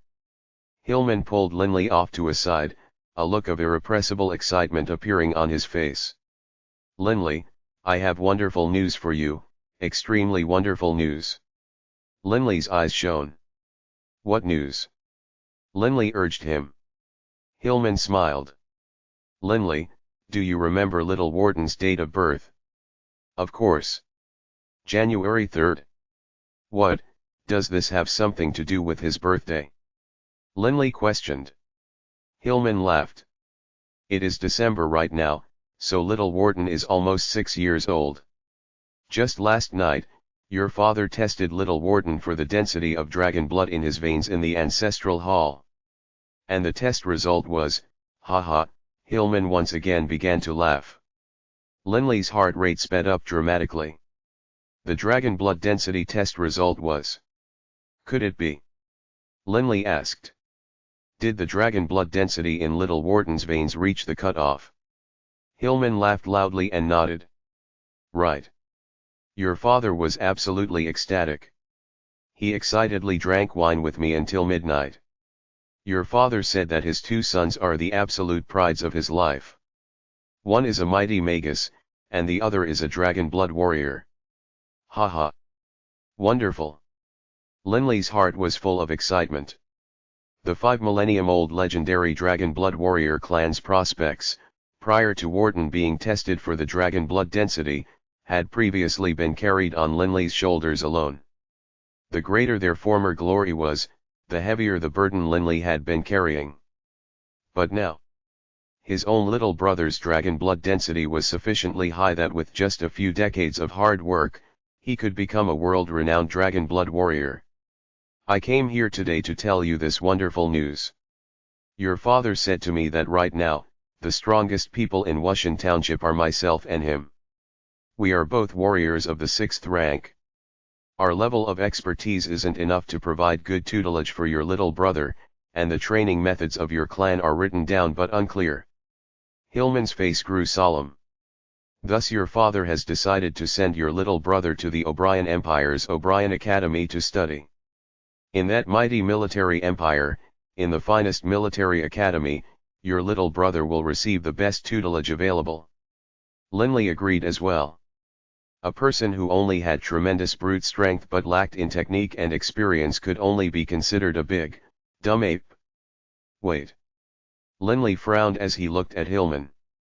Uncle Hillman, that O'Brien Academy's tuition must be extremely high.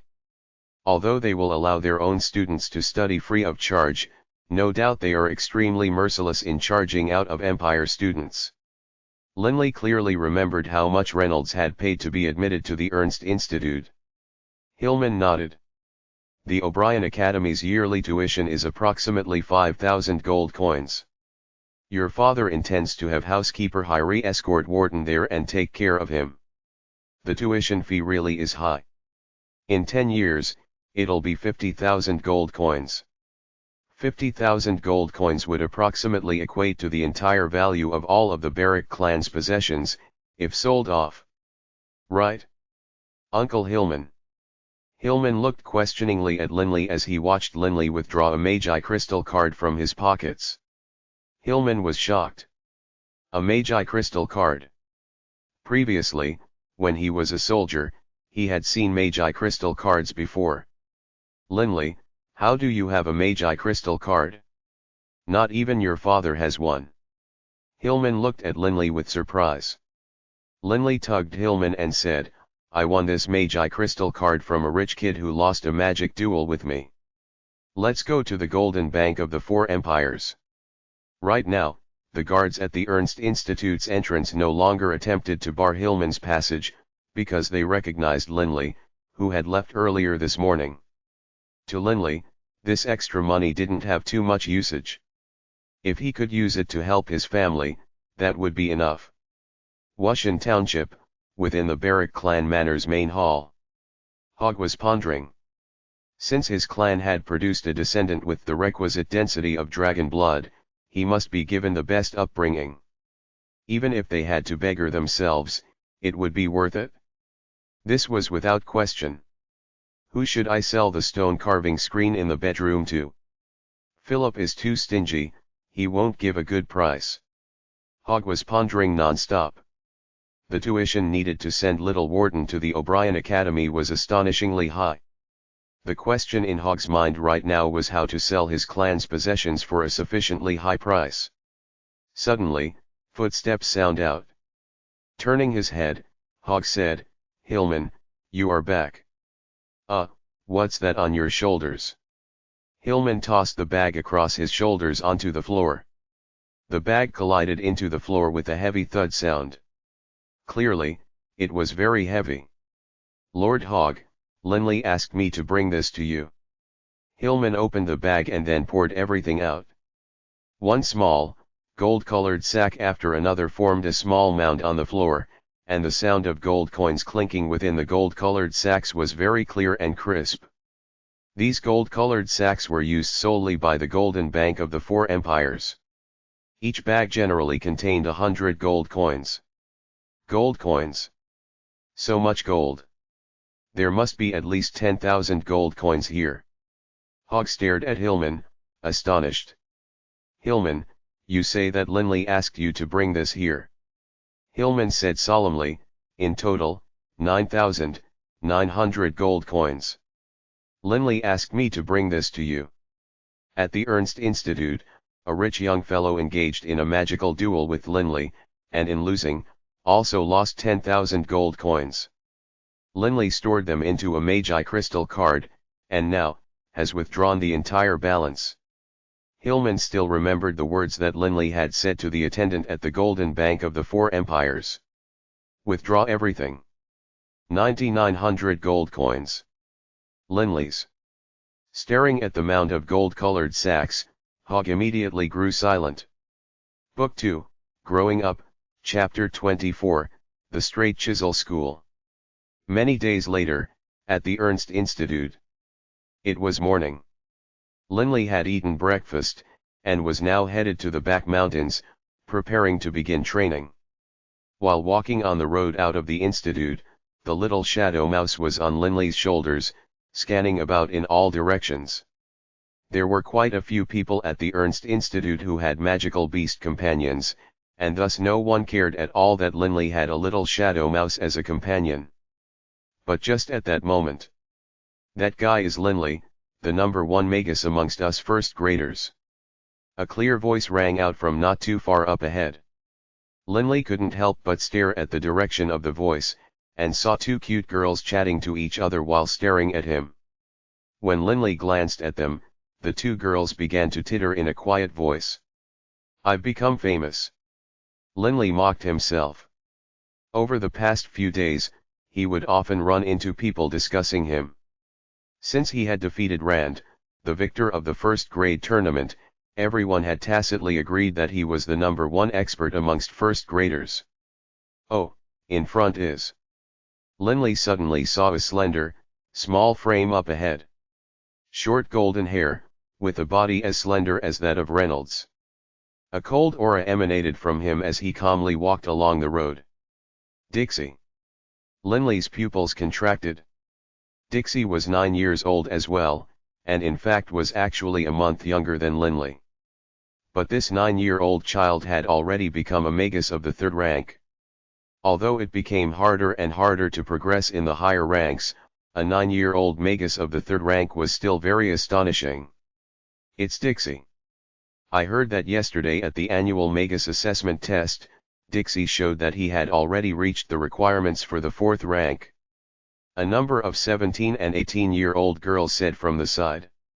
Most of the students in the 3rd grade were more than 16 years old, with only the genius Dixie as a clear exception. A magus of the 4th rank. Linley felt his heart violently shudder. They were both 9 years old, and Dixie was even a month younger than him. But he had already become a magus of the 4th rank, while Linley was only of the 2nd rank. Demeanor as cold as ice, Dixie walked past Linley. The absolute genius, Dixie. No one his age could come close to matching him. A white line shone out of the coiling dragon ring, and Douring Coward appeared besides Linley, smiling. "Linley, there actually isn't a huge difference between you two." When Dixie enrolled, his spiritual essence was 68 times that of his peers. This means that even before training, his spiritual essence had reached the level of a magus of the third rank. That's why in his first year, all he had to do was accumulate sufficient mage force for him to become a magus of the third rank. By now, he's been at the Ernst Institute for almost 2 more years, so it is very normal for him to become a magus of the 4th rank. Linley understood this in his heart. This person simply had too much natural talent. He was born with tremendous spiritual essence, and he had exceptional elemental affinity as well. Clearly, he must have accumulated mage force very quickly as well. Although his training speed right now is fast, I expect him to need another 3 or 4 years to advance from the 4th rank to the 5th rank. And to go from the 5th rank to the 6th rank, he will need 4 or 5 years. Right now, you are a magus of the 2nd rank, while he is of the 4th rank. But I am confident that in 10 years, you will catch up to him. Douring Coward said confidently. But Linley didn't believe it. Grandpa Douring, the more natural talent one has, the faster one will progress. He has much more talent than I do, and holds 2 more ranks than I do. How could I possibly catch up to him in 10 short years? Linley was no fool. His studies at the Ernst Institute had made him aware of how difficult it was for a magus to advance a rank. In the past, Douring Coward had told Linley that he would become a magus of the 6th rank in 10 years, but Linley had always had reservations about that claim. After all, to date, his rate of improvement was clearly insufficient. As he said these words, Linley had already left the gates of the Ernst Institute and entered the back mountains. As he passed through the mountain forests, Douring Coward suddenly said, "Linley, go to a place next to the mountainside." Next to a mountainside. Linley was confused. "Don't ask too many questions. When you arrive, I'll explain." Douring Coward laughed. Most of the back mountain was covered with wild grass and many different large trees. But after a while, Linley found a place that satisfied Douring Coward's requirements. The place was a mountain peak that rose hundreds of meters into the air. At the base of the peak, Linley stood. "Grandpa Douring, what do you want me to do here?" Linley said questioningly. Laughing, Douring Coward said, "Linley, do you disbelieve my claim that I can let you reach his level in 10 short years?" "Ha ha, Linley. As a mighty saint-level Grand Magus, I, in fact, am in possession of a method to improve one's spiritual essence." "A method to improve one's spiritual essence? Isn't the meditative trance enough for that?" Linley stared at Douring Coward questioningly. Douring Coward smiled calmly. "Linley, I will admit that the meditative trance has very good results. But after meditating, one will feel extremely tired." "Of course I would feel tired. The meditative trance involves me using my spiritual essence non-stop. After totally exhausting my spiritual essence, I would then allow it to recover. It'd be strange if it wasn't exhausting." Linley frowned. Douring Coward proudly said, "But my method is different. It doesn't cost spiritual essence at all. In fact, it is a form of entertainment." "Entertainment?" Linley was dazed. "Right. This form of entertainment is stone sculpting." A prideful look appeared on Douring Coward's face. "Stone sculpting?"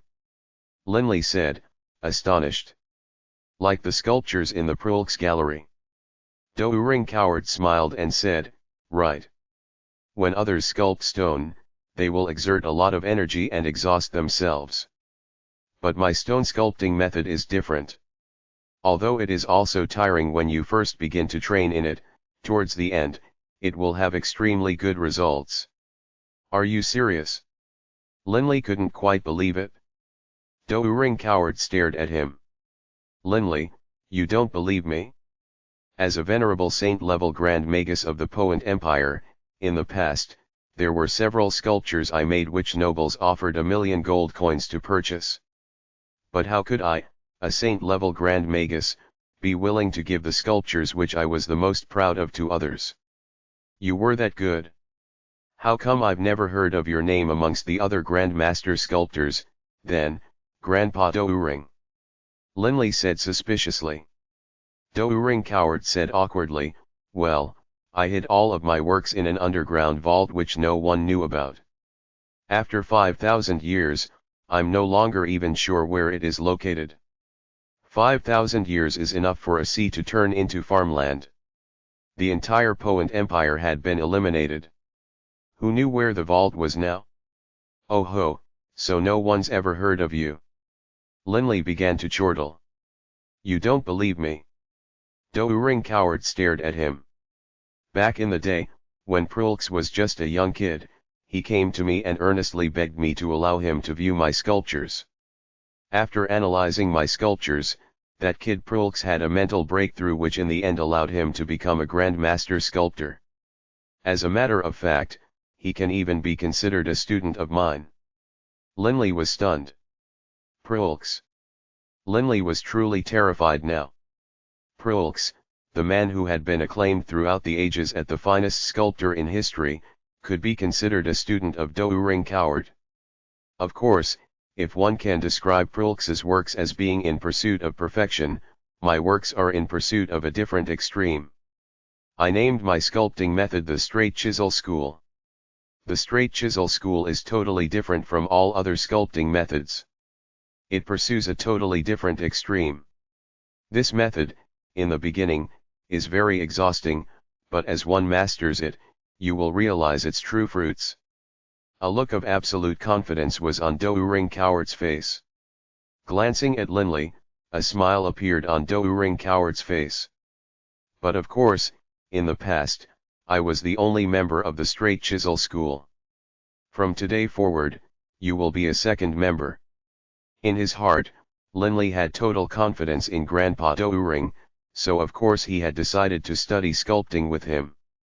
And what's more, if Grandpa Douring's words were true, and he could grow stronger while also becoming a master sculptor, just based on his sculpting skills alone, he would be able to support his little brother's tuition. Recorded history goes back only a few tens of thousands of years at most. In the long ages before then, before the writing system had even been invented, stone sculpting had already existed. Douring Coward said with a sigh. Hundreds of thousands of years, or even millions of years ago, our ancestors would record their memories and their visions in sculptures. This is the most ancient method of recording culture and history. Linley nodded as well. There was no form of culture at all which was older than stone sculpting. Throughout the ages, sculpting has always been very hard to do. And creating a sculpture with a unique aura is even harder. The harder something is to do, the more valuable a success would be. Douring Coward sighed emotionally. Linley agreed in his heart. If you wanted to paint a single stroke, you could easily do so. But if you wanted to carve out a paint stroke, it would be extremely difficult, because stone is too unyielding. A stone's appearance, quality, grains, and coloration impact not only its appearance, but its entire potential and true form. We use chisels to remove the excess parts and allow its natural beauty to be revealed. This is stone sculpting. The stone sculpting way is really a way of controlling space and appearance. When stone sculpting, one must carve from the outside to the inside, one step at a time, slowly drawing out a form from within. And then, slowly, one would remove the excess parts, allowing the form to become more and more clear. This will allow the sculptor to naturally feel as though his work of art is evolving beautifully. Once he started, Douring Coward couldn't stop talking about carving. But Linley could clearly tell how much Douring Coward revered this art. Most stone sculpting methods use many tools, such as the butterfly chisel, a straight chisel, a skew chisel, a triangular chisel, a jade bowl knife, hammers, saws, and more.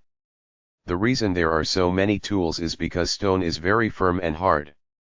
Thus, they will use a butterfly chisel to draw the form, the straight chisel for the initial cuts, the triangular chisel.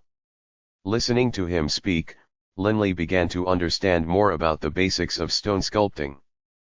Ring Coward suddenly laughed. But my stone sculpting method is totally different from that of others. This is because my stone sculpting method uses only a single tool, the straight chisel. This is why I have named my sculpting method, the straight chisel school. How is that possible? You carve just using a straight chisel. Linley immediately argued. You just said yourself that more tools are needed. For example, the scales of a fish. How would you use a straight chisel to carve that? Isn't that totally impossible? Wrong. Although others cannot, we Earth-style magi can. Ring Coward said confidently, Earth-style magi can totally sense the entirety of a rock's form. With sufficient wrist strength, we can sculpt stone using just a straight chisel. But of course, the straight chisel school is not a simple one to enter. Today, your mission is to go purchase a sufficiently sharp straight chisel. From today onwards, every day, I will spend 3 hours guiding you in learning how to sculpt stone. Book 2, Growing Up, Chapter 25, 6 Years. The flowing water continued to swirl as Linley sat cross-legged next to it. In his hands, he held a straight chisel and a rock the size of his palm. Begin with the basics. I'll start with this little rock as I begin my training. Linley sat there alone in the mountains behind the Ernst Institute. Under the tutelage of Ring Coward, he began to study the art of stone sculpting. As he began to understand more and more about this art, Linley also began to understand why in the later stages, the straight chisel school could assist in improving one's spiritual essence. When others carved, they needed to use a large pile of tools. They had to spend a huge amount of time and mental energy just considering what tools to use where. Naturally, this would be exhausting. Every single work of art represented their blood and painstaking effort. But the straight chisel school was different. The only tool used was a straight chisel, so there was no need to consider what tool should be used for what. Naturally, the difficulty level was greatly heightened due to the use of just one tool. For example, using the straight chisel to carve out the parts normally reserved for the jade bowl knife required an extremely perfect understanding and grasp of the basic form of a stone. In addition, great strength was needed. If one tried to use just a straight chisel on some larger pieces which normally would require a saw to cut through, one would need sufficient strength. One could use an earth-style magus unique connection to the earth to understand a stone's essence. But wrist strength had to be trained. As a magus of the second rank, Linley's wrist strength was not bad, but it was only enough to carve some smaller pieces. If he wanted to carve anything large, his wrist strength would not be enough. However, right now, Linley was just working on the basics. When the school year came to an end, Linley returned to Wushan Township. After the new year, Little Warden and his older brother, Linley, had only a few days to spend in each other's company. And then, under the auspices of housekeeper Hyrie, Warden headed towards the O'Brien Empire. Linley had no choice but to wistfully watch Little Warden depart. Crying non-stop, 6-year-old Warden parted from 10-year-old Linley and headed off. Time passed. Linley continued to be a solitary figure at the Ernst Institute. The vast majority of his time each day was spent in arduous training at the back mountains. Entering a young adult's growth period, Linley's appetite increased enormously, and he began to grow taller as well.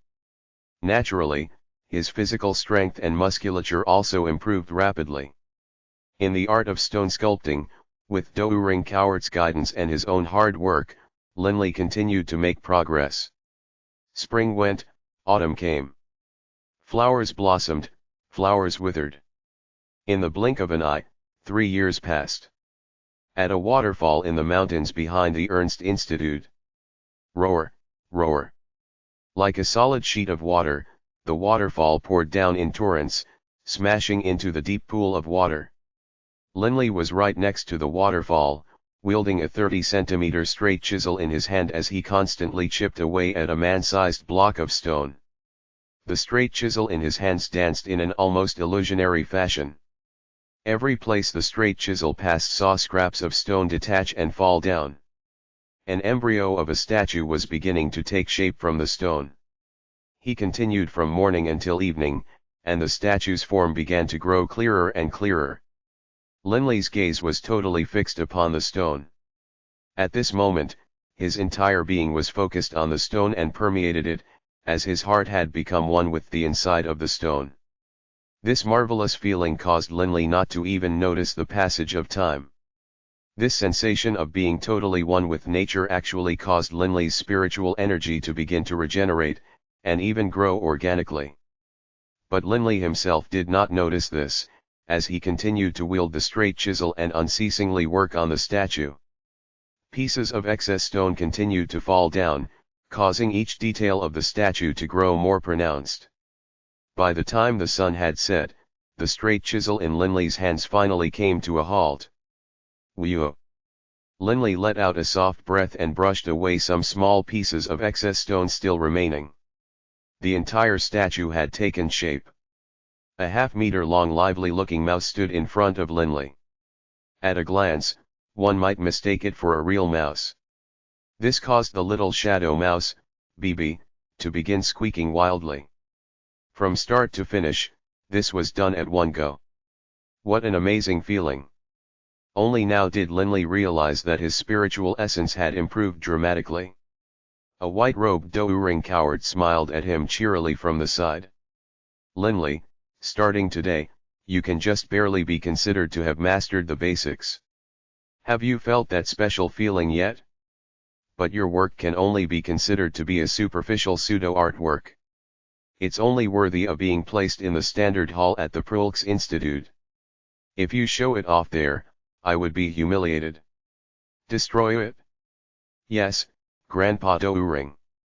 The straight chisel in Linley's hand flashed many times, and the statue suddenly became divided into more than 10 pieces. This year, Linley finally had mastered the basics of stone sculpting. And this year, Linley was 13 years old. Day after day, year after year. After mastering the basics of stone sculpting, Linley's spiritual essence began to improve at a much more rapid pace. Specifically, when Linley was 9.5, he had become a magus of the 2nd rank, and when he was 11, he had become a magus of the 3rd rank. And when he was 13, he had become a magus of the 4th rank. Magi found it harder and harder to advance in ranks as they grew more powerful. Logically speaking, from the 4th to the 5th rank, it should have taken Linley at least 3 years. But in reality, in year 9996 of the Yulan calendar, when Linley was 14.5, he reached the rank of a magus of the 5th rank. From the 4th rank to the 5th rank, he only spent a year and a half. It was even faster than when he advanced from the 3rd to the 4th rank. This was the benefit of entering the straight chisel school. Year 9997 of the Yulan calendar was the 7th year Linley had spent at the Ernst Institute. This year, Linley was 15 years old.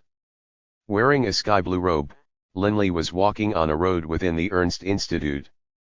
On Linley's shoulders, the little shadow mouse BB continued to stand. Although 6 or 7 years had passed, BB's body hadn't changed in the slightest. By now, Linley was 1.8 meters tall and gave off a very steady, stable air. Earth and wind elemental essences had continuously nourished his body.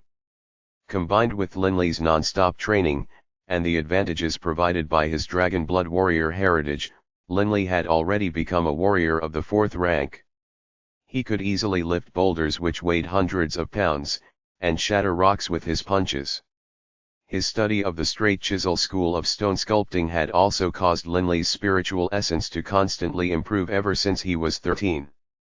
At the start of year 9997 of the Yulan calendar, Linley entered the 5th grade class at the Ernst Institute, the same grade as the Ernst Institute's number 1 genius, Dixie. It had taken Dixie 3 years to advance from the 4th rank to the 5th rank, but up until now, he still had not been able to advance from the 5th rank to the 6th. 15 years old. A magus of the 5th rank. Linley and Dixie both could definitely be considered freaks of nature. But in the hearts of the vast majority, Linley was even more of a freak, because since the day he took the ability assessment for the 4th rank, he had spent only a year and a half before attaining the 5th rank.